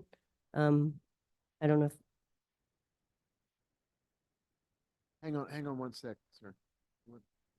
I mean, that's fine since, Ray has waited for this meeting and stuck it out, so Want to let you speak. offer your thoughts at this So- time, sir? One of the things that we did is that we had a group of citizens come together 2 years to plan the 100th. And one of the things that we looked at was the city supports the Zobra and Kiwanis with so many city services for the event. How can we be a good partner back to the city? And so this is much more of saying, how can Kiwanis say thank you to the city of Santa Fe?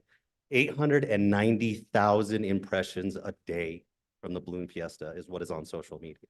So by having this special shape, 130-foot zozobra that doesn't look like anything else, not the Creamland cow, not a teardrop, not Darth Vader, is going to help put our city and expand tourism for our city.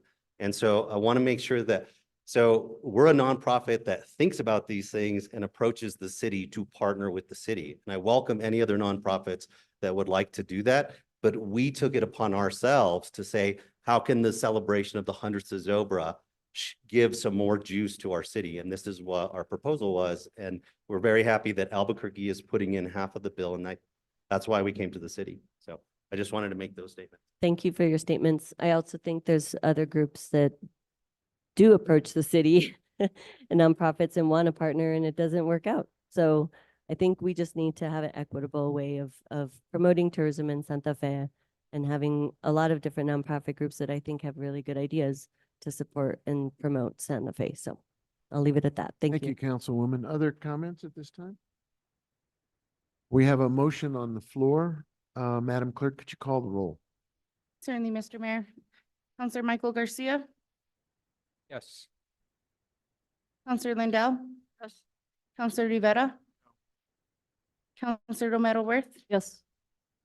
Councilwoman Villarreal,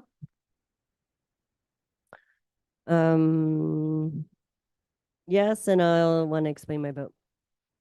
Okay. Counselor Cassett, Yes. Counselor Chavez, Yes. Counselor Lee Garcia, Yes. Yes. Mayor Weber. Yes. Motion pass. And I believe Councilwoman Viral wants the time to explain. her. Thank you. I just want to say I support this. I supported this item because there's a lot of other bundled budget adjustments that I think are important, including the increased budget for salaries and benefits and service contracts, as well as building and structure and furniture fixtures. Thank you. Thank you, ma'am. Madam Clerk, I believe we have another item that was taken off of consent. Yes, Mayor, this is item 9R. It was pulled by Counselor Chavez to recuse herself. That's certainly your privilege. Do you want to step out and we'll take it from there? Yes, thank you, Mayor. So this item was taken off the consent agenda. Is there a motion? To approve. Second.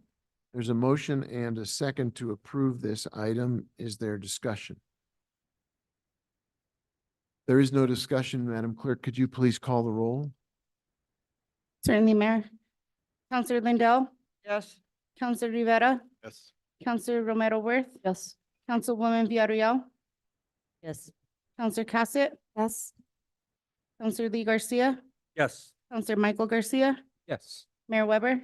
Yes. Motion pass. Thank you. I believe Counselor Chavez can return now with a clear conscience. Next item that was taken off of consent, Madam Clerk. Yes, Mayor, that's item 9U. It's a request for approval of a budget adjustment resolution to increase the city attorney's office personnel services budget in an amount of $83,510 from fiscal year 23 gross receipts tax revenues earned over budgeted estimates for 2 new public record specialists. Very City good. Attorney McShay. Yes. Could I'd entertain a motion before we turn it over to Counselor Michael Garcia, who pulled this item off of consent? Move to approve. There's a motion to approve and there's a second. Counselor Garcia, you have the floor, sir. Thank you, Mr. Mayor. Thank you, Ms. Gallegos, for being here tonight to just help clarify some questions. Can you, as the custodian, can you help give an overview of the process when a IPRA request hits your team's office? Good evening, Make sure you speak directly into the microphone. Good evening, Mr. Mayor and council members. I am the IPRA manager, or have been the IPRA manager for over a year and a half. Our process is first and foremost to receive a records request from the public. And we receive a records request through multiple avenues. We can receive one via email, via fax, via mail. We have many constituents who do come and walk in. And one of our most efficient forms that we have rolled out in 2020 is our Next Request platform, which allows individuals to submit a public request online. From there, we will identify first and foremost if we are the records custodians for these records. From there, we will then research and access any records that we have direct access to in order to provide the customer with those records. If it is not something that we have direct access to, we do collaborate with different members of the city in order to obtain those records and review them for privilege before releasing to the requesters. Okay, thank you. So it's a long process. Yes. Couple meetings ago, the city attorney had mentioned we're receiving thousands of more requests than we're used to. I think it was, what was it, 8,000? In the last year, so in preparation for tonight's meeting, I did pull statistics from November 29th of 2022 through November 29th of 2023. In that time frame, we did receive a total of 8,402 requests in the city attorney's office. And all of those requests, are they all the same, or what, do you have a breakdown in regards to what the majority of those requests are, or are they just a broad range? So we do have a breakdown, Counselor. We do have our breakdown by department and division throughout the city. A majority of our requests are for police records. And so that's about 76% of our requests are for police records, and that ranges from police reports to videos, photos, and other evidence and multimedia. And so I guess my question is, will these two staff go to help with that? Because I think that's one concern I've heard from constituents is I'm going to get a very basic police report and it's taken 3 weeks, a month, and I didn't know if bringing on these two additional folks will help expedite some of that timeliness. Mr. Mayor and Counselor, so absolutely, these two positions will help with the turnaround time for requests. Right now, we have implemented different changes that have allowed us to respond in a much shorter time frame.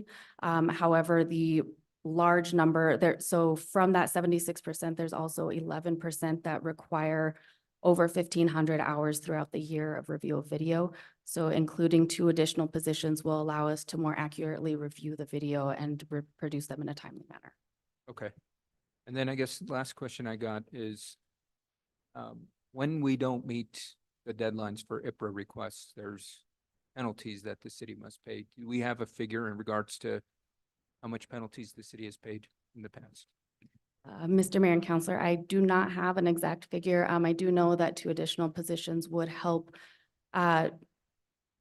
not necessarily eliminate, but reduce the number of error on the city's part. With the number of hours that we are dedicated to reviewing, there is time for human error. Adding two additional positions would help produce them in a more timely manner. By law, there is $100 a day for every late request if we are found non-compliant with that. Okay, so the two additional positions would help build the capacity to hopefully keep us out of that phase where we might face the $100 per day penalty. Yes. Okay. That's all the questions I have. Thank you, Ms. Gallegos. Yield the floor, Mr. Mayor. Thank you, Counselor. I want to return to where the counselor was just raising questions, because I know we've had some substantial penalties we've had to pay in some cases, not because we willfully ignored the IPRA request, but simply because of this volume of work that you've identified. Is it conceivable that these two positions will end up in some way paying for themselves because we won't find those penalties accruing? Mr. Mayor and Councilors, yes, I do believe that adding these two positions will help end up paying for themselves in reducing the fees for legal. Thank you very much. Other questions? We have a motion. Could you call the roll, please? Mr. Mayor, Counselor Rivera, Yes. Counselor Romero Worth, Yes. Councilwoman Villarreal, Yes. Counselor Cassett, Yes. Counselor Chavez, Counselor Lee Garcia, Yes. Counselor Michael Garcia, Yes. Counselor Lindell, Mayor Weber, Yes. motion passed. Thank you very much. And thank you for being here. That was really well done. And I appreciate the homework you did to prepare and to bring the data forward for us. That's really very well done, and I appreciate it. Madam Clerk, we have another item that's been removed from consent. Could we go to that next? Yes, Mayor. That's item 9X pulled by Counselor Lindell. It's a request for approval of recovery funds subrecipient contract with the LifeLink to provide support services and 24-hour on-site supervision to the safe outdoor space. Total amount of $440,192 through December 31st, 2024. And we have Youth and Family Services Program Manager Brittany Rodriguez and Community and Health and Safety Director Kira Ochoa. I'd entertain a motion, then I'll turn it over to Counselor Lindell. Move to approve. Second. There's a motion and a second, and now Counselor Lindell, you asked to have this taken off of consent. You have the floor. Thank you, Mayor. I'm sorry that I had to take this off and have you come out tonight, but I missed the, due to some weather circumstances, I missed the finance meeting on December 4th, so I didn't get a chance to ask any questions about it. So I'll make it quick. Who will be overseeing this contract? Mr. Mayor, Counselor Lindell, and also I don't know that it'll be necessary, but I would like to ask if we could have our consultants from Project Moxie promoted. Dr. Van Voorhees and Jen Lopez are in the waiting. They may be also able to answer questions on these two items. In answer to your question, Counselor Lindell, staff from the Community Health and Safety Department will be overseeing the contracts. Have we, I mean, do we have people identified to do that yet? The program manager for the Youth and Family Services Division will be overseeing that. Are we, Under Julie Sanchez, Youth and Family Services. are we, this contract goes for a year, Mr. Mayor, Counselor Lindell, that's correct. and we're servicing with this $440,000, 10 units, correct? Mr. Mayor, Counselor Lindell, yes. 10 units, meaning 10 shelters will be on the premises. Right. So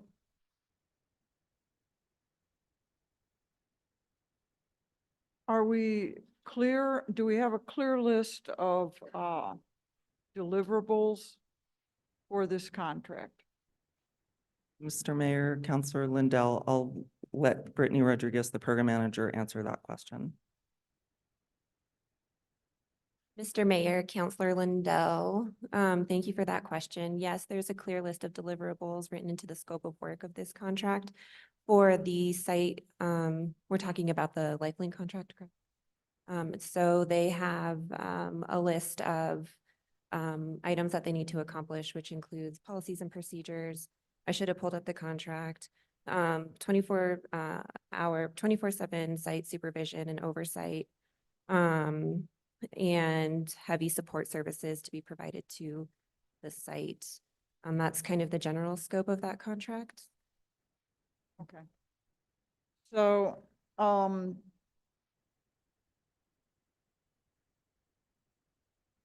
is it reasonable for us to ask that 6 months from now, 6 months after the start, 6 months after opening, 6 months after on-site working, happening, that we could have a report on progress, successes, areas that need more work, I'm not calling them failures. I'm saying areas that need more attention, things that we didn't know when we started. This is kind of a pilot project, but it's not a small amount of money. It's a pretty sizable amount of money that we're ending up investing in 10 units. So I think if we keep our fingerprints on this very closely, it allows us a path to success in the future. But to wait a whole year to hear how things are going, I don't think is a good idea. Mr. Mayor, may I respond to that? Councilor Lindell, yes, that's an excellent request and we can absolutely meet that. I also want to add that we are in the process of contracting with UNM for evaluation on the pilot project. So we can also provide periodic updates on that evaluation for the council as well. We do want to learn from the project what's working, what's not working, what needs to be tweaked in real time. And I know that our partners are committed to doing that as well. I just think that if we want this to be successful, we're going to have to keep our fingerprint on it and not wait until something goes off the rails and then it's a big problem. So let's make a commitment to do that together so that we can know what our successes are and where we need to give it more attention. That's all I have on this item, Mayor. Thank you, Counselor. Yeah, we'll go with which of you wants to go first? Counselor Garcia, sir. Okay. Ms. Rodriguez or Director Ochoa, whomever, I'll let you decide. Can you just help to expand on the support services that will be provided and the 24-hour support? I know we spoke a little bit about this at Quality of Life, but I think this is an opportunity to have the public learn about the opportunities that are going to be provided to the residents. Mayor, Councilor Garcia, thank you for that. Also, is Dr. Van Voorhees here on the? I'm on, yes. So I might actually ask Dr. Van Voorhees to talk about that. She is the consultant from our partner Project Moxie, which is funded by our Santa Fe Housing Initiative partnership. And she has experience both in helping us develop the scope, but also in overseeing very similar contracts and projects in the nationwide. I want to just say that the main goal in getting folks into this pallet community, as you can think of it, is to have them establish trusting relationships with the people that are there, both in the community of the church and also via LifeLink and the service providers. And in doing that, we'll learn more about what they all need in order to be stably housed. And so the focus is to ultimately have folks leave there into housing. Dr. Van Voorhees, would you like to take another angle on that? Sure. No, I think that's really important. I think that, you know, when we think about these pallet shelter communities, we really are setting up resource-rich environments. Again, the reason we do this is because the goal is that this is a stepping stone. This is not a long-term solution for anyone that we're bringing in. And so our goal is to offer wraparound services, and that's everything from basic human necessity, which is hygiene and water and food, all the way through case management, housing navigation, community supports, wellness supports, medical care, things that we can bring to site so that individuals have immediate access to it. We've seen an unbelievable success rate in the sustainability of long-term care and support for those we serve in doing this. We also see a reduction in the actual cost to emergency sheltering, to immediate first responding, to needing to do movement of encampments, because we're able to bring individuals in, offer them that wraparound service, and then move them forward into more stable situations. Again, you know, the goal of this site with LifeLink is that all of those are provided and that we're then also working with other community partners and other community resources to ensure that we have everything available to these individuals to find success. Okay, thank you for the clarification. I think, as mentioned, it's imperative that these wraparound services are part of the process. It is ultimately one of the tools that's going to help to lift up folks. And I think ensuring that there is the 24-hour support for these individuals, because in instances you don't know when crisis might hit. And having that 24-hour support is critical. And so I appreciate the forethought in regards to planning this, because I think with a project like this, we want to ensure that there is success. And similar to my colleagues' comments in regards to when there are those unanticipated challenges that arise that we didn't plan, I'm glad to hear Director Ochoa that there is a plan in place. There are evaluations being planned to ensure that we can use that process to make data-driven decisions to ensure success. So thank you. I appreciate that. No other questions, Mr. Mayor. Thank you, Counselor. Councilwoman Villarreal. Thank you, Mayor. Just double checking here. The time it takes to implement this and get LifeLink up and running, what's the time frame you're thinking that might take? Mr. Mayor, Councilwoman Villarreal, we're hoping that we can look at a start in February. Realistically, it's going to take some time to prepare the site. It's also going to take some time for LifeLink to staff up fully.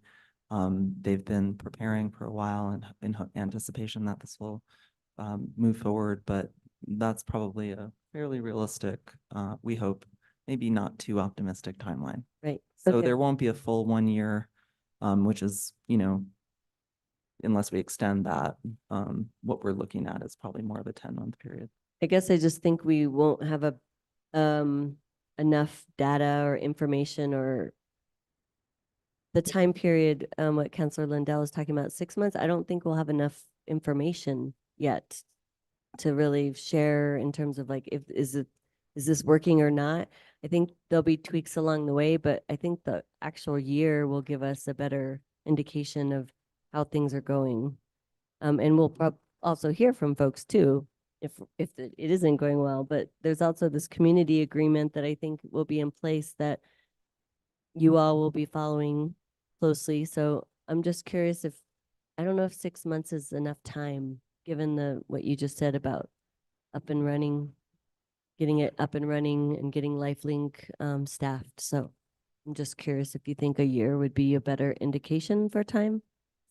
Mr. Mayor, Councilman Villarreal, staff are happy to provide any kind of information to council all the time if you need it. We're really excited about the prospect of this project, and I think as much transparency into what's going on, it can be anecdotal, it can be qualitative, it doesn't need to be a full university evaluation, right, for us to report back. So at your guidance, we will update you. I just think we need to be realistic about the time frame that we're wanting to look at its successes or things that, lessons learned. Appreciate that. Thank you. Thank you.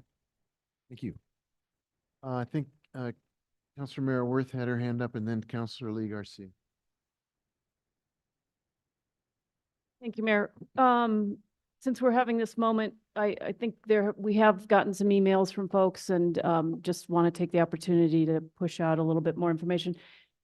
In response to a constituent email, you talked about 3 things that would be part of the evaluation that UNM is doing.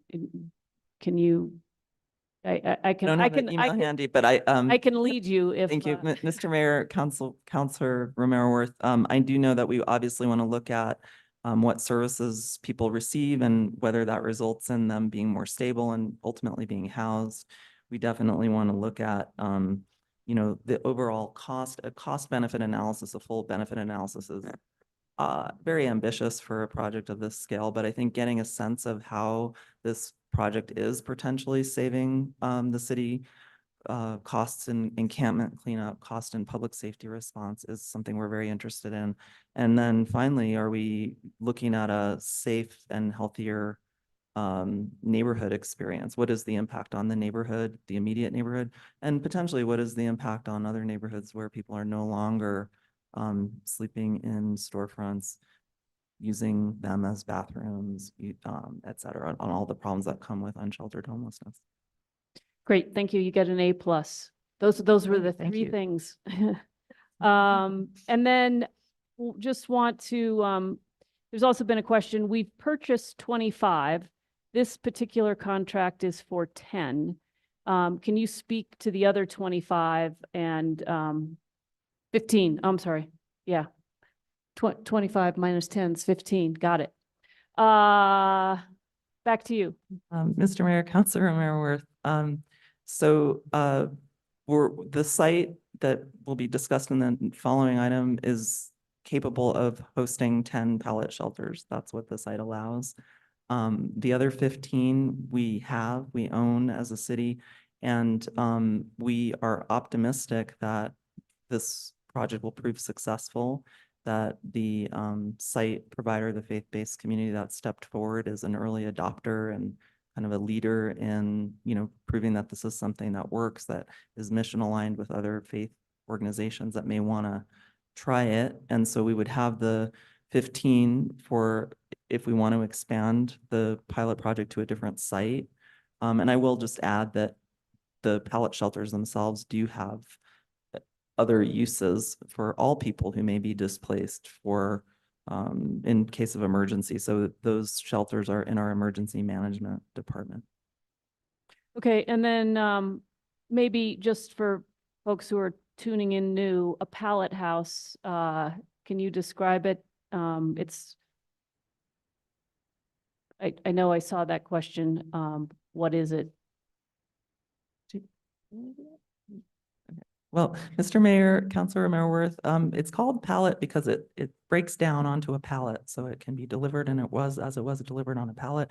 Not because it's made of a pallet. No, it's Yeah. not made of a pallet. It's a white building that looks like a little tiny home or shed.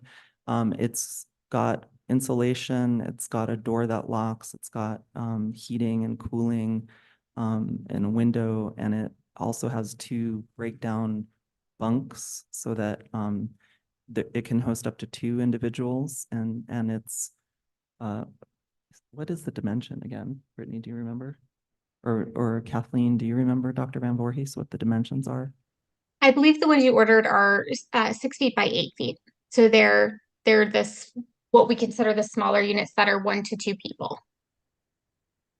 And so they're uniform, they're, I mean, this is subjective, they're pleasant to look at. They look like a nice garden shed, if you will. And they together make up a sort of that's why we call it a community, not only because of the people who will be there forming the community, but because it looks like a planned, orderly community. Great, thank you. And then just one other thing. I believe I saw somewhere, and I can't remember if it was in a response to a constituent question. There's a good neighborhood or good neighbor agreement that will be coming forth as part of this, correct? Correct. Mr. Mayor, Councilor Merworth, part of the deliverables of the contract are that the providers do a good neighbor agreement with all of the businesses and residences in the immediate area. And we're not talking about the next item yet, but there are parameters according to the roads and who's in the immediate environment.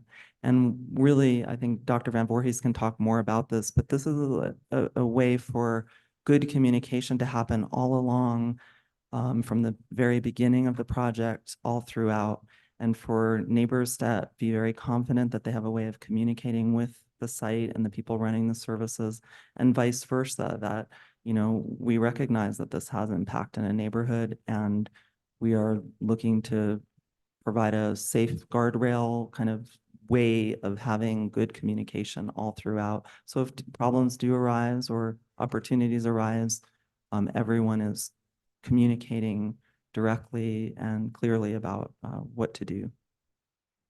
That's all I have, Mayor. Thank you. Thank you. Councilor Lee Garcia, sir, you have the floor. Thank you, Mayor.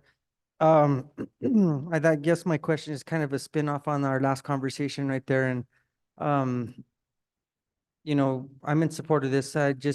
Do we have any kind of a plan that's either written or what we will follow in the case when that communication does come from the community and we're dealing with certain issues that need to be addressed? I'll take an example of, Peace Place. And so there are issues that revolve around that. And a commitment from us to the community that there are things that we will we will be prepared to take action going forward and to resolve the issues and problems that will arise or may arise from having this in that area. Mr. Mayor, Council Garcia, thank you for that important question. You know, in addition to the Good Neighbor Agreement and the process through which problems can be resolved and, you know, consensus can be come to around what to do, you know, the ultimate way of ensuring accountability is contract management, which is why that was a very good question about who's managing the contract. You know, if the contract deliverables are not being met, the recourse is to, you know, end the contract, not pay for the services. And I'm not trying to raise a, you know, a negative specter, but we do have that as the last resort if things aren't working. And of course, we have guardrails along the way to make sure they are. And Dr. Van Voorhees, I don't know if you want to add to that. Yeah, absolutely. Mayor, councilors, I think, on top of the Good Neighbor Agreement, counselor, one of the things that we do is hold a monthly community meeting. And so with that local community, we are able to meet with them on a monthly basis. We do that usually via Zoom or at least in hybrid to ensure accessibility as well as just people's schedules, where we can address, right, what's working, what's not working, volunteer opportunities. The other thing that I really want to stress is that we also will make sure that the community members have contact for individuals. So they're never going to go without having someone they can contact to say, I have this concern, this is happening. I know one of the most common concerns that we hear before we set this up is, what if this brings more individuals to my neighborhood or to my area and I have concern of that? That's something you can call, and we're built in place to partner and to work alongside our community members to help ensure that we find resources and help the communities be safe in general. So we have multiple forms of continual communication and transparency, and we really do welcome community members who might have hesitations or concerns to really reach out so that we can go for a walk or grab a cup of coffee and have those conversations early on and ongoing. Mr. Mayor, Councilor Garcia, I would add to that, you know, now that we have a more robust way of enforcing our no camping ordinance via our park ranger program, which is proving really successful, we can have more assurance that we'll be able to say where you can't be and where you can be. And we're trying to create more and more options of where people can be, but we have both and they'll work in tandem. Thank you. That's all I have. Thank you, Counselor. Counselor Cassett? Thank you so much, Mr. Mayor. This is actually a little bit more of a statement than a question, but I was glad that Councilor Garcia brought up interfaith shelter, because part of why we're doing this is we know that the older models are not working. And they're not working for a number of individuals. They're not working for people who are going into congregate shelters or who are not going into congregate shelters because congregate shelters don't work for them. We've seen a major impact around the surrounding neighborhood. And part of that is the model around, the emergency shelters, which are ostensibly supposed to be emergency. And right now they are really serving longer term services than they were designed to do. And so I think that is a really important piece, as we move forward with this and as the community experiences this, and it is important to get that feedback, because we really are looking at how do we do this differently, because what we're doing right now is not working. And, that whole definition of insanity. And we really need to be finding different models that are going to work for the businesses, that are going to work for our housed and our unhoused residents, so that everybody has a city that they feel safe in. And so I think that's such a crucial piece of this. I was, really happy to hear, conversations around the data and the understanding that, other cities have been able to do this successfully.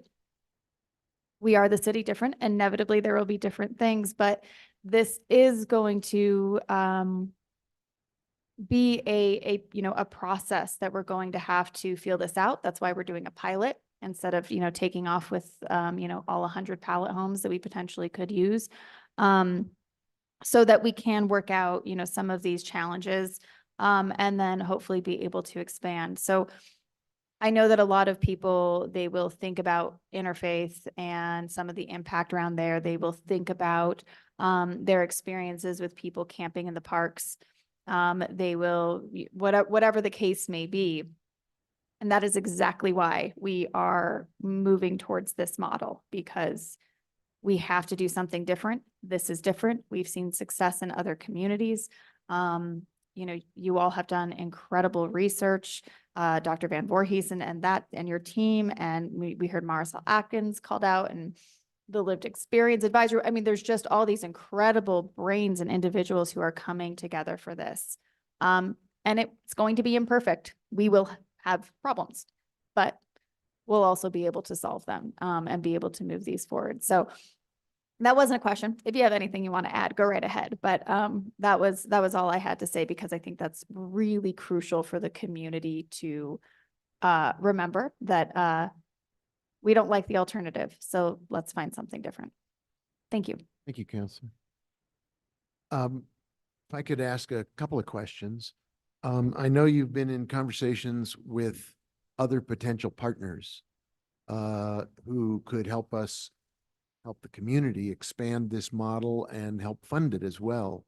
And without naming names, I just want to put on the record the idea that if this were to be a successful model, there's an opportunity for other partners to come in and help pay for other locations or other services, so that it becomes something that is adopted by other elements of the community that are concerned about homeless solutions. Is that a accurate description of where we? Mr. Mayor, yes, and members of the council, yes. We're fortunate that we have great support, as I mentioned, from our S3 Santa Fe Housing Initiative partners, which include the county and our local foundations and Quorum, Santa Fe Community Foundation, and Thornburg in particular, as well as McCune.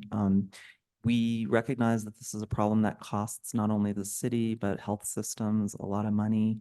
And I think there's a lot of interest in what we're forging here, and people are supporting it and watching it closely to see when they can jump on board, and we won't be shy about it, asking for that. That's great. And while we have you, you did a really very good job and very constructive job at our legislative breakfast the other day, itemizing the scope of activities and programs and approaches that over the past couple of years have been brought into existence or amplified to speak to this national issue of solving the dilemma of people who are experiencing homelessness, as well as the impact on neighbors and communities where there are encampments or other facilities. And I think while we're reviewing this particular item, I think if you don't mind giving a kind of a overview of the efforts that have been forthcoming, because you and your team have done, I think, a really remarkable job of assembling a whole variety of strategic opportunities, so that we are offering different solutions for different individuals who need a different offer, as well as developing the Built for Zero model to the point where we are now, if not at a by name list, at least closer than we've ever been. And I really do think if we're going to talk about our overall effort and how this piece fits into it, because it's only one component and it's not the be all and end all. It's not the ultimate tool, but it is yet another tool in a whole set of approaches, strategies, partnerships that you and your team have advanced with others in the Tiger team that's been meeting regularly. I think it'd be useful just to take this moment as a summation of some of those efforts so that it fits into a broader context. Thank you, Mr. Mayor. Thank you. First of all, we came along and so much work had already been done on this issue in the community. We had St. Elizabeth and Edward Archuleta and their incredible work and the struggle that they had to start the shelters that they started in the community. and the community relations they've built. And then, Pete's and the interfaith shelter and all of those good efforts, youth shelters, all the incredible work that was done to end youth homelessness at a certain point by coordinating all of the efforts that go on. And coordination is really the word. So when we joined Built for Zero in 2019, with your guidance and leadership, which I thank you for very much, we learned more and more about how the components of the system work and don't work for people. And then, we began to try to pull our various components of a fairly broken system together. Marisol Atkins' work activating the incredible volunteers we have who are here in the audience was phenomenal. I think core to all of it, and also with her championship, was the formation of the Lived Experience Advisory Board. And that really is the principle of Built for Zero. Individuals, humans with very different stories, very different experiences, not the homeless. If we could eradicate, a phrase from our vocabulary, let's eradicate the homeless.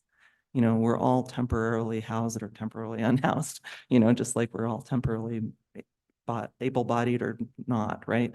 And I think the Lived Experience Advisory Board, which has been a really key informer of this project, is a beautiful example of how Built for Zero seeks to say everybody needs the dignity of a shelter and a housing option that works for them, right? So we started the non-congregate shelter at Consuela's place at Midtown during the pandemic.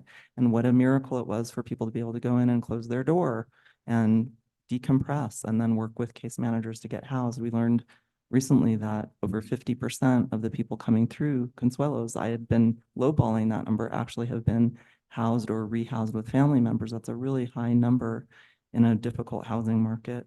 We learned, that Code Blue was something other communities did during cold months to help prevent hypothermia for people who weren't going into shelter. We're very proud of our fire department, our police department, our park rangers, and all the shelters and all the emergency management is leading that pull together to do that. And this is a city where every department cares about this issue. Every department's impacted by this issue. I want to call out Transit and Tomas Martinez and Gabriel Chavez for their team's compassion toward the people who ride the buses who are unsheltered. They're asking more and more, like, what can we do, and what information can our transit drivers provide their people who ride the buses?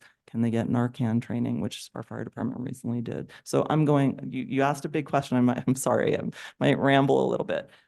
It's a complex issue, and we appreciate so much the council's support on getting these many projects off the ground. It's a bold vision. A lot of people would have just said, no, this is too hard, or this is too innovative, or this pushes the boundaries too much. And you all have not done that. And I really thank you very much from the bottom of my heart for being the compassionate representatives of our compassionate community that you are. So the by name list is really that tool within Built for Zero. And yes, we're not there yet, but thanks to Brittany Rodriguez and her incredible efforts on our team in coordinating, pulling people together, bridging the gap between government and community in a very graceful way that has been very challenging.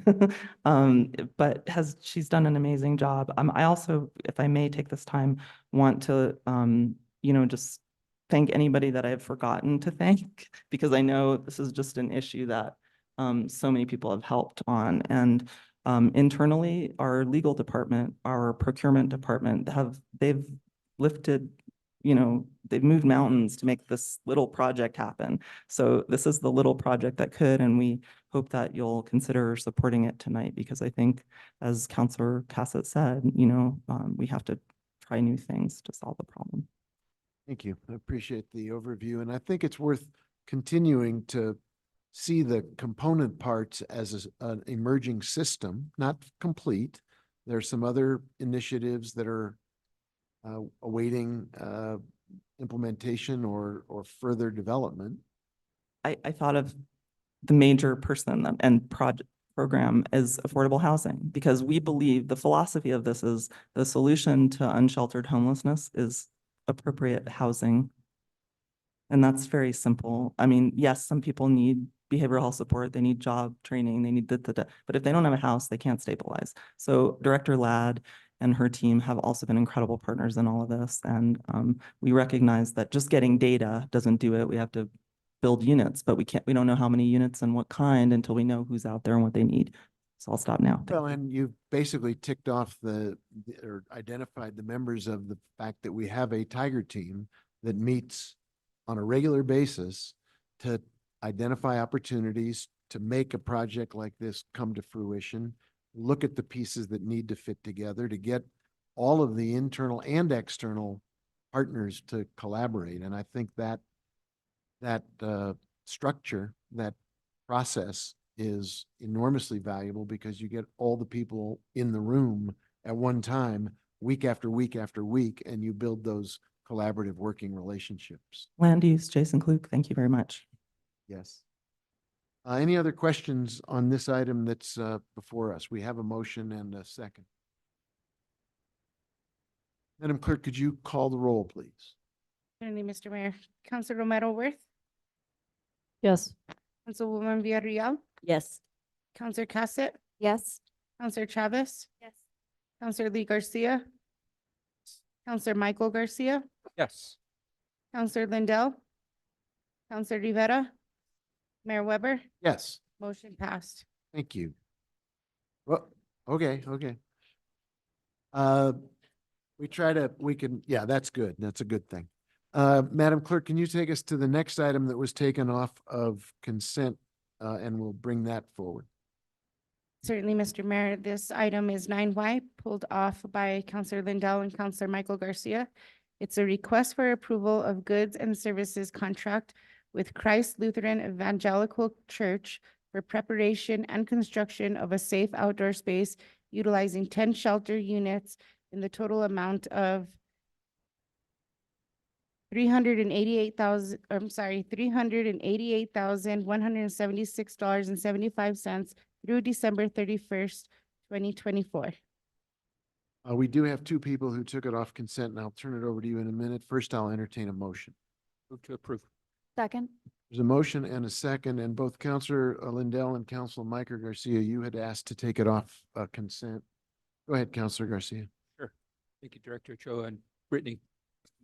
Up here, this is the second part of the process on this proposal in front of us. And I do have some questions that, rose up from the constituents, and just to help clarify for the public in regards to the process. A constituent reached out to me today asking why they had to read about the proposal in the newspaper. So if we can help clarify around the whole procurement process and the way this proposal came before the council in the manner it did. Thank you, Mr. Mayor, Counselor Garcia. The state procurement law dictates that we cannot make public that information until it comes before you all for the vote. And so for fairness reasons, we have to follow that. And that's why the public is learning about it now. And I guess the follow-up to that is, once this either is approved or not approved, does the procurement process stop? And I think the overall question is, when can the public access all information with the RFP process? Mr. Mayor, Counselor Garcia, and City Attorney McSherry can help me if I'm incorrect here, but after the vote, if the proposals are approved, if the contracts are approved tonight, at that point, we can make the proposals public, and we will work with our procurement team to do so. Is that correct? Okay, thank you. Another question I had gotten was around land use and zoning, and will this property need to be rezoned to install these shelters? Any clarification around that? Oh, see, Director. Since I called his name, he appeared. I know the answer, but I think it'll be great coming from Director Flug.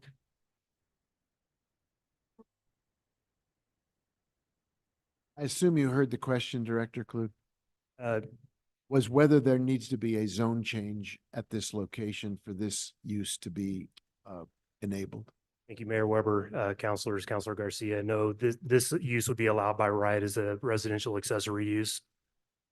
Okay, so we can install 10 if it's successful, and we all want it to be successful. If they could accommodate more, they could accommodate more, but no rezoning is necessary for the installation of the college. No, sir. Okay, thank you. Sorry, Councilor Garcia, and I believe this is correct. They can only accommodate 10 in the current footprint. So there will not be more than 10 shelters here Gotcha. at this location. Okay, thank you for that clarification. And then the last question focuses more around the recipients of these services. And I'm somebody who would like to see if there's potentially veterans preference. And I don't know if we can get into what does the process look like for how these individuals that are going to be able to participate in this process, what does that look like? Mr. Mayor, Councilor Garcia, thank you for that question. This would actually kind of pertain a little bit more to the previous contract. Now, the service provider LifeLink gets to make those policies and procedures on how they would like to accept people into the safe outdoor space. So I think community conversation is really great. Input from other providers. LifeLink is willing to hear on how they would like to prioritize clients coming into the safe outdoor space. Those being prioritized are the ones who are not using our services currently and are living unsheltered in the community, not living in the shelters that are being provided, like Pete's Place.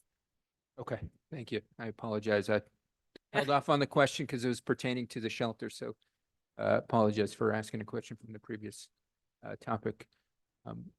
Don't got any other questions. I just ultimately hope that this is a successful pilot project, that this isn't the only safe outdoor space that we began to look at. There is a huge need in our community for housing individuals. There is a huge need for providing support services.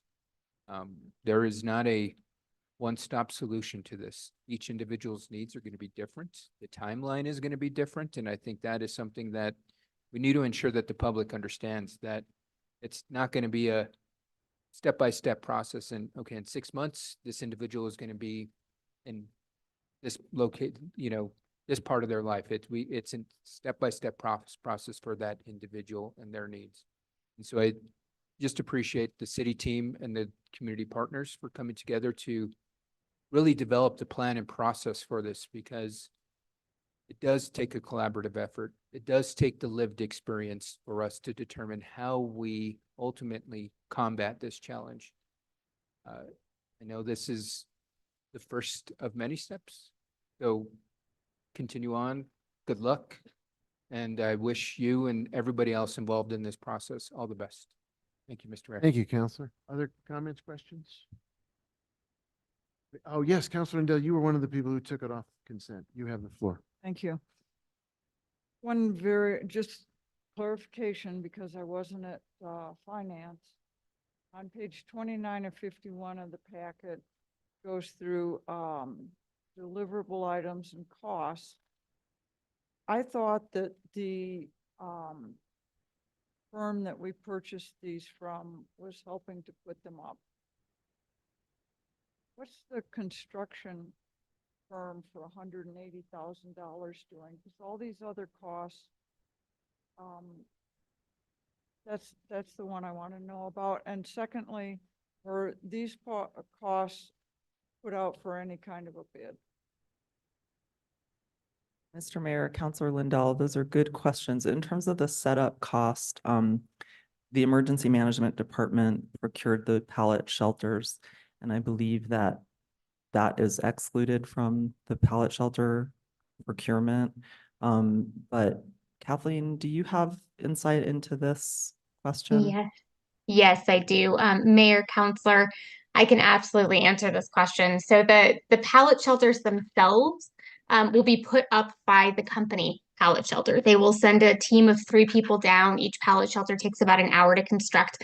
I can go into further unnecessary detail. I welcome everyone to come watch them. They're pretty cool. The rest of the the setup is actually has to do with ensuring we have the infrastructure in place to support them. So the electricity to support the fire safety systems, the heating for the winter, the AC for the summer, as well as to ensure that we have water for hygiene, things of that nature. The sites did go around and speak to multiple bids to try and find the bids that they could use for this. I believe that was encouraged for anyone who responded to this RFP. But that will be why there's a cost for site setup external to the physical pallets themselves. I'm sorry, I'm still not clear what the construction firm is doing for $180,000. So, Mr. Mayor, Councilor Lindell, the site itself needs to be prepared in order for the pallets to be erected. So I misspoke. The pallet company does include in the cost the setting up of the pallet itself, but the site needs electric, it needs preparation in advance of that. And that is a one-time cost. It's not something that would recur. Okay, we have a line item on here for electrical and pavement and all these other things. So you can get the information to me later on. It just seems like a very sizable cost when I'm not clear what the real construction is, when all of these other items are line itemed out. Mr. Mayor, Councilor Lindell, we'll certainly get that to you. Brittany is thinking, but I'll confirm this when we get the information back to you, that may be personnel in terms of the labor cost.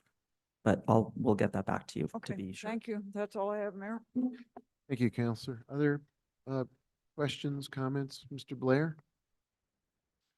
Real quick, Mr. Mayor, I apologize for the delay. I just want to flag real quick what a win this is.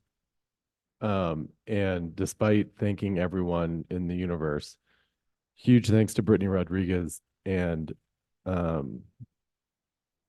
can't say enough good things about Director Ochoa. She is extraordinary. She's collaborative. She's creative.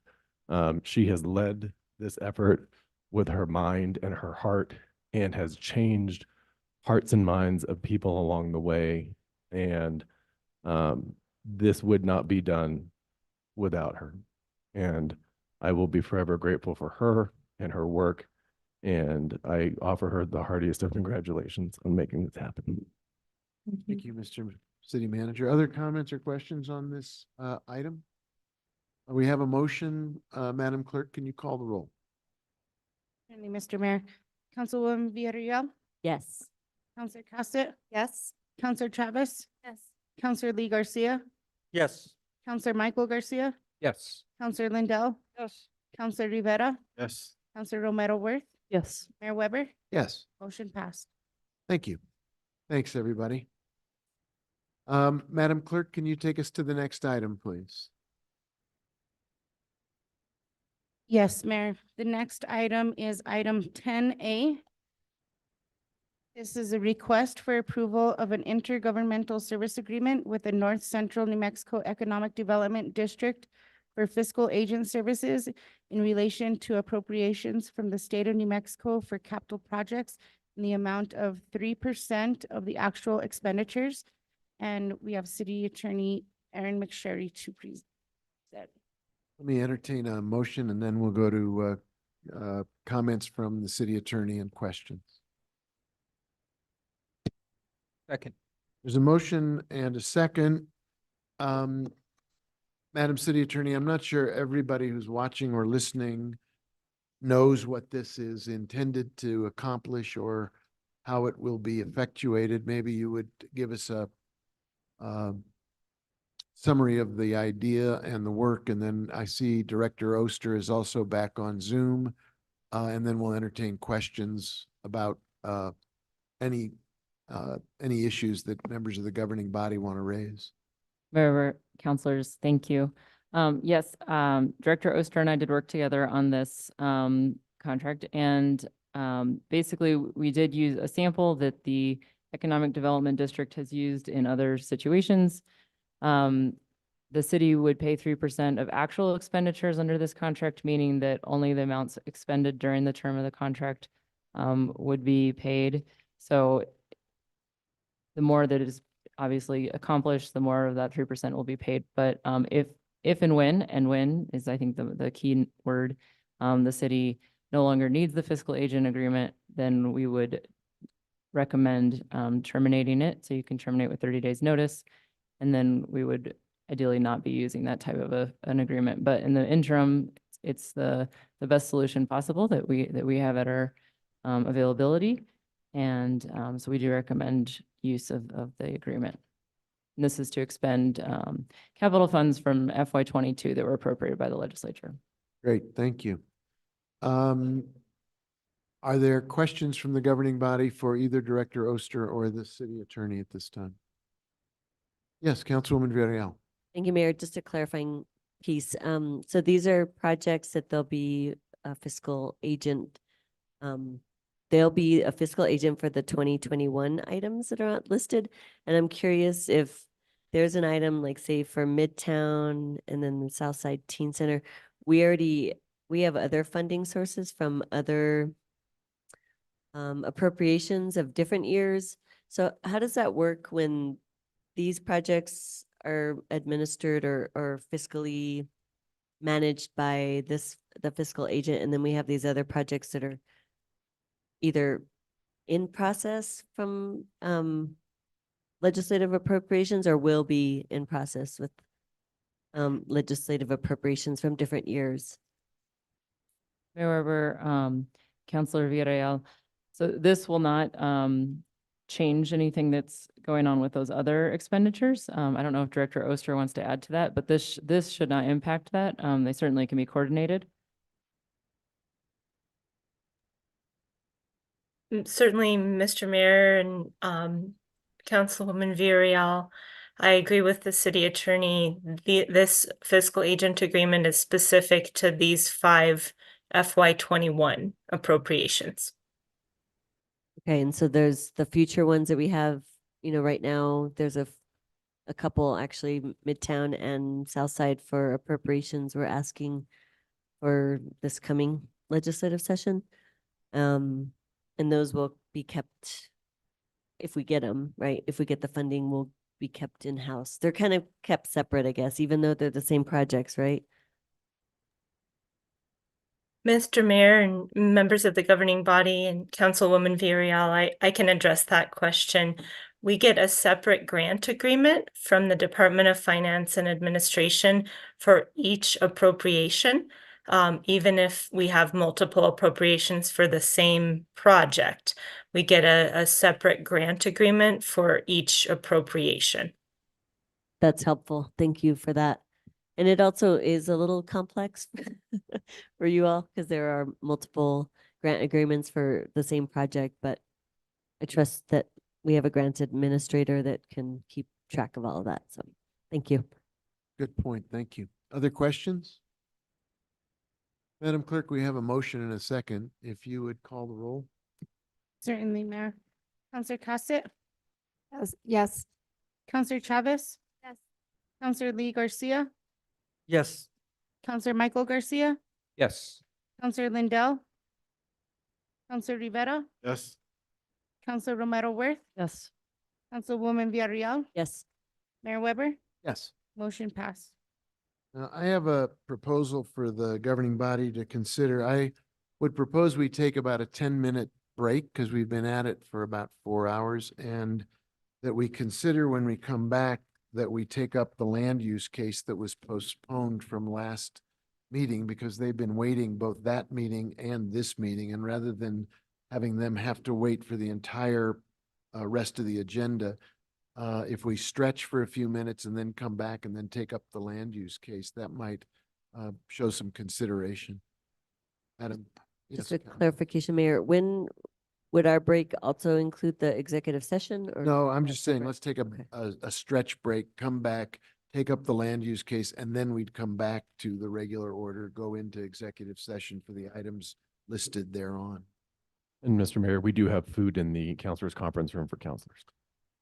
Mayor, can we take 15? So we Yeah, don't why get- don't we, it's by my clock, it's about 10 after 9. Let's come back at 25 after, and people can grab a bite to eat. It'll be a quick on the fly, but when we come back, I'll entertain a motion to change the agenda to take up the land use case. So let's take a brief recess and then come back.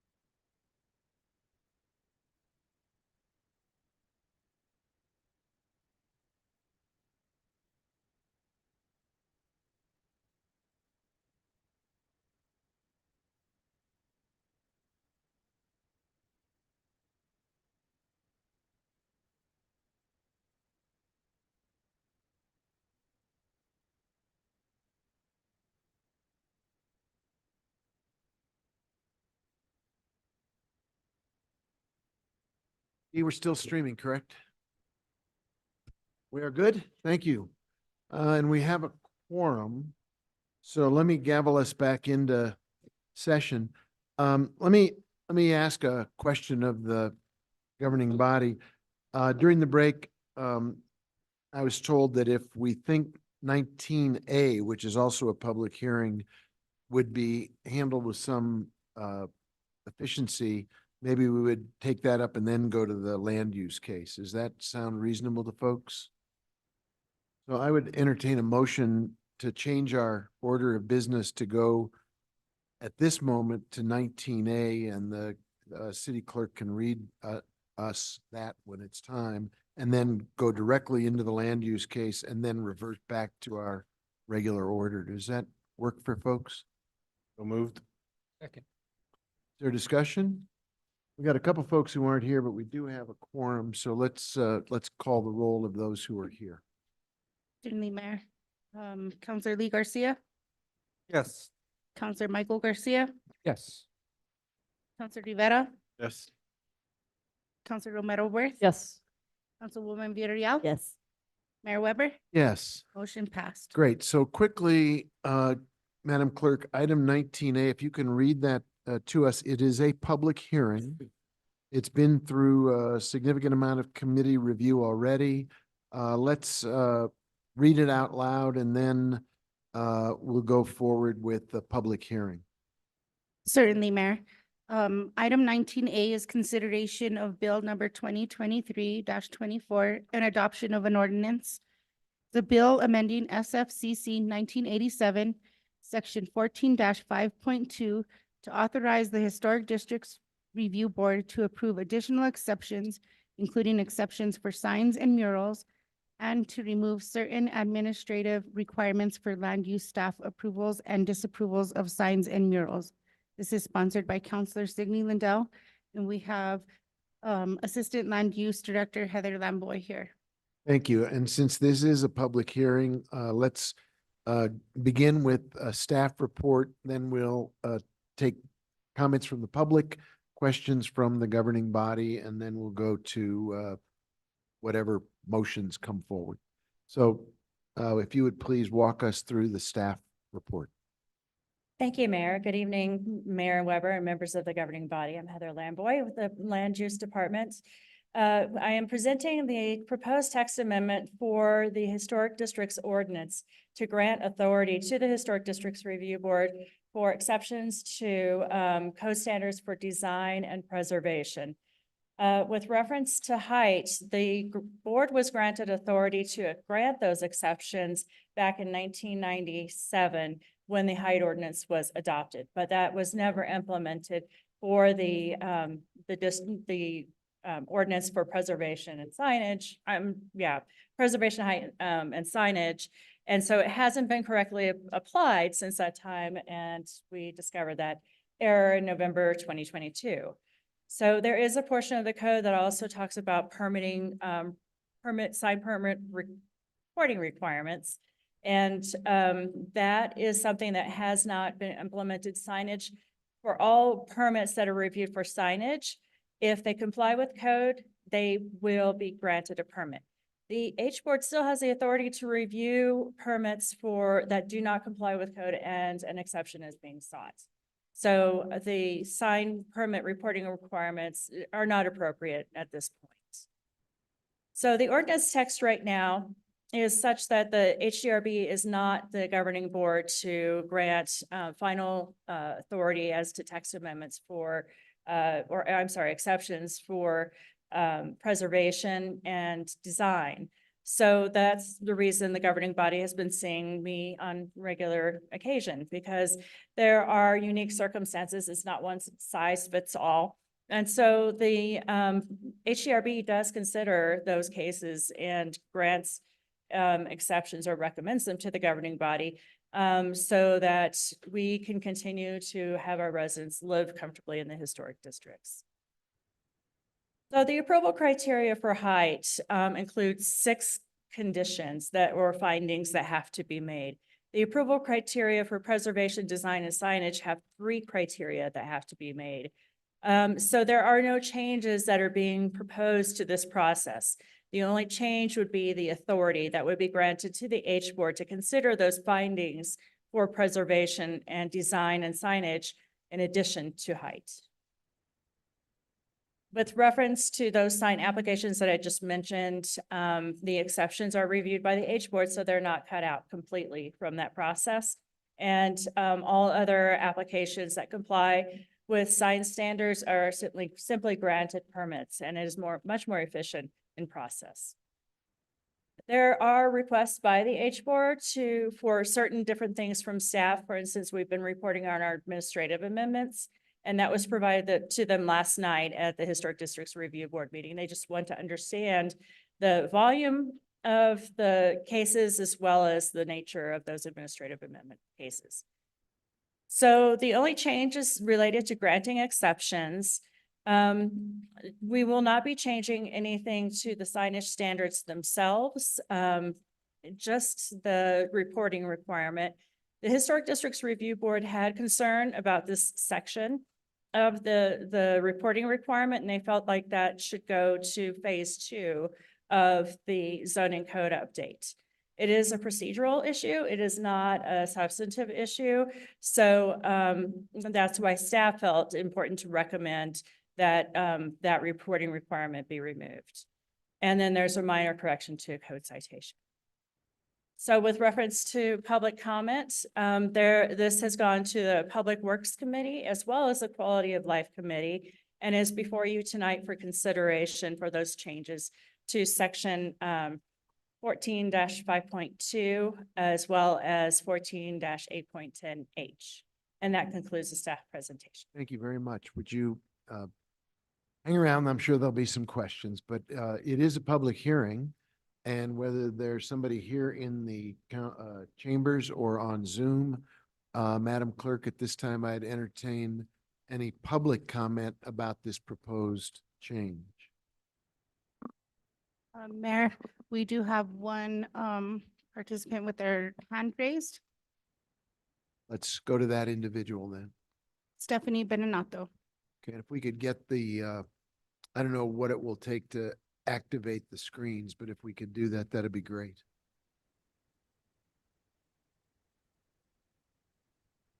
Can I go ahead? Wait 1 second, if you don't mind. I'm trying to get all of our technology working together.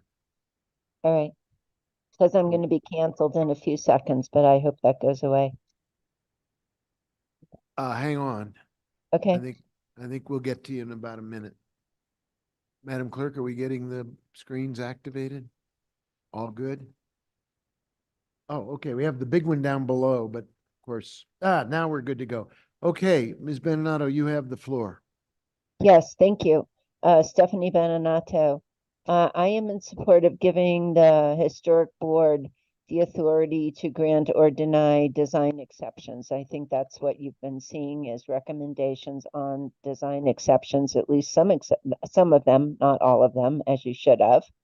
But in this proposal, I'd like to make some suggested changes. So on page 4, in the proposed language, which is talking about what the applicant or what the board has to say the applicant has demonstrated, I would put in demonstrated that each requested, I think it says factor, I don't have the whole wording right there, but demonstrated that each requested factor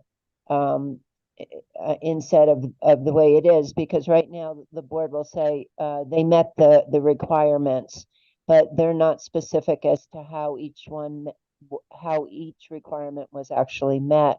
Same suggestion on page 5.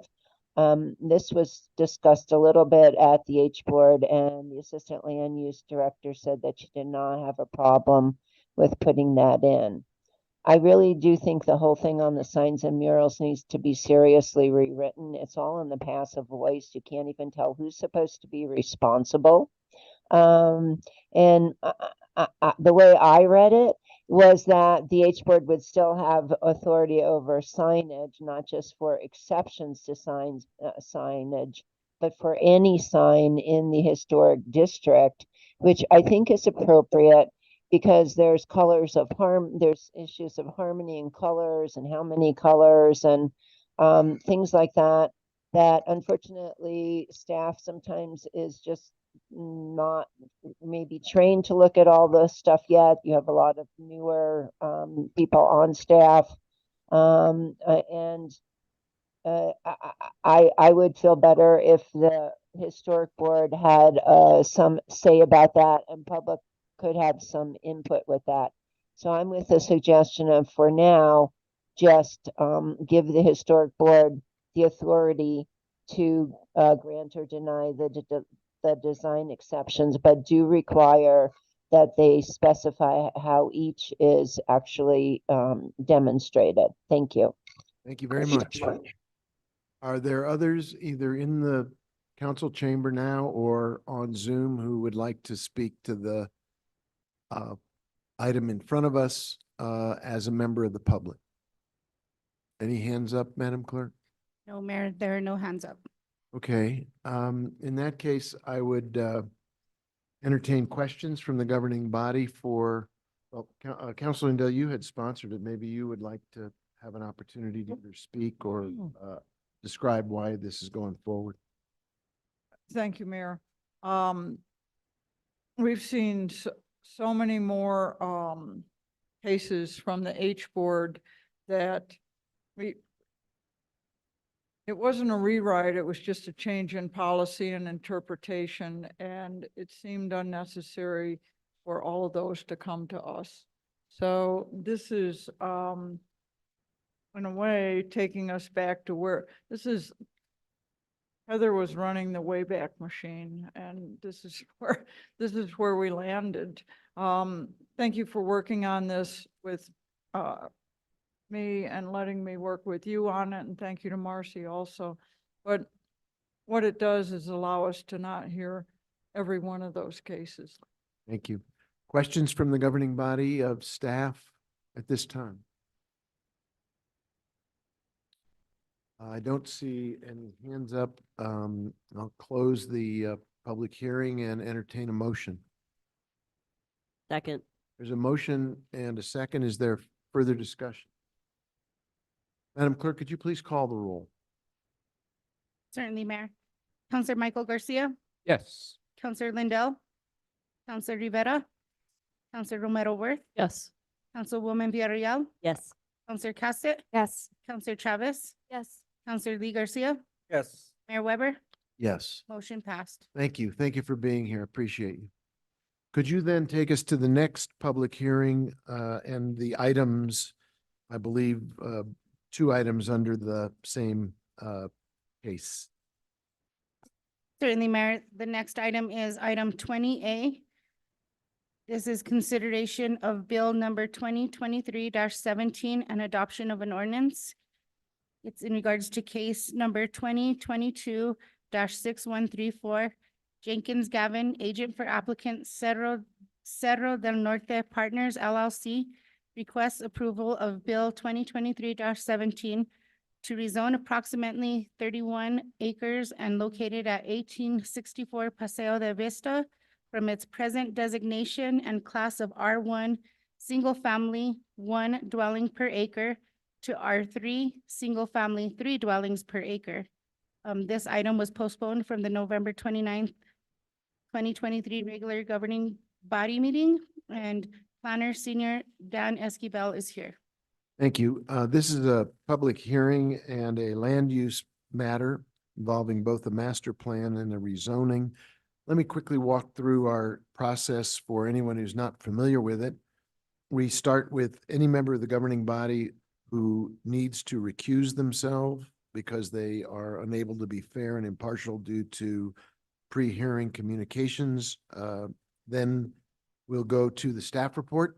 Mr. Esquivel is here to present that.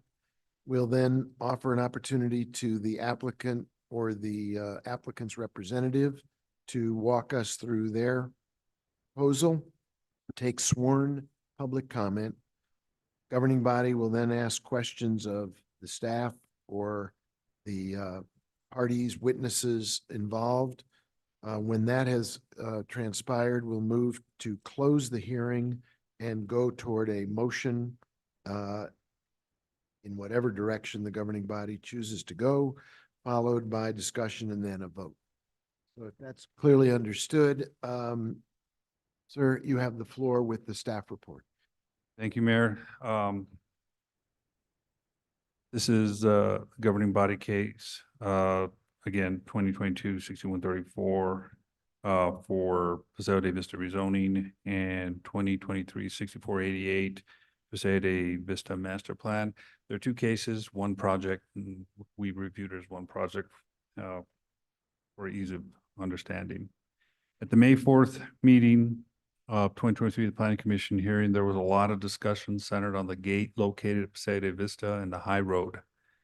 And this gate is not a factor in this case, nor is it an item on the agenda for discussion or a decision by the governing body tonight. So I will not be making a presentation on that portion, even though at the Planning Commission, there was a lot of discussion on it. After review, we realized that it isn't a factor for the approval of the master plan, nor is it a factor approval of the rezoning, so it wasn't included. And again, I won't go over that thing.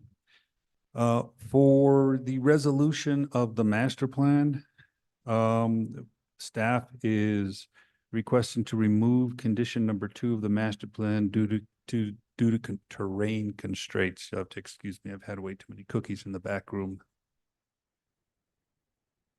Thank you. Those that we're asking that be removed from the resolution.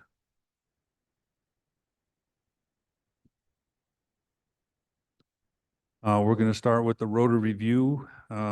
This body has seen this many times. The applicant was pre-application meeting was held on November 26th, which is in conformance with 14.3.1E. From there, the applicant conducted 2 early neighborhood notification meetings. The first one was on November 7, 2022, which included the general plan amendment and a rezoning. The second one on February 23rd, 2023, the applicant dropped the general plan amendment and added the master plan.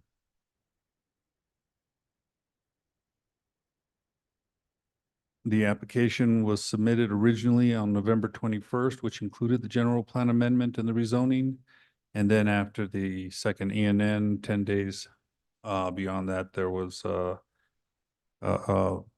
new submittal, which included the master plan.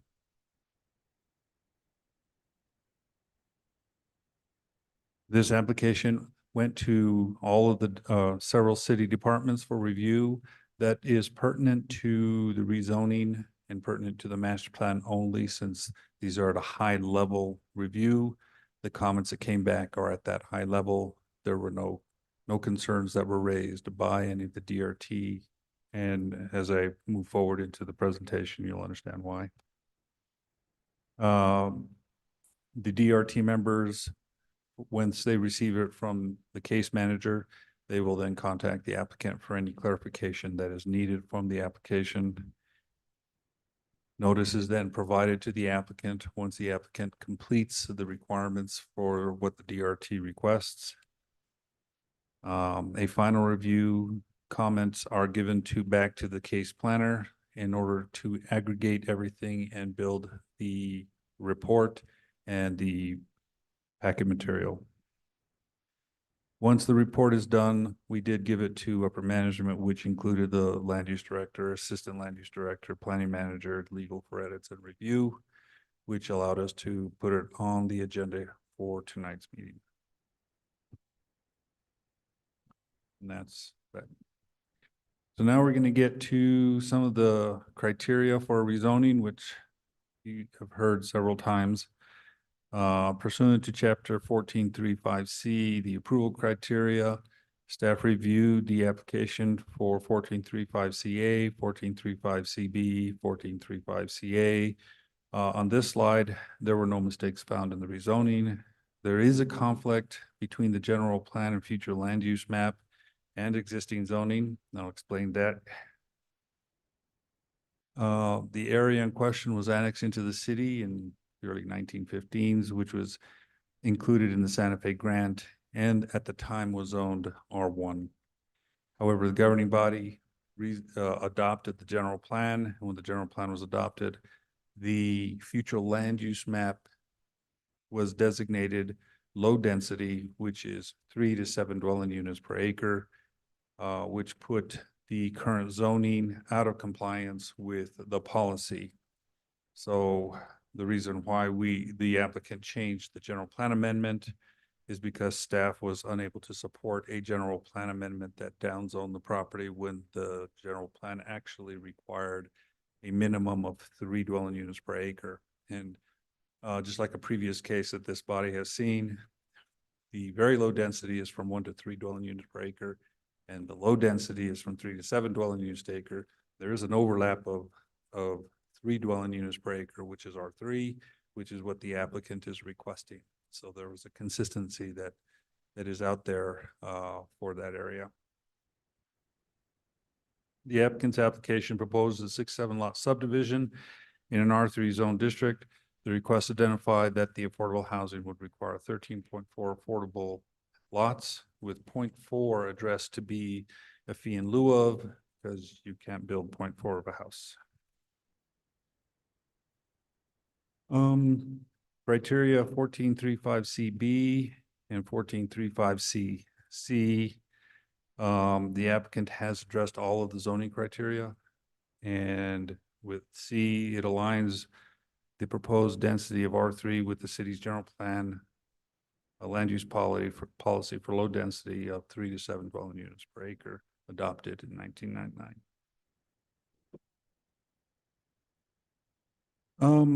Criteria, let's see, that's going to be criteria 4, CD, or 1435CD, 1435CE, and 1435C2. The applicant, the amount of land is greater than 2 acres. Both the general plan and chapter 14 prohibit anything to be rezoned that is under 2 acres in size. This is 31 acres, so this complies with that criteria. The project was reviewed by the DRT. The DRT analysis identified the city infrastructure can support the rezoning. So we move forward to the last item, 1435C2. A, B, and C, allow uses or change in character specific or different from or inconsistent with the prevailing use character of the area. Again, we're looking at a general plan policy that is being complied with, and the use of the area is residential, and therefore we believe that there is no change in the character of the area with the adoption of the rezoning. That's the effect, an area less than 2 acres. We've talked about it's 31 acres, and benefit one or a few landowners at the expense of surrounding landowners or general public. The change in the zoning is not at the expense of the surrounding landowners or general public, but it corrects a change in density that corrects the zoning in line with the policy for the benefit of the city by adding to the city's community housing pool. And again, the inconsistency is the issue related to the current zoning relative to what our general plan policy wants, which allows, as the picture shows, you'll see how it changes from R1 to R3 and what the existing zoning is.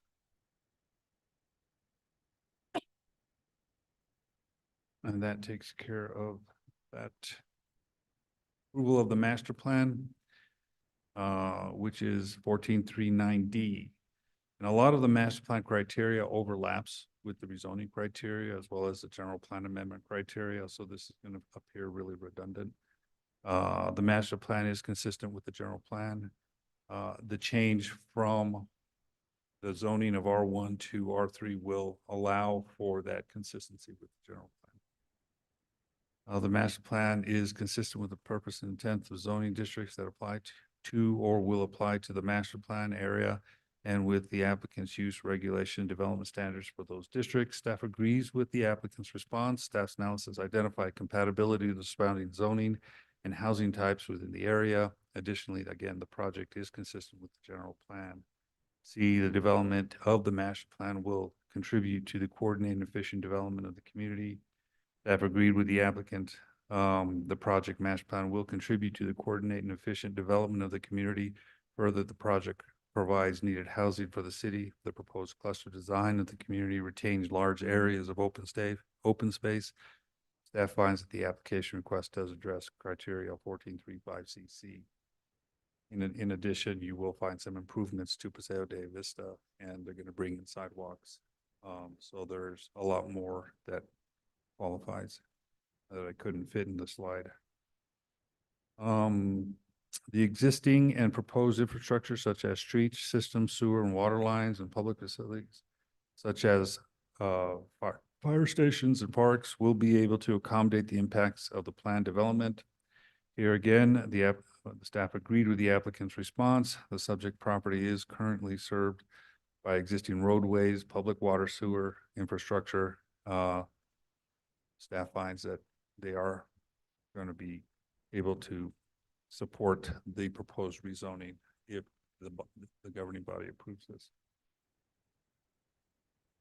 There was a traffic analysis that was provided by the applicant. That analysis, our traffic division required them to study 8 intersections. Those intersections are located just to the left. I think Jennifer's presentation will probably go into more detail with that, but our traffic division did not have any comments with those. And moved it forward. And then to the right, you'll see where city water is, city sewer is, where the fire hydrants and the streets are located. And everywhere they have access to it. So it complied with the requirements for the master plan. I threw a picture in here that would try and show you how the subdivision, once it comes in, would sort of lay on the land so that you can see how that worked. The terrain is fairly hilly. It is within the mountainous and difficult terrain. However, the applicant, if you were to calculate what the mountainous and difficult terrain identifies, when you go through the density calculations adopted by Chapter 14, you take the acreage out to 2 decimal places drawn up by a licensed surveyor. You subtract any floodways, and the sum of that you would multiply times 0.75. In doing so, with that, the original, without the mountainous and difficult terrain, you get 93 lots. With the mountainous and difficult terrain, they'd be limited to 69 lots. They are actually coming in with 67 lots. So they're well below whatever those standards would have been had they been able to build. On May 4, 2023, the Planning Commission recommended the governing body approve case 2022-6134, 1864 Paseo de Vista rezoning, and 2023-6488, 1864 Paseo de Vista master plan. There are 2 sample motions that are needed for this project. 1, move to approve or deny case 2022-6134, adopting bill 2023-17, changing the official zoning map designation from R1, residential 1 dwelling unit per acre, to R3, residential 3 dwelling units per acre, for the plus or minus 31 acres. And 2, move to approve or deny case 2023-6488, adopting a resolution for a master plan for 31 acres. That will conclude my presentation. Thank you. And before you step away, and I know it's not the right time for literal question and answer, but you had popped up a early slide talking about amending the resolution to take out the terrain provision. Could you just go back over that briefly? You know what I'm talking about? Yes, I do. Let me, if I could pull that up, that would have been. I think it was very early on. Yeah, yes, sir. So just to be clear, if there were to be a motion to approve there would still need to be this amendment made prior to that? We would like to remove that condition, yes. Okay, just wanted to clear that up because that slide went by very quickly. It would Very be good. Condition 2 of the. Of the resolution resolution. of the, yes. Okay, we'll duly note that and we'll see what the direction of the governing body is, but I wanted to have that clarified before we got too far away from your slide. Thank you. That then takes us to the applicant or the applicant's representative, providing sworn testimony, please.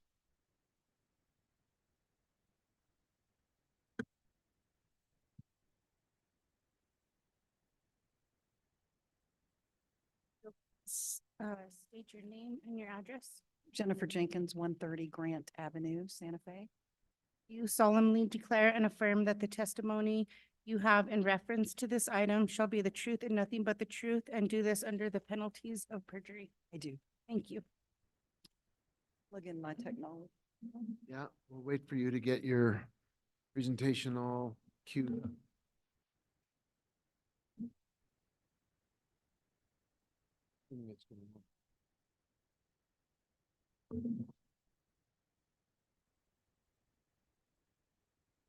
Mike, can we wake up the screens, please? There we go. Oh, there we go. Okay, great. Thank you.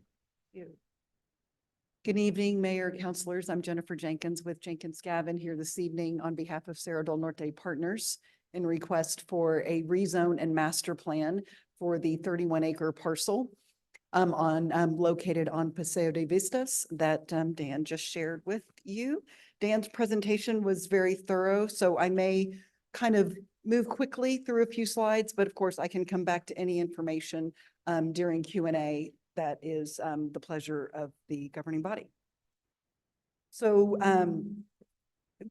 this is just information on the team, the ownership, and myself, which I'll leave that. And as Dan mentioned, this is a request to rezone the property from R1, one home, one lot per acre, to R3, 3 lots per acre. What this rezone does is it brings the property in, the property into compliance with the general plan. Currently, the property does not comply with the general plan land use designation, which calls for 3 to 7 dwelling units per acre. And any rezone request, as I believe everybody knows, has to comply with the general plan, or you have to amend the general plan. So we have R1 property that is out of compliance, and this rezone resolves that. And we also have submitted a master plan showing the kind of the development intent and the proposed density for the subdivision. So this is where the property is located. So this is Paseo de Vistas.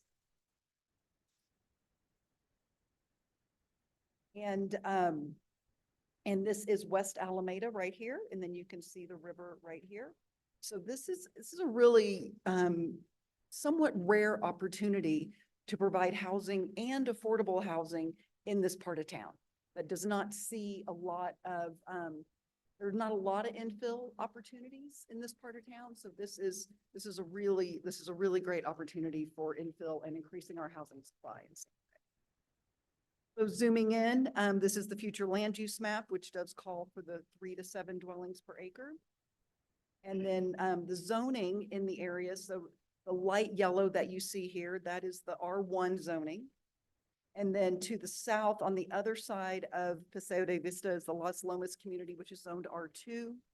And then you can see there's a little bit of variety, kind of a little bit of a patchwork of, you know, R3 and R2 and R1 zoning. And then most everything on the south side of Alameda is zoned R5. And then as you move east towards town, heading towards Casa Solana, you're into primarily R5 zoning, and with a little, you know, again, a little patchwork of higher densities in that area as well. And so this shows the existing utility infrastructure that Dan mentioned. There are water line stubs in Paseo de Vista that come out of the Las Lomas community, which we intend to connect to. And then there is this green little dot right there. That is that's where the public sewer line in Kayunapal currently terminates. So we'll actually be extending that and bringing sewer infrastructure to the property from that manhole located right So property is 31 acres. We are proposing the maximum density here with the density bonus afforded by the Santa Fe Homes Program would be 107 lots, and we are proposing 67 lots. In a perfect world, would we love to do a 100-lot community here with, you know, more affordable homes? Of course we would, but the terrain is just, it doesn't support. So we're trying to be sensitive to the existing conditions on the site and sensitive to the terrain. So this is really the, this is the layout that really works with the site. And for this type of subdivision, there is not an open space requirement in the city code. But we are proposing over 13 acres of designated open space, which is 43% of the site.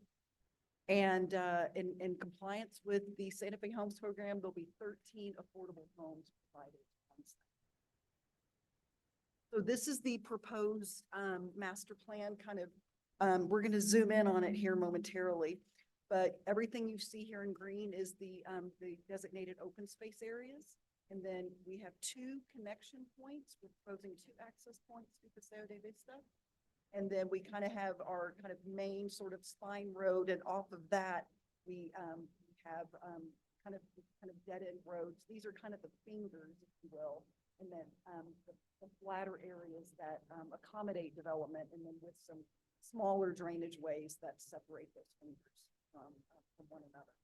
And what's great about this is the property directly to the east is designated city open space. And it's not really improved, but the neighborhood knows about it. And you'll see a lot of evidence of, you know, social trails and footpaths.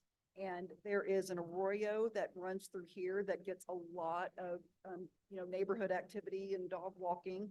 And what you see here in the green is a future proposed trail. So it's on the city's future trail map in terms of future trail improvement here that would also connect to a future trail improvement here in the Arroyo Frijoles. So which just kind of clips the very north tip of our property. So it's great access. All of our internal sidewalk network will provide direct access to that open space and to that future trail corridor. So I've rotated the plan here to make it a little easier to zoom in. So the left side of the page here is the north. And so this is Paseo de Vista here. And you can see our 2 access points and then kind of our main street here. So we will have some homes that do back up to Paseo de Vista. And then we have our 3 lanes where the balance of the homes will be located. And then you can see all of the open space. And as Dan mentioned, we did a quite extensive traffic impact analysis. We worked really closely with the City Public Works Department and the city's traffic engineering consultant, Wilson and Company, in reviewing this, and we made some modifications to the study at their request. And these are all of the intersections that were analyzed. And all of the intersections do continue to operate at acceptable levels of service once the project is developed. So I think you've probably seen this before. When we talk about traffic impacts, we're really looking at how do intersections function. Those are the choke points, right? Any roadway network. If you're just on a road that's just, there's no stop signs, there's no signals, you're just cruising, you know, you have great levels of service. You're going to get to your destination in a short period of time. But as you hit intersections, you hit intersection control, that's when things slow down. So a level of service is really about what kind of delay do you hit at that stop sign, or what kind of delay, how long does it take you to get through that signal? You get to that signal in one cycle of the signal, or is it really backed up and you got to wait through 2 cycles? So it's a grading system. It's just like you get an A, you get a B, you get a C, you get a D. A is good. The you know, the more you head up the alphabet, the bigger the delay and the less good. So this is what you can see here. On the left, we have, these are the existing levels of service. So go out, actually count cars. Oftentimes it is somebody sitting counting the cars, counting the people. You just watch out. We do it in, late afternoon. rush hour. Those are the times of most cars on the road. And so, as you can see, we have really good levels of service. The only place where we see some challenges is at the four-way stop at Alameda and El Rancho. Because as you can imagine, cars cruise, Alameda carries a lot of commuters. Put a four-way stop, it's going to slow down. It's going to slow down progress. Actually did an analysis of the Public Works Department to determine does it make sense to convert that to a two-way stop. We want to get rid of those stop signs on Alameda, keep the traffic flow moving. And we did a pretty thorough analysis of that and determined there were some sight distance challenges with respect to eastbound cars. If you can kind of imagine driving east on Alameda, there's a curve as you kind of approach El Rancho. And because of that, it becomes a safety consideration. So we, in working with the Public Works, the decision was just retain the four-way stop. And we don't have any failing levels of service here, but it's just a choke point in this surrounding network. And that concludes my presentation. I'd be happy to stand for any questions. Thank you. We'll come back for questions in a minute. Appreciate it. Madam Clerk, now we have sworn public comment. If there are people here in the room or on Zoom who would like to be sworn in and offer testimony on the issue, now would be the time to come forward and do that.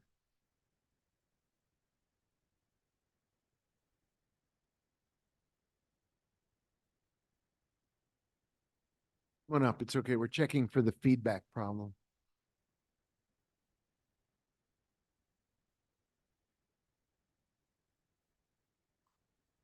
Step up. You'll have to be sworn in and then you can offer your testimony. Please raise your right hand and state your name and address.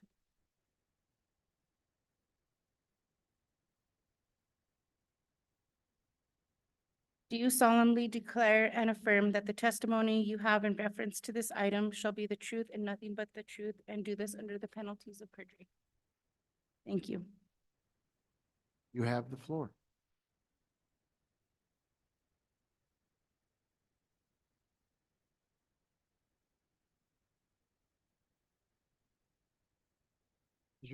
Yeah. Ma'am, we're going to have to try to check your mic because we're not all hearing you clearly. It's not your fault. Can you hear me now? Oh, yes. Much better. Thank you. That's loud.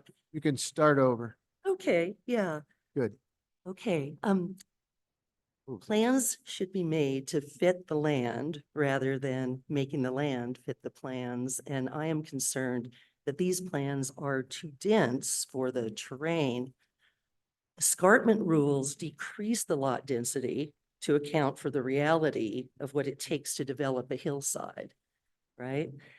But these plans negate that correction by using the full acreage of the parcel. It is feeding, we're getting, isn't it? Madam Clerk, we're getting a huge feedback problem. I bet I can talk loud enough for you. We need the microphone for other folks though, who are watching or listening. Mike, you want to come switch the mics, please?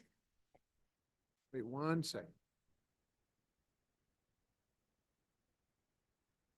We got professionals here. Okay. Try it again.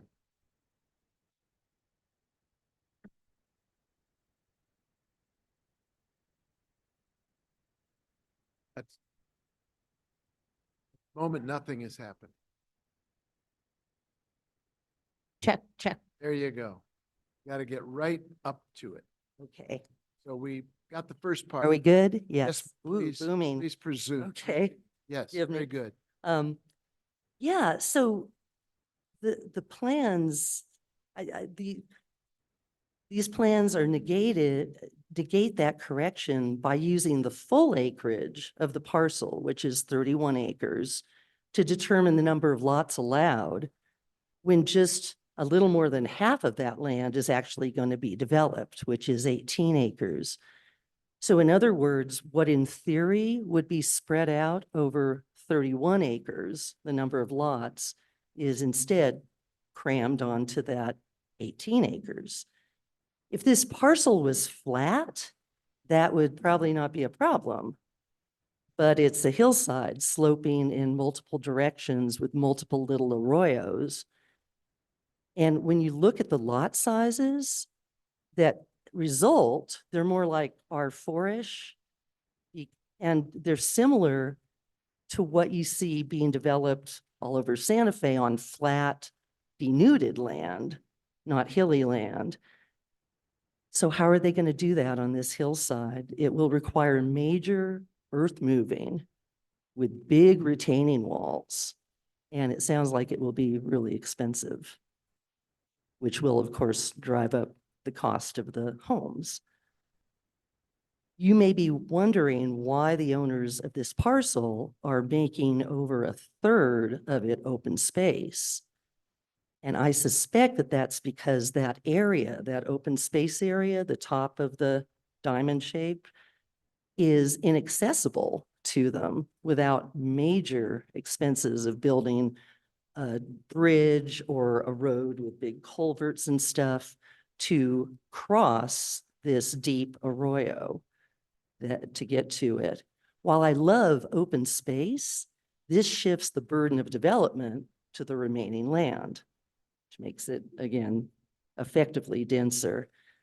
At the Planning Commission meeting on May 4th, a commissioner who was familiar with the area, with that parcel, because he walks out there, voted against the project because he thought it was inappropriate for the area and the terrain. So I don't know what the answer is. I know there's probably a formula for how for using all the land and all that, but the effect, it really looks like, before at the meeting for the Planning Commission, they were showing a picture of a plan with big retaining walls. I called Jenkins Gavin's office this summer to see if they knew how high these retaining walls were going to be. And they didn't yet. They're going to, I guess, refine the plan if the zoning is approved, is what I was told. And so, but I'm concerned that it's, that to me is out of character for Santa Fe, to have these big flat kind of plateaus held up by big retaining walls in order to develop that kind of density effectively. And so I'd love to see something wonderful go in there if it's going to get developed. I live right next door to this. I'm adjacent to the property. And again, I don't know if there's a way to take into consideration land that's not being developed when you look at what the actual lot size and impact of the land is going to be. But that's my concern, and I thank you for listening. Thank you very much. Yes.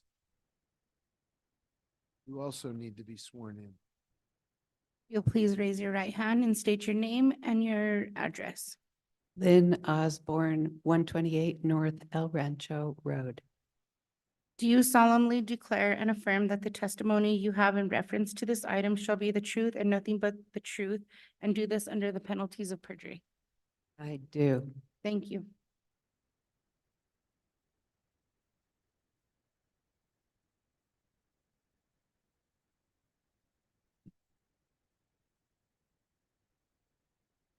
Good evening, commissioners and Mr. Mayor. My name is Lynn Osborne. My husband and I have lived on North El Rancho Road for 27 years on the section between West Alameda and Paseo de Vista, which does actually run into that four-way stop at Alameda pretty much every day for every citizen on my block and the next block up, which is adjoining the proposed development. Most every one of us commutes that way to town. Our zoning is R1. Over 27 years, only 2 of the dozen or more homes on this stretch of road were newly added. Only 2 new homes in 27 years. Nearly all of these homes on my street are mountainous and difficult terrain, similar to the land conditions of the proposed development at 1864 Paseo de Vista. And we all complied with escarpment overlay requirements, which were very stringent for the city of Santa Fe. Our steep stretch of North El Rancho Road has been in poor condition as long as we have lived there. Its paved width varies from 17 feet wide to nearly 20 feet. This is a 2-lane road with no line down the middle. Cars pass by each other, barely. At its dirt edges are either eroding open slopes or sheer drop-offs into deep arroyos without guardrails, drainage catchments, curbs, or sidewalks. We have no sewers on our road. It is not properly graded for high-density two-way traffic in any way. It is not wide enough according to standard two-way road commuting. Adding 67 more dwellings to this daily traffic from just this many houses to 67 more will result in more than 4 times the car and truck traffic on this narrow and steep and crumbling roadway. In the winter, which is now, the road is often a solid sheet of ice, probably tonight, making descent risky and treacherous, and ascent of the steep hill sometimes nearly impossible. We would be literally risking our lives getting in and out of our driveway with added 100+ more cars and trucks that will be going up and down El Rancho Road. At the previous public meeting in May, the developers suggested that taking away the 4-way stop at the bottom of North El Rancho Road Hill at West Alameda would make the traffic flow better. How could this possibly be safer? This is not only an extremely alarming and dangerous suggestion by the developers, but gives absolutely no thought to the safety of the residents trying to enter in heavy West Alameda traffic that doesn't stop at our road if you take away the stop sign. We were all incredulous that anyone would even suggest such a thing because a 4-way stop is only created because of it being dangerous. Please, please reconsider this proposed land use for all of these reasons. Thank you. Thank you very much. Others here who wish to testify on this matter or on Zoom, Madam Clerk? If anybody on the Zoom would like to make public comment, please raise your hand.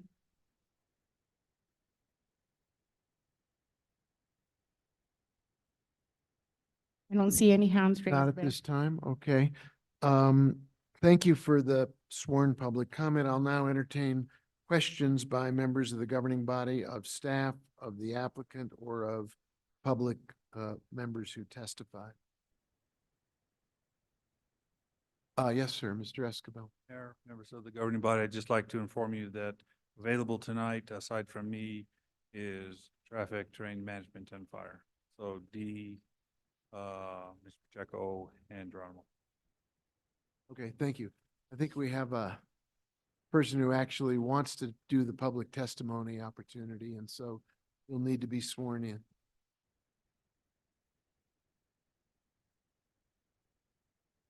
Right, if you'll please state your name and your address. Gail DeTasny, 26B Paseo Nopal. Do you solemnly declare and affirm that the testimony you have in reference to this item shall be the truth and nothing but the truth, and do this under the penalties of perjury? Thank you. Good evening, all. I just want to kind of echo the same concern the previous speaker brought up for Calle Nopal. That's also in the 5 years or so that I've been living at Paseo Nopal has become so busy with a lot of traffic from Las Campanas and La Tierra and 599.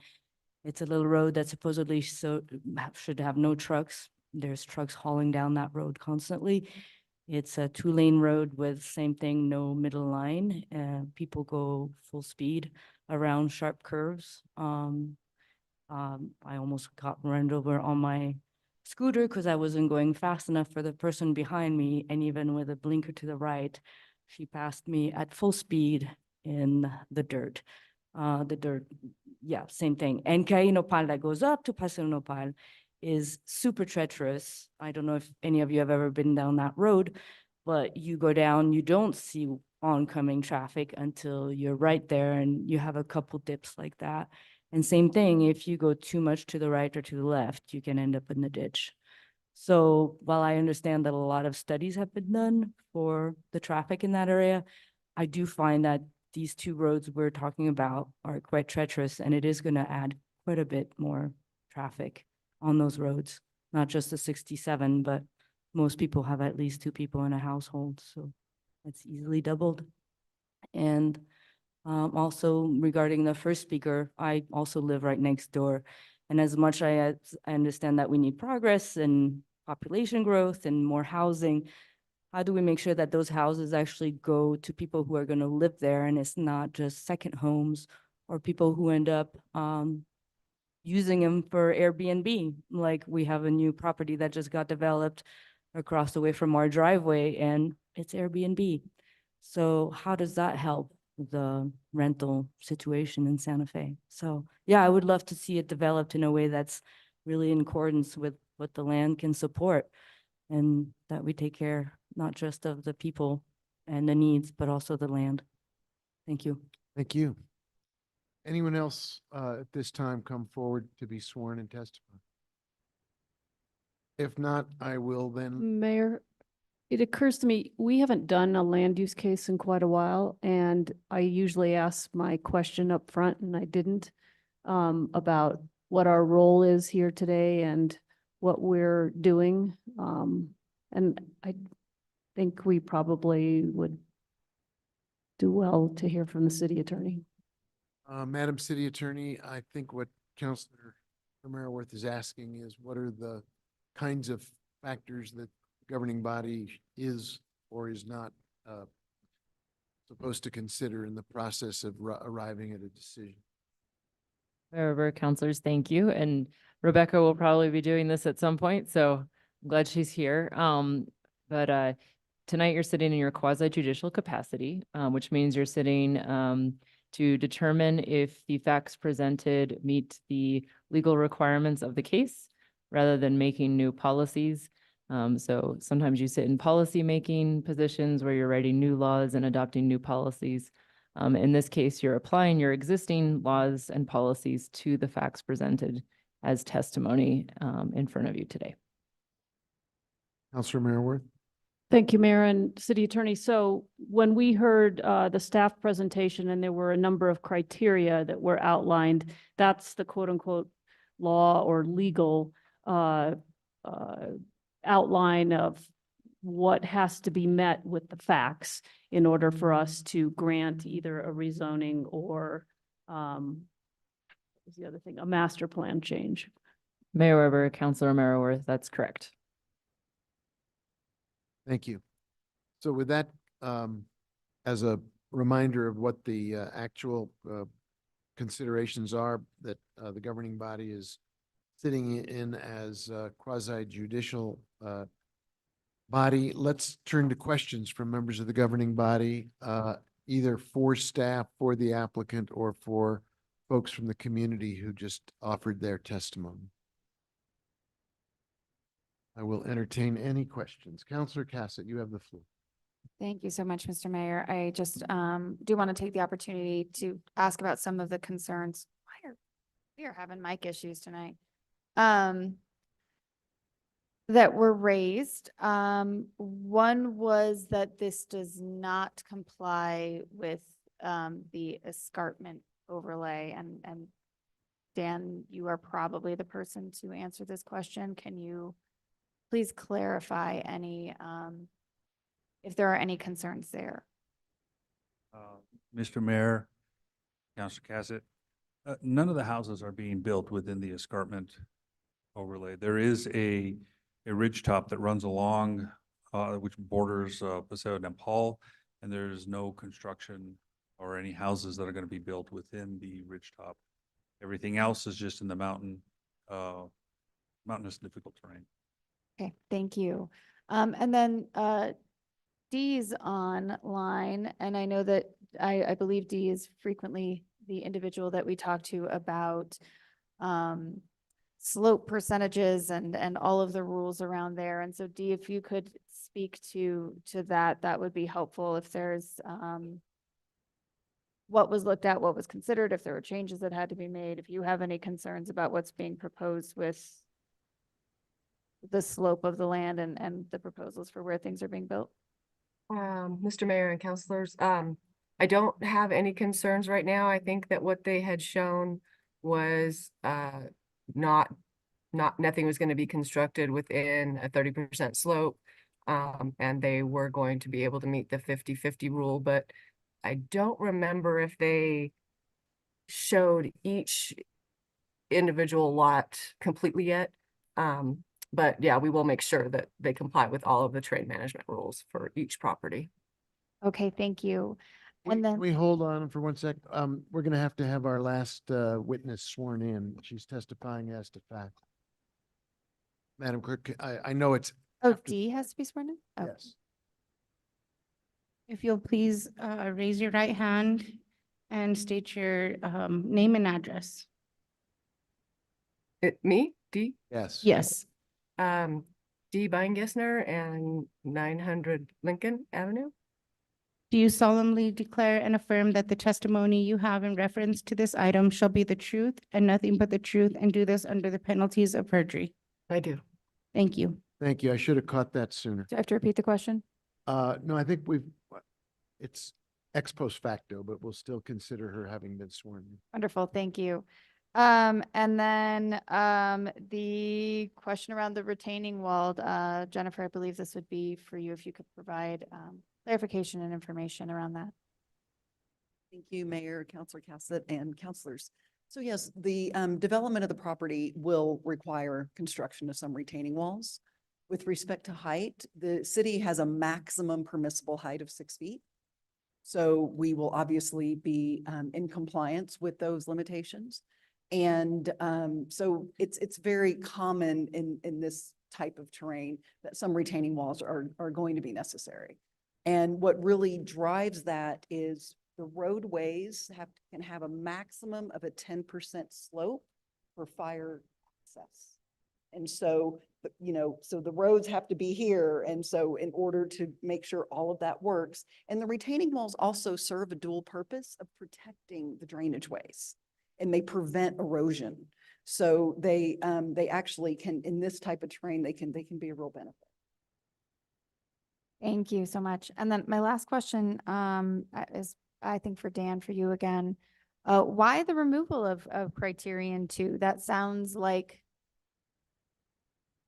something that we like in terms of looking at trail connectivity and multimodal. And so what I'm seeing is that they no longer would have to create that connection between the neighborhood and River and La Tierra trails. Can you let me know? Our discussion with the applicant, specifically Jennifer, identified that the slopes were severe and it would be hard to develop those trails along those areas. They're going to be developing the sidewalks anyway.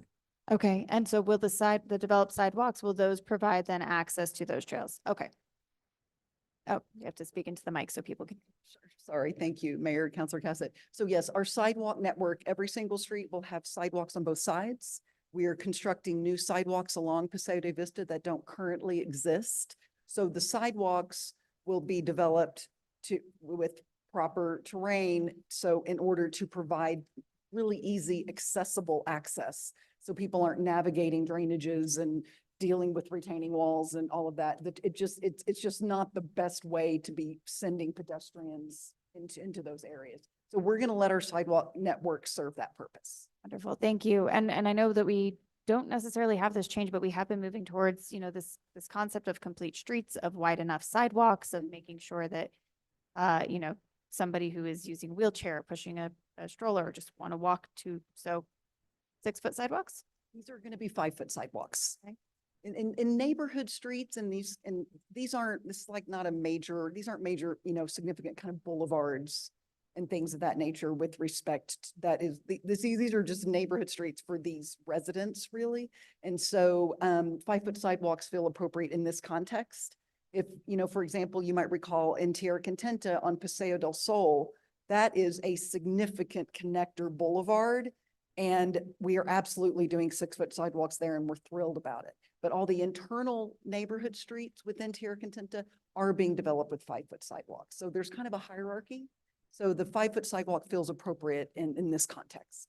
Okay, and then how does that, Dan, anything you have to add is always wonderful. What I'd like to do is sort of comment on that.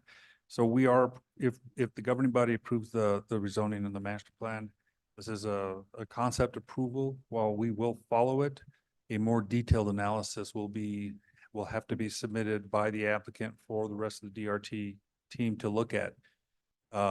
If larger sidewalks are going to be required, that will come out during that more detailed review, or if 5-foot sidewalks are going to be sufficient, that'll also come out. So And for folks who are, I'm sorry, stop you for 1 sec. Not everybody who's listening in, DRT stands for? Our development review team, which is made up of several city departments. So rather than address those issues tonight and solidify a width or length of a sidewalk, we would, part of the subdivision, get a better analysis. Okay, wonderful. Thank you so much, Dan. Appreciate it. I have no further questions. Thank you. Thank you. Other questions? We got Councilor Rivera and Councilor Garcia and Councilwoman Villarreal all lined up. Councilor Rivera, go ahead. Thank you, Mr. Mayor. My first question's for Leroy Pacheco.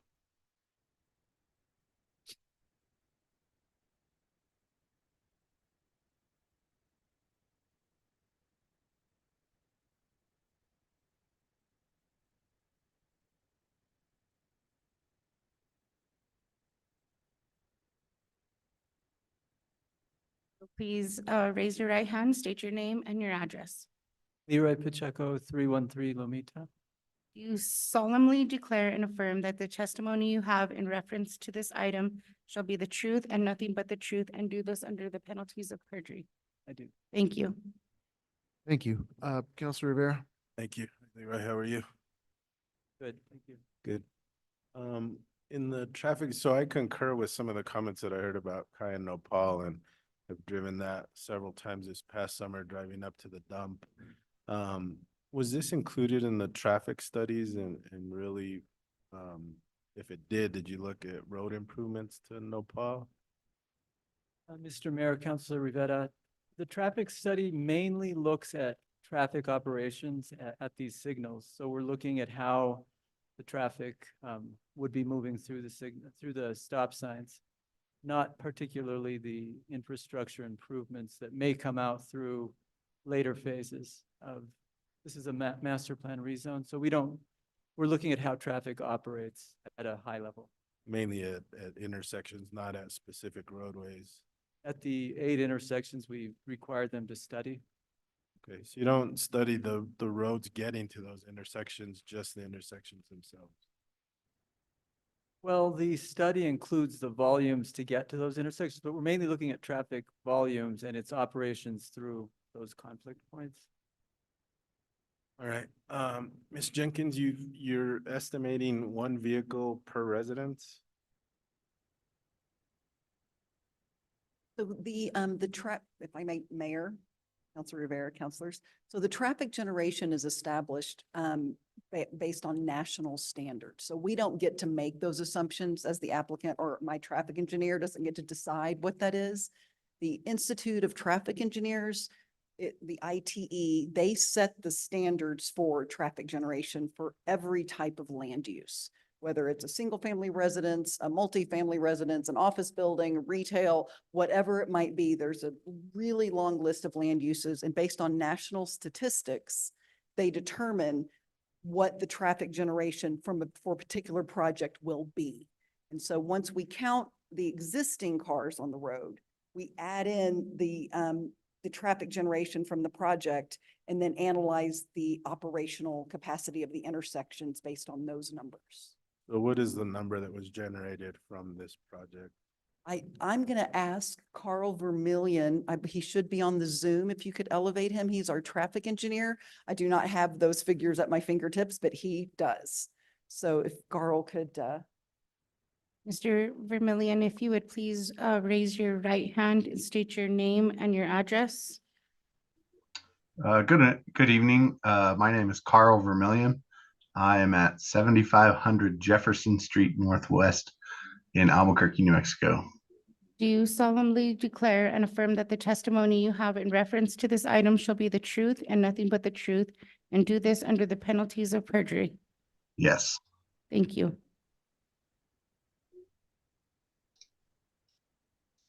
So the information that you were asking about, so that ITE trip generation statistics that Jennifer was alluding to, in the morning, there's 13 entering vehicles and 39 exiting vehicles.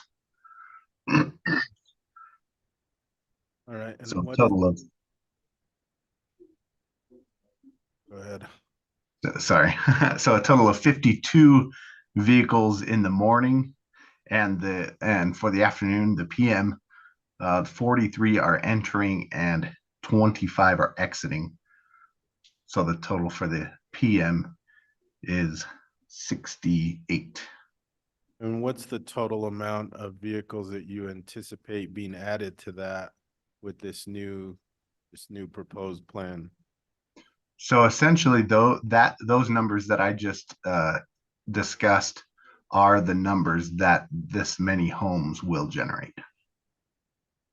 Which is how many vehicles per residence? So I believe it's 67 homes, correct me. So that would be about one, right around one per home. Mm-hmm. All right, and this is based on a formula? So this is based on, so ITE, traffic engineers throughout the country use this, and actually they go out and count very similar situations, and they have a suppository of a collection of traffic data that actual physical proposed land uses around the country have actually seen these trips for specific developments around the country. And I'm sure some of that is the assumption that they're not all going to use the same intersection or the same road to come in and out. Sure, yes, that is correct. So the ITE trip generation tells you how many vehicles will be attracted or will come to this location or leave this location based on national averages. As a traffic engineer, and the traffic engineer that did this traffic study, the city of Santa Fe also has zones around the city which attract traffic from homes. So essentially in the morning, people are leaving their homes heading towards workplaces. So Santa Fe has different zones where many people work. So essentially these vehicles leaving these homes are heading to these different locations around the city. All right. Did someone say the fire marshal was on? Madam Clerk, do we have the fire marshal on? Okay. Let's swear him in. Geronimo, if you'll please raise your right hand and state your name and your address. Geronimo Grego, Fire Marshal for the City of Santa Fe Fire Department, 7205 Nagoya Road, Rio Rancho, New Mexico, 87144. Do you solemnly declare and affirm that the testimony you have in reference to this item shall be the truth and nothing but the truth, and do this under the penalties of perjury?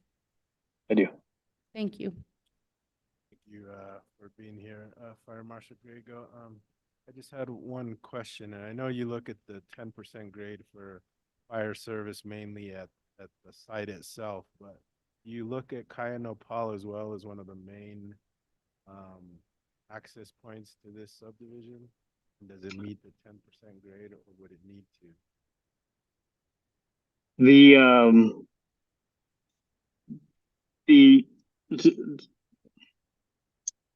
Mr. Mayor, Councilor Rivera, sorry. Yeah, we typically look at the subdivision itself. If they didn't propose an initial review of Kaya Nopal, I probably didn't review it as a 10% grade, to answer your question, but the initial review of the project at 10% grade is what we review. All right. Would you, as the project continued to make its way through the design review process, is that something that you might take into consideration, since, again, it's one of the main access points to the subdivision? Yes, sir, I probably would. Now that it's brought up in this context, I would probably require that the alignment of Kaya Nopal be proposed to the DRT team so we could review it from that standpoint. The concern that I would have is our apparatus being able to approach the proposed development at the steep slopes and maintaining an all-weather road in that area. Thank you for that. And, again, that's one of my main concerns. I'm probably not going to be here, but counselors have heard my concerns, and hopefully there's some follow-up with that. Thank you, Counselor. I think we'll take it into note for sure. Counselor Garcia next. Councilwoman Viral, did you have your hand up? Okay, we'll just go straight down the line. Thank you, Mr. Mayor. I want to revisit the conditions of approval. Just because condition 1 and condition 2 are different, in my opinion, so I don't know if this is for staff, given that there is the recommendation for the amendment to remove number 2. From my interpretation of reading number 1, it's providing access to the trail along the arroyo and the open space that is directly east, that long parcel that the city owns. Whereas condition number 2 talks about connectivity within the development itself, and then developing a recreational path that connects to the river trail in La Tierra. 2 different connection points. So I know it was stated earlier that it was, well, we're developing these access, but you're not developing ultimately access that condition 2 is stating, which is River Trail and La Tierra Trail. Am I understanding that correctly? Mayor, members of the council, Councilor Garcia, I believe you're reading that correctly. That was a condition that did come out of MPO, so it was added next. Okay. So given, the overall intention of interconnectivity, and this takes away from it, I would not be in favor of removing this condition, given it was recommended by the Planning Commission. There's an intention around it from the MPO. And what it does is it does not create that overall connectivity throughout the community, which we'd like to see, especially that it connects to the river trail and the La Tierra trails, which is a separate system of trails. So thank you for clarifying. I just wanted to make sure, because it made it seem like, well, we're dedicating trail connectivity, but it's not the connectivity that is intended in the condition number 2. So thank you, Mr. Esquivel. I appreciate that. No other questions, Mr. Mayor. Thank you. Councilwoman Viral, you have the floor. Thank you, Mayor. Let's see. Well, first, just this question that's nagging. Why do we call it Paseo de Vista when the road is called Paseo de las Vistas?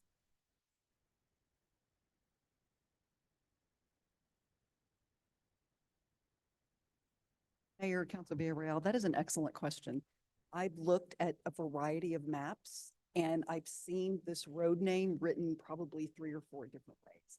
I've seen Paseo de Vista, I've seen Paseo de Vistas, Paseo de las Vistas. I mean, it's all over the map. So if my wording is incorrect, we will absolutely correct that. But it is inconsistently reported in various ways. So what's the street that say, the street sign say?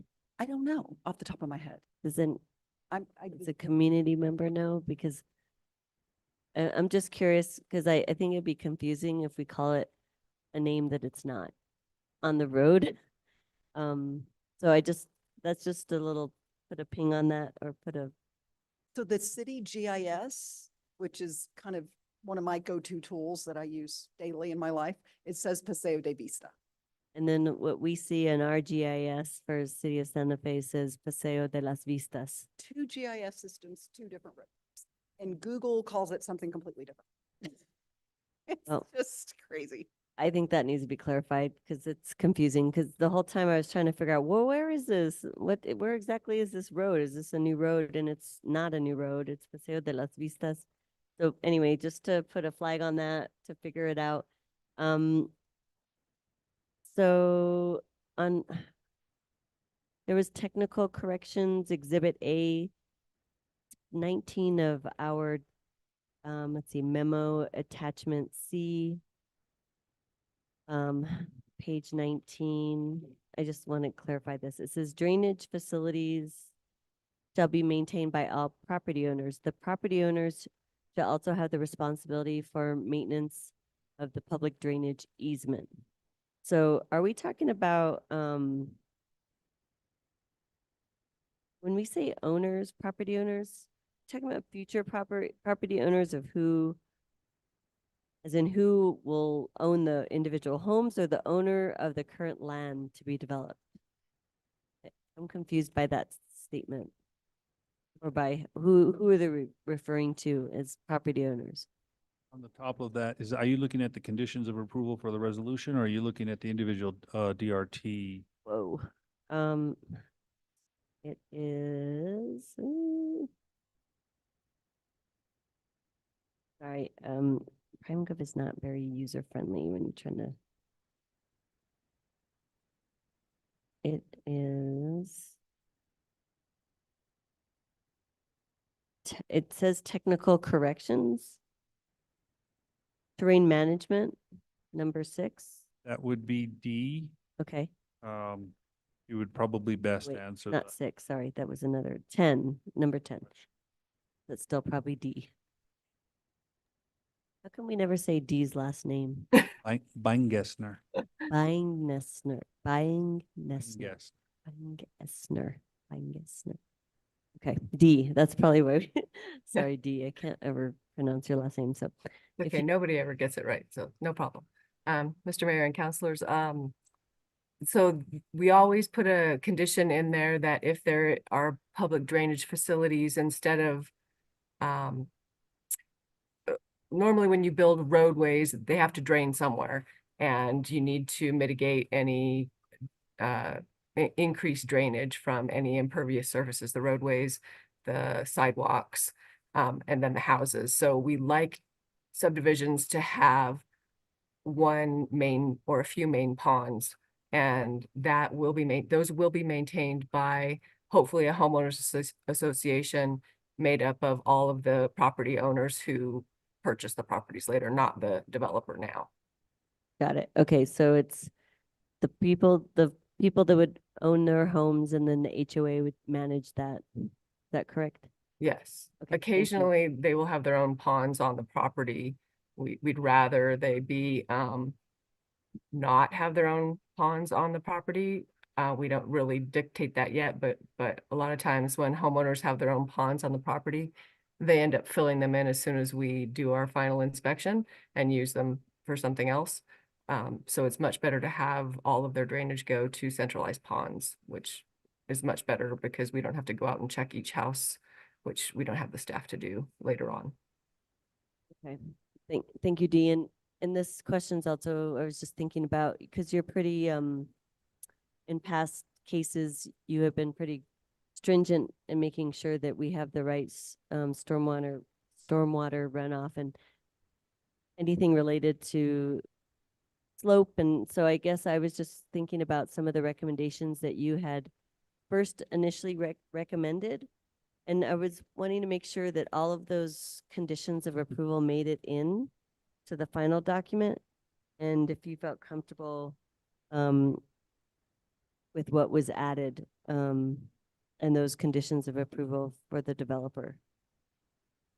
Yes, yeah, I do feel comfortable that those are, and even if they weren't a condition of approval, if I missed something, I always make sure that when the final plans are done, because we haven't seen plans yet that are more specific. I'll go through those very carefully. Yeah, I appreciate your recommendations. Usually they're, I think, pretty rigid, I think in a good way. I just wanted to make sure that all of your recommendations initially made it into the conditions of approval. I think they did. Think. Yeah, I'd have to check again, but I believe they did. Maybe Dan can elaborate. Mayor, members of the governing body, all of the conditions of approval that are added, that are actually conditions of approval, not statements or, negotiations, but actual conditions of approval are made part of the resolution on this particular case. And so there's some things that you're talking about with these negotiations. Sometimes we get conditions or conditions of approval that are more like, maybe the applicant would consider doing the following. That's not a condition of approval. That's more of a negotiation. So that I don't add those as a condition of approval. We go back and let the applicant and the DRT member discuss what should happen at that point. And if the DRT member feels that it can be a condition of approval and it can be backed by ordinance, then we will make it a condition of approval. Or if it's a condition of approval that is adopted by the governing body or the planning commission, they will automatically be put in as conditions of approval and enforced. Okay, thank you.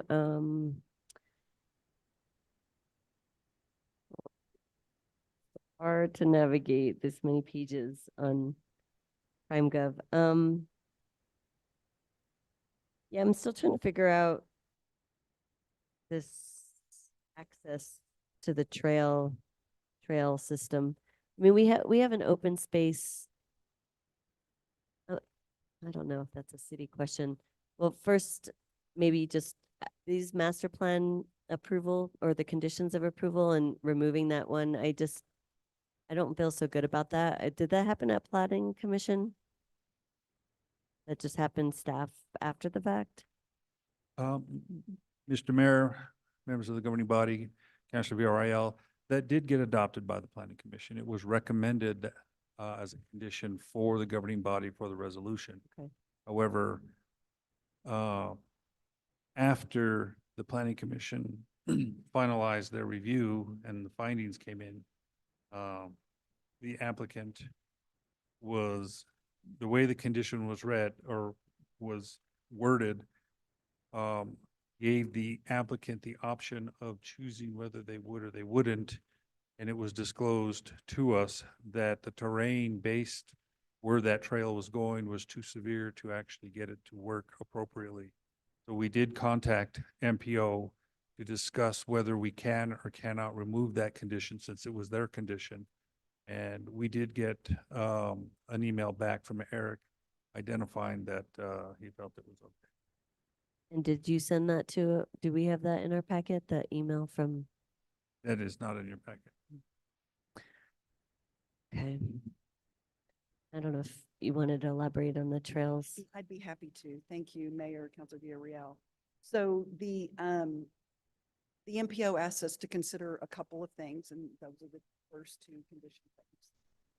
And one was wanting access to the proposed trail that I showed you on the east side through the city open space. The access is achieved. To me, it's about access, whether it's a 5-foot sidewalk or a trail. It's access is access. So we are in compliance already with condition number 1, because our sidewalk network dumps you directly into the city open space and right where the trail is proposed. So we are achieving that. The second condition was really just about an easement, about a trail easement. I could provide you an easement, and then 10 years from now, the city's going to get funding and they're going to want to come in and build a trail and an easement, and it's not going to be feasible. But I can provide the easement. I was just trying to be forthright and transparent with the terrain is not going to support a future trail within this easement. So again, the sidewalk network serves that purpose to create access for residents as well as people in the neighborhood using the brand new sidewalk we're going to build along Paseo de las Vistas that will also create access to that future trail in the city open space. So we're utilizing the sidewalks, which will be safer and accessible and meet those accessibility requirements instead of trying to navigate, you know, this, you know, kind of the bottom of this. Right.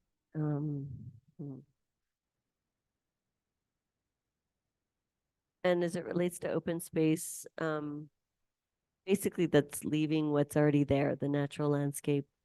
I don't know if staff can tell us about that designation of open space, if that's like a formal designation. I'd be happy to address that if you would like, or I could set aside. I don't know who else could answer that. Or staff.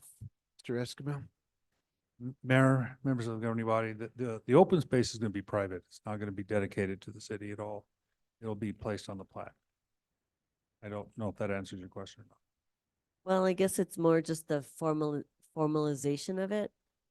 It says city open space, but it's not like a piece of property that, I don't know, I guess we've had situations like this before where there was an area that was considered open space and then confusion of the formality of it, like designating it open space and what that means. And so I'm just curious of. I did ask that question early on in my review, and I was advised that it's going to be private open space. Private open space. Space for the subdivision occupants only. Private open space owned by. I would assume that's going to be the homeowners association. And no, that sounds confusing to me. Like that would lead to some jurisdictional confusion in the future. I don't know. Do you see what I mean? I didn't get any responses from our Parks Department as to whether or not they wanted that open space or that for it to be dedicated. But I do know that Jennifer did identify that that was going to be private. Councilor Rivera? There was 2 open spaces that I think Ms. Jenkins brought up. One was part of the property that goes with the master plan, and the other one was the property adjacent to it. There was a long strip, and I think that's what's creating the. Yeah, let's try to clarify which open space is which. Do it. If we could turn on I plugged in my laptop. If we could activate that, that would be great. They're really good questions, and I think I can clarify. There we go. Okay. So the dark green, so this is the subject property, the triangle here. Dark green is the open space that'll be identified on the subdivision plat that gets approved by Planning Commission as dedicated open space in perpetuity. It's always open space. If the city of Santa Fe wants that open space, be happy to have discussions with the Parks Department through the subdivision process. Since it is adjacent to city designated open space here, we're absolutely willing to have that conversation, but under current policy, the city of Santa Fe does not want my open space. They don't. Yes. Well, this map helps because when you were talking about private open space, the darker green is the privately owned. We're not going to put a fence around it. I mean, it's directly adjacent to city-owned open space. It's designated. It's an extension of, But I All guess what I'm wondering is our open space strip, what that means in the future, because we've had situations where there was confusion about a designated open space and trails parcel, and it led to confusion about what's people's expectations, I guess, in the future. And that's what I want to clarify. Did have some interactions with Edby Hill, with the city, who really is the brain trust in terms of the status of all city-owned property about this particular tract. And there was confirmation that it shows up as open space on the city's GIS. But the city's GIS is not always 100% accurate. Sometimes it's road names. And so I did receive confirmation that this is a designated open space parcel. Okay. Thank you. We have to make sure that's on our maps and there's no confusion. Go ahead, Dan. Mayor, Escobar, go ahead. members of the governing body, Councilor VRL, I just want to make sure that there's some clarification there. So while Jennifer did identify that they're not going to put a fence around this property, once 50% of those lots are sold and the homeowners association takes over, that is going to be a function of their property and whether they choose or not, or don't choose to fence it or allow people to trespass on it. That's going to be their right, basically, as opposed to somebody being able to be traveling down this our open space and then cross over to private open space. Most of the time we get the argument that unless the city wants to take over that liability if somebody falls, we prefer to keep it private. And that tends to happen more often than not. So fence or no fence, it's still private property. Right. Well, it would be in their best interest to just keep it open because then the residents there will have this area that's closed off and not, accessible to another open space parcel. So we'll see how that goes. I had questions about the traffic study. So one of the recommendations was to have the city make recommendations for the intersection of Alameda and El Rancho and Alameda and the High Road, which are areas that the study said would experience failure in the future. So what is our plan for that? I mean, we have recommendations, but are we going to do anything about it? I think that's a city I question. think that's for Mr. Pacheco. Yes, sir. Mayor, Councilor Villarreal. And no, we actually studied the intersection to determine why I think at the kickoff, it's D. The stop sign is warranted for a sight distance coming from South El Rancho onto Alameda. So that's the issue of why there has to be a stop sign. No recommendation was made to remove that. We just wanted to understand what the current warrant situation is. And so those are not permanent problems. I mean, there are coyote fences along both sides of coming out of South El Rancho North to turn onto Alameda, and that's the issue. So we identified that for future consideration for city public works, not necessarily tied to this particular development. I thought I understood Dan to say we really shouldn't be speaking about the high road. Not that you shouldn't be speaking about it. At Alameda. Well, again, we're looking at a high level master plan. And so we being Public Works had the opportunity to gather more data using these resources. And so, the existing high road lines up directly with the trail connection south also to the river trail. And it is an improved road, better than the two east and west roads that mentioned tonight, sidewalks, lighting, etc. So again, not making any recommendations at this level. This may prove to be a better multimodal, non-motorized perhaps, or, we don't really know, but that was studied as a possible multimodal opportunity to be considered in a long-term way. It was not a recommendation, but we looked at all of these city-owned existing infrastructure and at this high level decided to take these studies into consideration. So we have information and robust discussion about it, but no, no recommendation at this level will be made toward any of those decisions, like changing the stop sign to possible. I mean, the one question asked was, should it be moved to the high road? Maybe we'd get better corridor operation with levels of service by fixing the sight distance at El Rancho and moving the stop sign further west. I mean, that's a what if and a to be continued, but those are the kinds of, that's the level of traffic analysis we were working at, not based on a specific development that we know this is the infrastructure, this is what we're doing, these are the known impacts.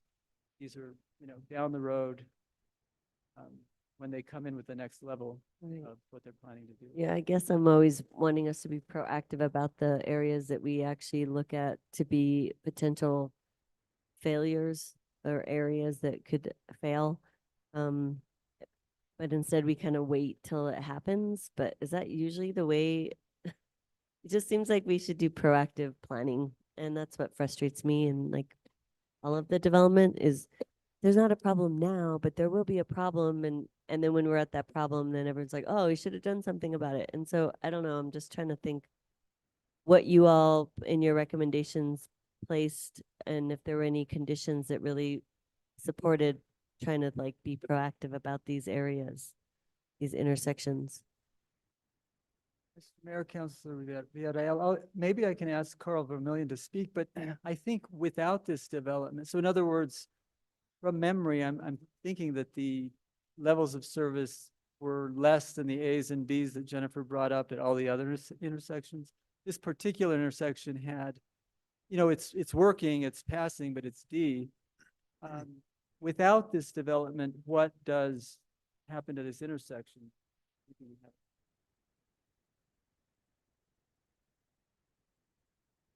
If we don't build, it stays at D, I see. And if they build, it goes to E. So Yeah, explain that. Build, no build. So the build is if you have these additional, I think it was 67 peak hour cars coming into the roadway system, because that's what this development would add to the existing network.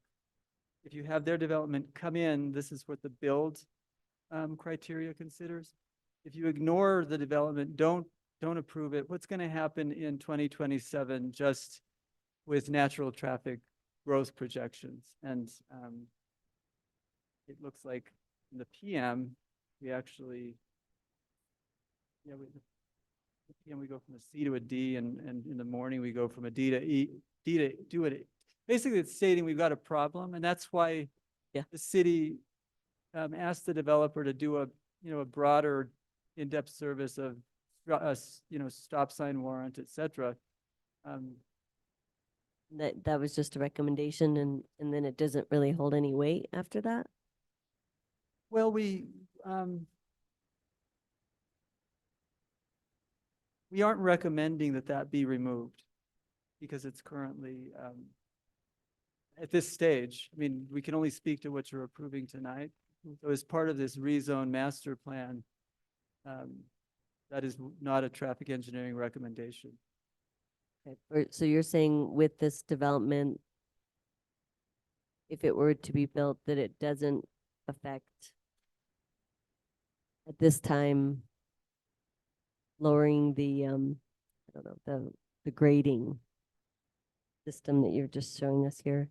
Without the development, we'd probably still have this discussion internally for the city as far as, looking ahead at improving that intersection or looking for ways of making the roadway operation improve. It's kind of an existing condition. Okay. The other question I had was, Dan, you were talking about the number of affordable units, and it came out to be, was it 13.4? And you said the 0.4 would be fee in lieu, but we do not do fee in lieu for single family. But even though it's a fraction, why do we say fee in lieu? Because that's not really the nomenclature we use for single family dwelling. Well, as Jennifer speaking, it's a fractional fee since you can't build a 0.4 of a house. Okay. So it's a fractional fee, not fee in lieu. Okay. That makes more sense because when you said that, I was like, what? that's not right. That's not how it works. Okay. So it's a fraction that the developer will pay and will go into our Affordable Housing Trust Fund. Okay. And that is an option that the developers presenting as part of their application at this point.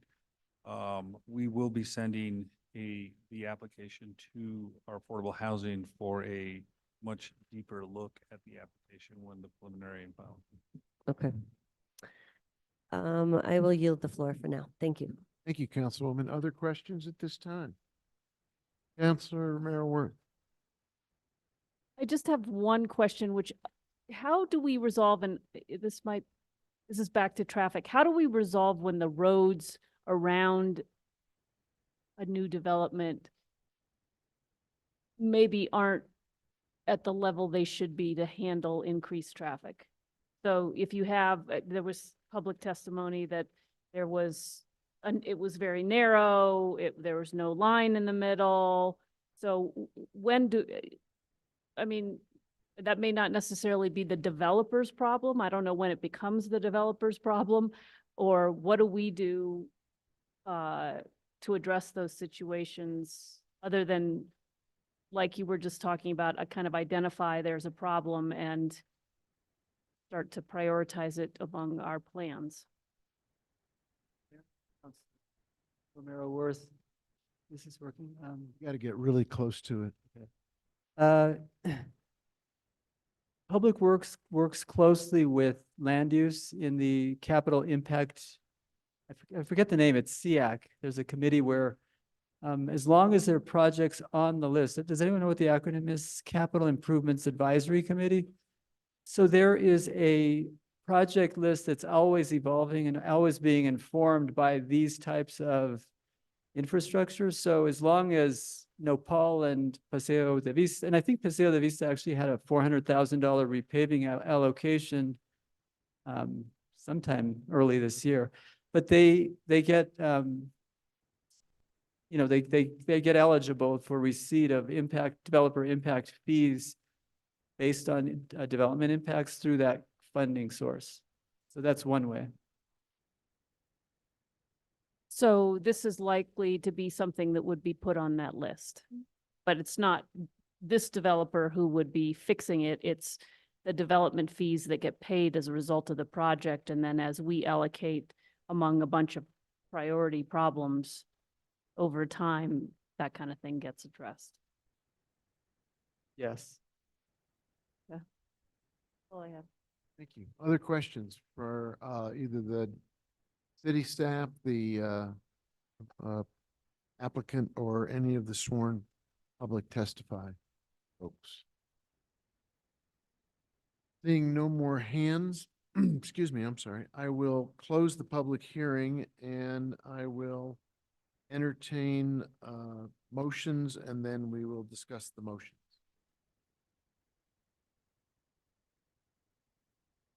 We have two different cases, so we need motions in each case. And we also, depending on which way the governing body wants to go, we have the issue that Mr. Escobar raised of the condition that has been described as potentially not necessary anymore. And how does that get factored in? Like, where is that a separate motion distinct from the other two? Mayor, councilors, Marcy and Reno already prepared a red line of the amendment for us this evening. So we have a copy of that over here we can put on the screen. It is an amendment to attachment C on the master plan conditions. So I would recommend that once you have a motion on the floor in relation to that matter, then you could then do the amendment. So let's start with a motion of the first item, whichever way the governing body wishes to go, involving the rezone.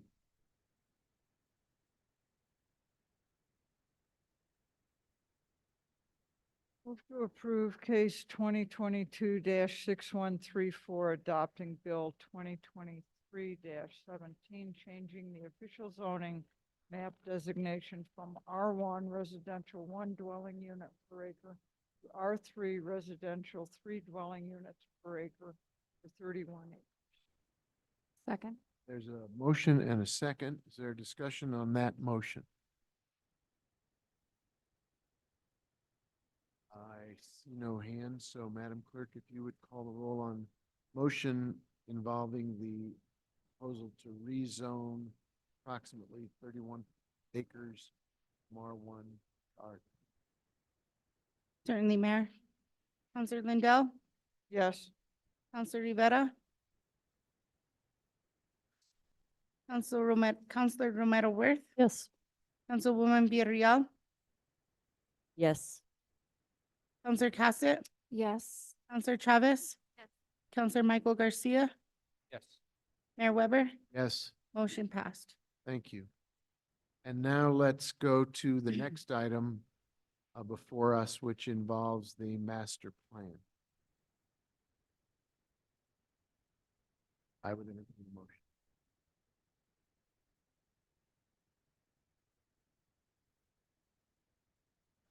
Yes, Counselor. Mr. Esquivel, is this the,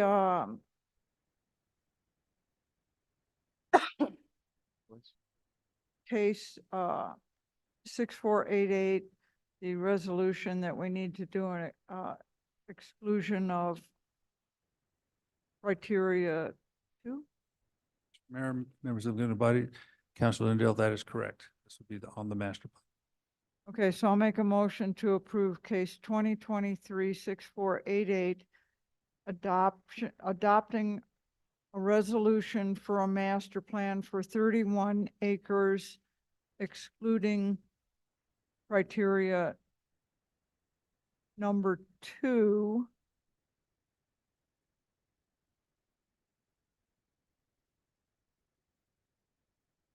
Give me what number 2 was. It would be condition number 2 of the master plan. Condition number 2 of the master plan. Right. Thank you. We have a motion. Is there a second to that particular motion? Second. Counselor Cassett has seconded it. Open to the conversation discussion. Counselor Garcia. Thank you, Mr. Mayor. Isn't it appropriate to vote to approve the master plan and then have an amendment to the master plan as recommended, removing criteria 2? Well, Because let's get guidance from the city attorney. How are we, regardless of which way the motion would go, what is if it's a motion, well, I guess that's wrong. The motion is to approve. When would the amendment to the resolution happen? After we generally vote on the resolution as proposed, or the way Councilor Lindell just did it, which is to amend the resolution before us? Mayor Weber, councilors, you can do this like you do other legislation and amend the legislation when it's in front of you, because that is the item that's there. So go ahead and do the amendment on your main motion. So you've got the main motion on the floor, you would do the amendment, and then take a vote on the amendment and then the main motion. I see. So what we need is a motion, if start with Councilor Lindell again and have a motion to approve and then a motion to amend. So I need to amend my motion. Just withdraw it. I'll withdraw my motion. Withdraw. Councilor Lindell has the floor. I'll move to approve case 2023-6488, adopting a resolution for a master plan for 31 acres. Second. We have a motion to approve. Now, is there? And I'll move Councilor- to amend. Councilor Mayorworth, you have the floor. I'll move to amend to take out the criteria number 2 of the master plan. Is that right? Mayor Weber, it's attachment C, master plan conditions, and we have the red line just so we can post that so people know what we're talking about. This is compliant with our rule about having a written Yeah. amendment. Yeah, so let's look at that attachment C of the master plan. Let's do it before 11:30. So anyway, I made the motion. Is there Mike, can you wake up the screens? There you go. Thank you. So that's what the amendment would achieve. Do I have a second there? Second. There's a motion and there's a second to amend the conditions. there discussion of the amendment? So let's call the roll on the amendment first, please. Counselor Rivera, Amendment, no.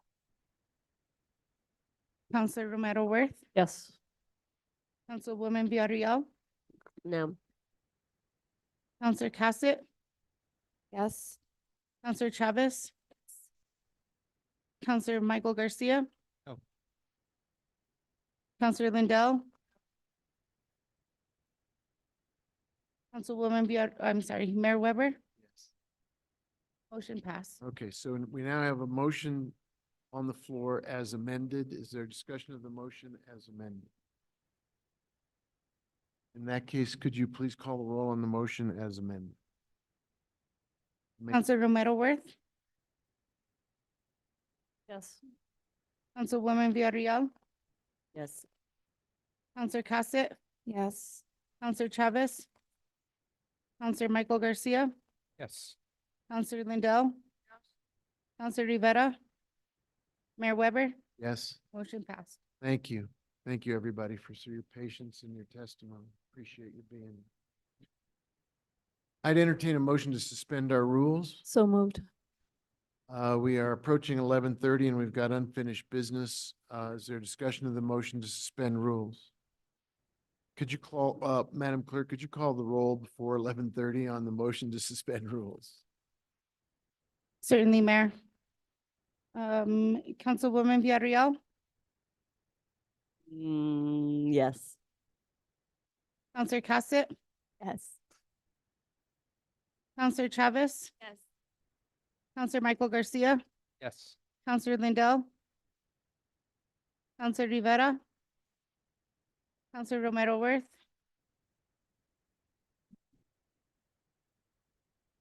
Yeah. Yes. Mayor Weber. Yes. Motion passed. Thank you. Let's return to the regular order of business. All right, Mayor, we are at matters from the city manager. Mr. Blair, you have the floor, sir.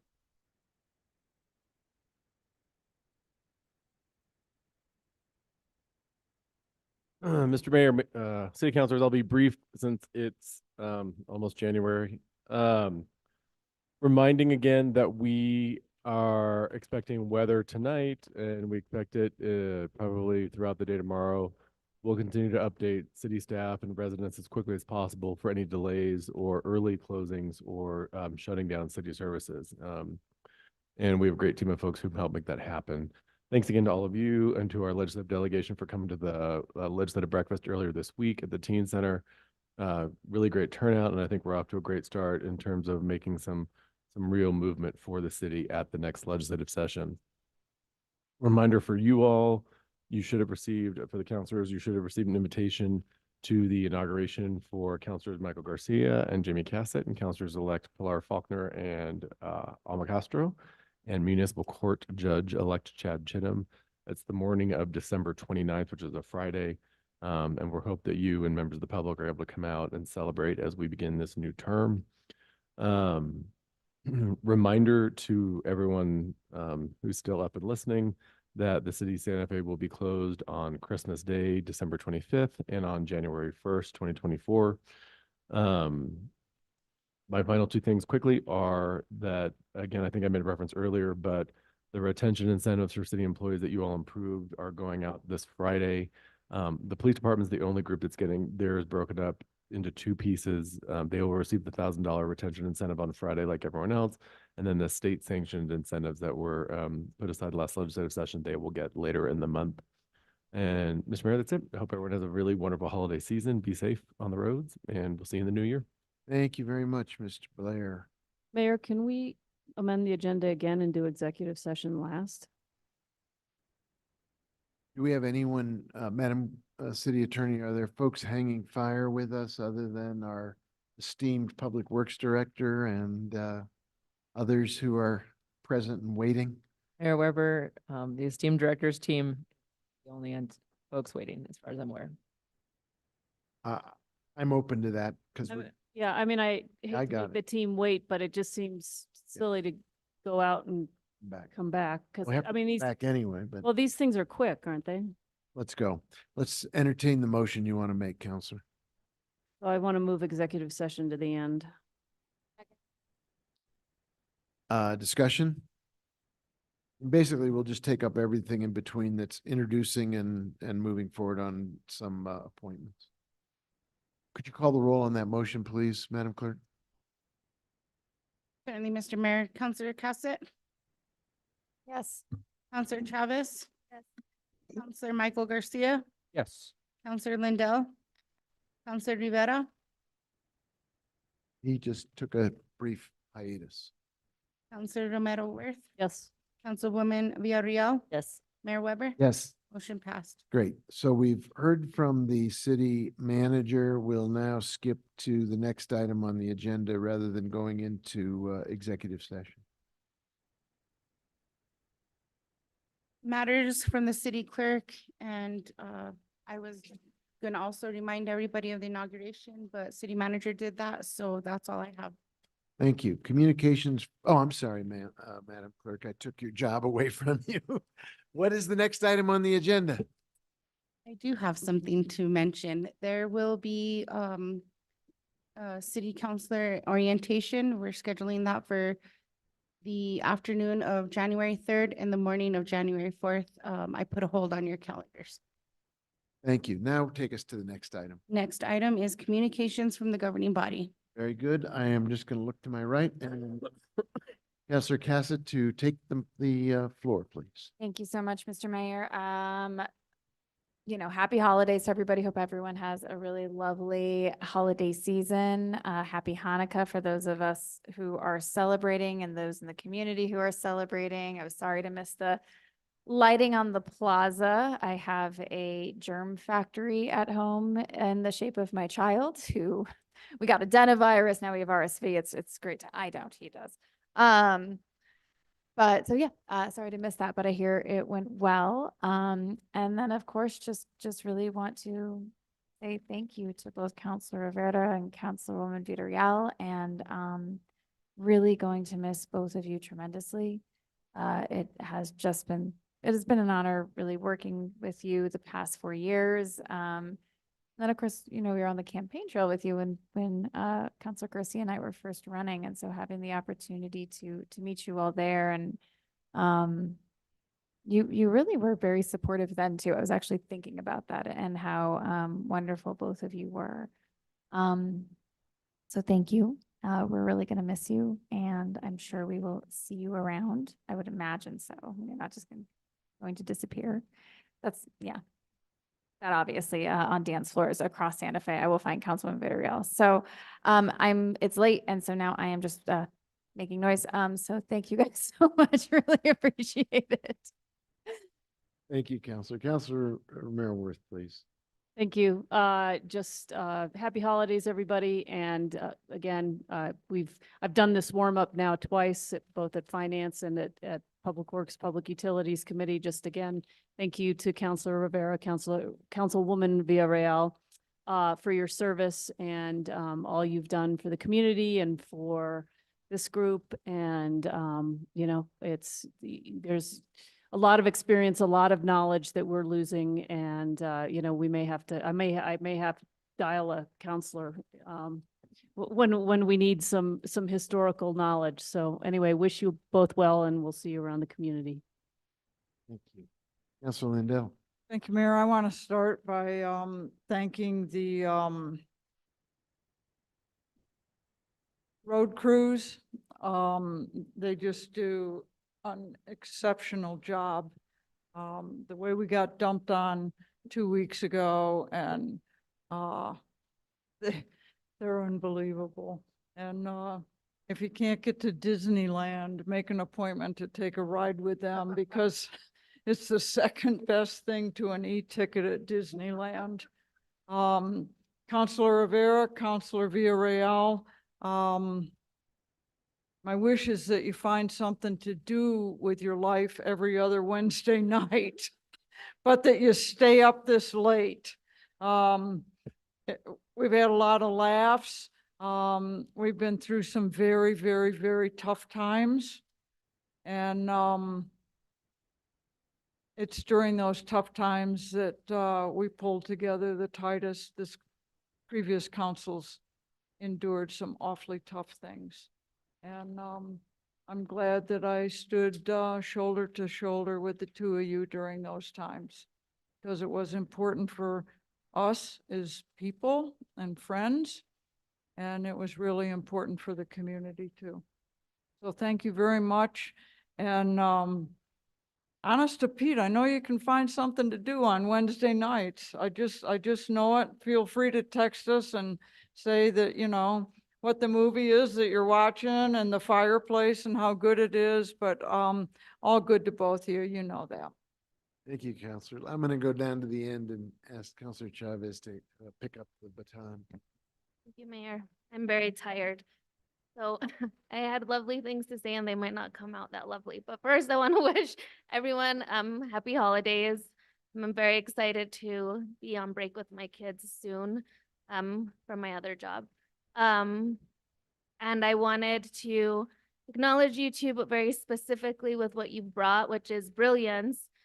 But Councilwoman Villarreal, I want to say your empathy, your advocacy, your heart, and your truth has been very inspirational to me. And I thank you for that. And I think that the community really values that light that you bring. And I'm sad that we're going to lose it, but I'm glad it's had its influence on the city. And Councilor Rivera is the type of leader that I often talk about what leadership should be, which is like, as a leader, you have your North Star and you're confident in it and you stand by your beliefs and you stand by who you are and you do it in a very respectful way. And so you are very much that type of leader, the type of leader that I think we all should be, which is, you know, we do what's right by what is in our heart, but we respect others' opinions and we know how to listen. So thank you for being that. Thank you for being next to me and being able to have those conversations and to teach me. I want to just say you've been very influential and the impact you've had on our community is great and you will be missed and we will have to have coffee, but thank you so much. Thank you, Counselor. Counselor Rivera. We can let others go and say good things about us. I think that would be. You prefer that? You pass the baton. I just wanted to thank the snow crews as well and thank staff, the city manager's office and everyone that put the legislative breakfast together. With a great turnout and we always appreciate those coming together and talking about how we can all get together to help out the community. I'm not going to say too much tonight. I hope we have a little bit of time at the inauguration to say a couple things, and that's when I'll, you know, say some more specific things about you. The mayor didn't help me pick up a motorcycle during a parade one time, but I'll also say how you sang happy birthday to me at an event as well. So it's been great times, and I'm going to miss people. I'm going to miss all of you, whether we agreed or didn't agree, and in the end, how we all left here, maybe not getting what we wanted, but understanding the process and understanding how things work and how it all works for what's best for people that we serve, which is what we always try to do. I will text you on Wednesday night, but it'll probably be I'm going to bed. I hope. Good night. Thank you, Mayor. Thank you, Counselor. I'll visit with you about the motorcycle incident later. Counselor Garcia. I'll have to hear more about this motorcycle story.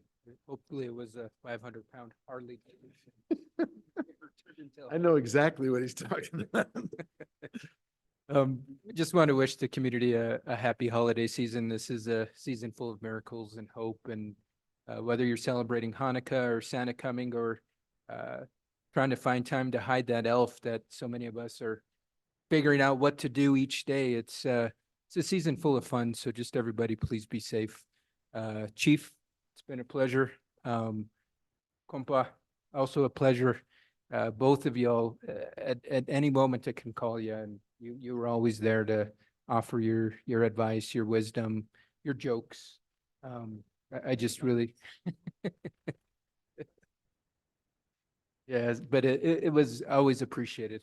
I think uh, hopefully the incoming counselors will have the opportunity to learn from folks just as Counselor Cassidy and I and others did as we come on board. We get, there's that learning curve that we all had to go through, and I definitely appreciate both of you for helping us through that. And as you're sitting there watching Wheel of Fortune, getting ready to go to sleep on Wednesday nights, don't hesitate to stop in. There's 7 o'clock public comment, and you can pop in and then go to sleep. So enjoy, and well job.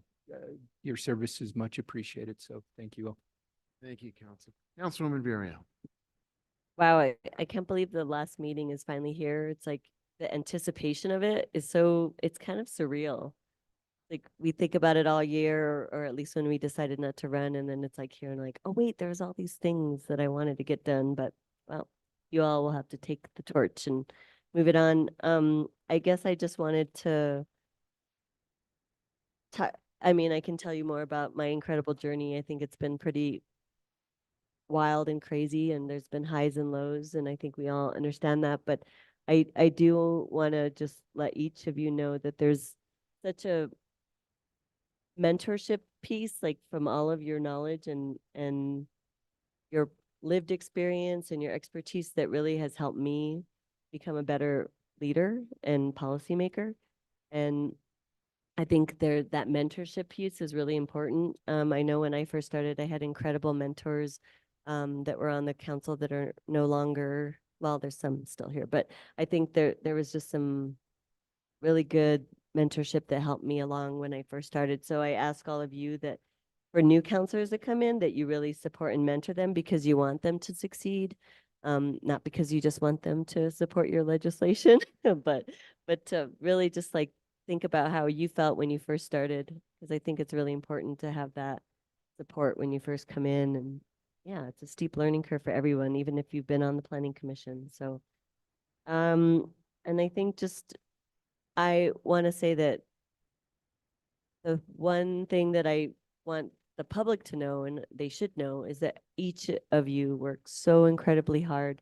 Everybody is prepared and really care about what is on the agenda. I just appreciate that. It didn't used to be like that at times.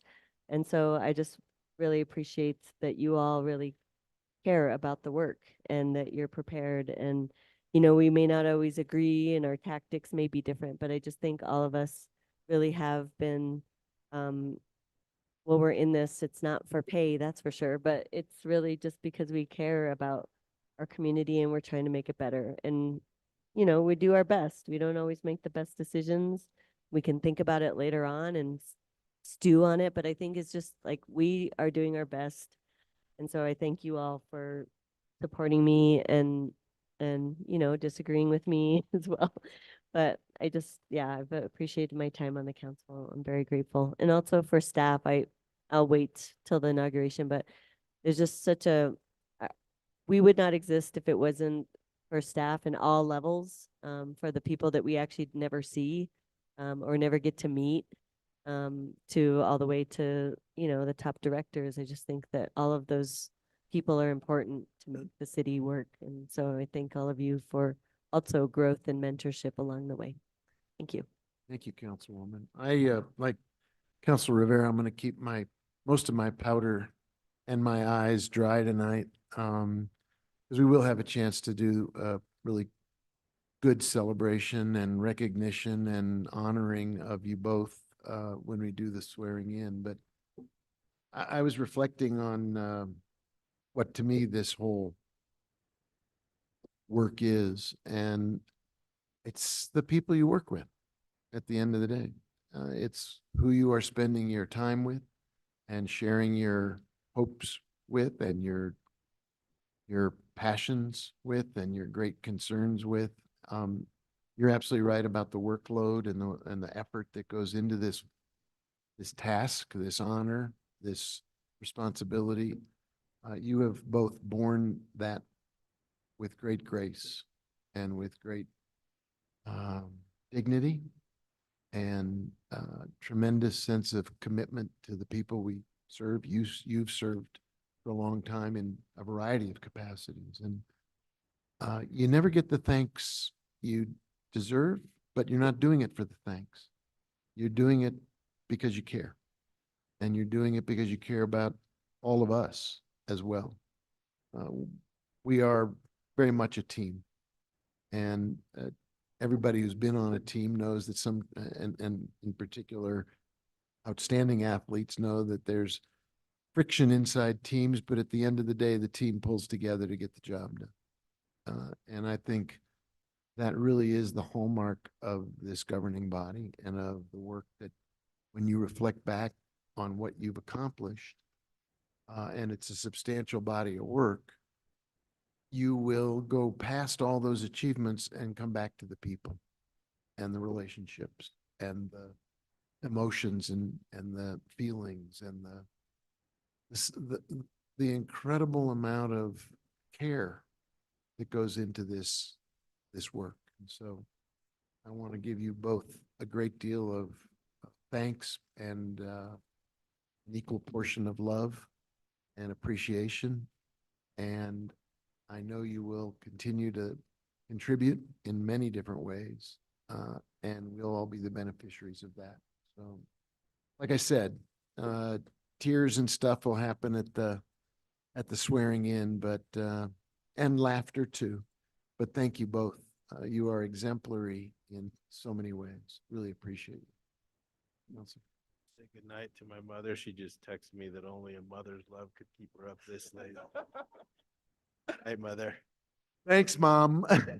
All right, Madam Clerk, we're headed toward the midnight hour. Let's go to the next item on the agenda because we still have some more work to do. Certainly, Mr. Mayor, the next item is 16A, under introduction of legislation. It's consideration of a resolution sponsored by Mayor Alan Weber. It's a resolution rescinding resolution number 2023-1 relating to the Open Meetings Act and adopting annual Open Meetings Act notice requirements for 2024. Thank you. I'm happy to introduce that. All right, the next item is consideration of a resolution sponsored by Councillor Jamie Cassett and Councilwoman Renee Villarreal. It's a resolution supporting the appropriation of funds by the New Mexico Legislature for New Mexico grown fresh fruits and vegetables for school and senior meals programs and related education programs for schools and farmers. Either one of you wish to introduce that? Well, I will have plenty of opportunity to speak to this, but this will be your only opportunity. So I am happy to have you as a co-sponsor on this bill. I know that you won't get to, or resolution, I know that you won't be able to pass it along, but I'd like to give you the opportunity to speak on it now then. All right, this is a legislation I've supported since I've started on council, and it's supporting the appropriation of funds by the New Mexico Legislature for New Mexico grown fresh fruits and vegetables for school and senior meal programs. And to me, that supporting this has been a no-brainer. To show support in this resolution, it assists in leveraging these legislative funds as well as other funds to support food security and healthy eating in our communities, while also supporting local agricultural livelihoods of farmers and producers. So I'm always happy to support this resolution. Thank you. I'm good. She said it all. Madam Clerk, the next item. Certainly, Mr. Mayor, the next item is consideration of a resolution. This is sponsored by Councilwoman Renee Villarreal and Councillor Jamie Cassett. It's a resolution objecting to Los Alamos National Laboratories plutonium warhead core or pit production and expansion of operations and supporting the prioritization of removal of legacy nuclear waste over generating new nuclear waste at Llano. Again, Councilwoman, Thank you. You have the floor. Thank you. This resolution calls for halting all preparations for pit production at Llano, including but not limited to the Los Alamos plutonium pit production project. It prioritizes the removal and disposal of legacy plutonium waste from Llano over the production of additional nuclear waste from nuclear weapons activities, also decreasing federal spending currently allocated for nuclear weapons activities, and increasing funding to support human security human resilience and environmental protection. And I did want to say that it also expresses the opposition to locating any laboratories or offices associated with LANL pit production operations on public property in the city of Santa Fe. What I did want to note for you all is that this resolution, it doesn't address, but it's important to note that LANL is proposing transmission lines across parts of Caja del Rio. And these transmission lines are a direct response to the increased plutonium pit production. So that's something that I think we all need to be aware of. As you saw, or you might have seen in the resolution, previous city council governing bodies have expressed their opposition to plutonium pit production since as early as 2005. And since I've been on council, I've sponsored other resolutions pertaining to opposition of plutonium pit production, requesting site-wide environmental impact statements before expansion of pit production or activities, and also removing our membership with the Regional Coalition of LANL Communities altogether and the financial contributions to that organization. So I just wanted to thank all of them have left, but the watchdog groups and organizations who have tirelessly worked on these issues related to plutonium pit production,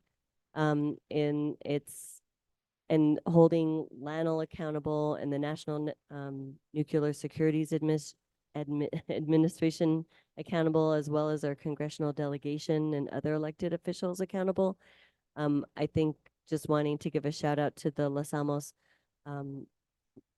Study Group, Nuclear Watch New Mexico, Concerned Citizens for Nuclear Safety, Tewa Women United, Earth Care, Yucca, the Tularosa Basin Downwinders Consortium, Stop Forever WHIP Coalition, and other concerned individuals who care about the health and well-being and safety of our communities in Santa Fe and the region. And last, I'd like to ask or just thank the legislative services staff. Marcy and Annika were amazing working on this, and as well as City Attorney Erin McSherry. We spent countless hours of this resolution wordsmithing and making sure the information had citations, etc. So hopefully there won't be any changes you need to make, because we spent a lot of time on it. And while I'm disappointed I won't be able to be here to vote on the resolution in its fruition, I have faith that all of you, with the leadership with Councilwoman Cassett, that you will approve and pass this next month. So hand it over to you. Thanks. Thank you. Councilor Cassett. I think you said it all, and it is 11:54 at night, so thank you. Thank you. Madam Clerk, could you take us to the next item, please? And the Mayor, the next item is 21 A. It's appointments to the Children and Youth Commission. Appointment of Jenna Yanez, term ending January of 2027, and Nora Jean Salazar, appointment with the term ending January 2027. Move to approve. There's a motion and a second. Is there discussion? Madam Clerk, could you call the roll? Counselor Chavez, Counselor Michael Garcia, Yes. Counselor Lindell, Counselor Rivera, Counselor Romero Worth, Yes. Councilwoman Villarreal, Yes. Counselor Cassett, Yes. Mayor Weber, Yes, motion passed. thank you. Could you take us to 21B? Yes, Mayor, that's appointments to the Community Development Commission. Garen Yepa, appointment, term ending March 2026. Rosario Torres, reappointment, term ending March 2027. Councilman, would you like to speak to these? Yeah, I've just wanted to, I'm excited for Garen Yepa to join us. Well, you all, not me anymore, but on the Community Development Commission. I think he adds a lot of breadth and depth and expertise that will be very helpful on the commission. And yeah, I just think his perspectives and his background will be very beneficial. And then for Rosario Torres, she's been a great asset to the CDC, and her lived experience, and as well as like living in senior housing, has been a great component of perspectives on the CDC. So I'm glad that she was willing to be reappointed. So we have a good team, and whoever gets to chair will be so excited. Thank you. Could we Thank get a you. motion? I move to approve. There's a motion and a second. Is there discussion? Madam Clerk, call the roll, please. Counselor Michael Garcia, Yes. Counselor Lindell, Counselor Rivera, Counselor Romero Worth, Yes. Councilwoman Villarreal, Yes. Counselor Cassett, Yes. Counselor Chavez, Mayor Weber, Yes. motion passed. And then 21C, please. Yes, that's an appointment for the Arts Commission. It's a Barbara Jean Beej Nierengarten Smith appointment as alternate with a term ending October 2025. Motion? Move to approve. There's a motion and a second. Is there any discussion? Madam Clerk, could you call the roll? Counselor Lindell, Counselor Rivera, Counselor Romero Worth, Yes. Councilwoman Villarreal, Yes. Counselor Cassett, Yes. Counselor Chavez, Counselor Michael Garcia, Yes. Mayor Weber, Yes. motion passed. Thank you. And now I think we go back to our city attorney. Mayor Weber, councilors, thank you. Thank you for your support on the public records specialist earlier. I think that team is going to be rocking and rolling even more, obviously, and they're going to catch up on their backlog. They'll be doing trainings around the city and doing quality control, which are all things we have not been able to do before. So thank you for that. We are not going to do the ENA discussion. We took that off earlier. So I am asking that we go into executive session on only one of the two sealed proposals topics, which is the Marty Sanchez Golf Course request for proposals 23/47. That's pursuant to subpart H6 of the Open Meetings Act, and then pursuant to H7, discussion of threatened and pending litigation, including Hill et al. V. City of Santa Fe, a tort claim, State of Christian Marban Tafoya, and the case City of Santa Fe versus Santa Fe Country Club and Golf Association. Councilor Rivera, one more time, sir. One last time. Can you make a motion? Yes, sir. I move that we enter an executive session pursuant to the Open Meetings Act, section 10-15-1H, subpart 6, for discussion of a competitive sealed proposal solicited pursuant to the City of Santa Fe your procurement code, and subpart 7 for discussion of threatened or pending litigation in which the governing body is or may become a participant. Second. Madam Clerk, could you call the roll? Friendly Mayor, Counselor Rivera, Yes. Counselor Romero Worth, Yes. Councilwoman Villarreal, Yes. Counselor Cassett, Yes. Counselor Chavez, Counselor Michael Garcia, Yes. Counselor Lindell, Mayor Weber, Yes. motion passed. Thank you. Let's go into executive session then.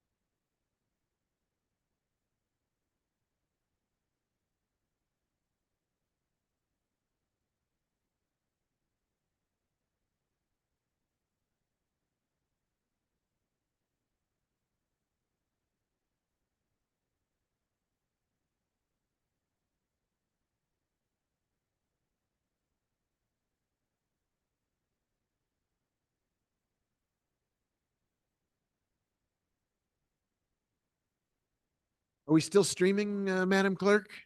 Not that anybody's watching, but. We're still streaming. Okay. Councilwoman VRL, will you hit the gravel? We got to first come back into, oh, you want the final? I thought you wanted to bring us back in session. Okay, we're back in session. Councilor Rivera, do you have a motion to make, sir, for the last time? Yes, sir. Pursuant to the Open Meetings Act, Section 10-15-1J, I move that the governing body reconvene in open session and state for the record that the matters discussed in the closed session were limited to those specified in the motion for closure. Is there a second? Second. Is there a discussion? I'd like to talk about that motion, Councilor Rivera. I think it really bears a great deal of consideration. Okay, call the roll, please. Gravel him down. Okay, call the roll, please. Yes, Mayor, Counselor Romero Worth, Yes. Councilwoman Villarreal, Yes. Counselor Cassett, Yes. Counselor Chavez, Yes. Counselor Michael Garcia, Yes. Counselor Lindell, Counselor Rivera, Yes. Mayor Weber. Yes, Motion passed. I think that completes our work for tonight. We are. And we are adjourned. Yay!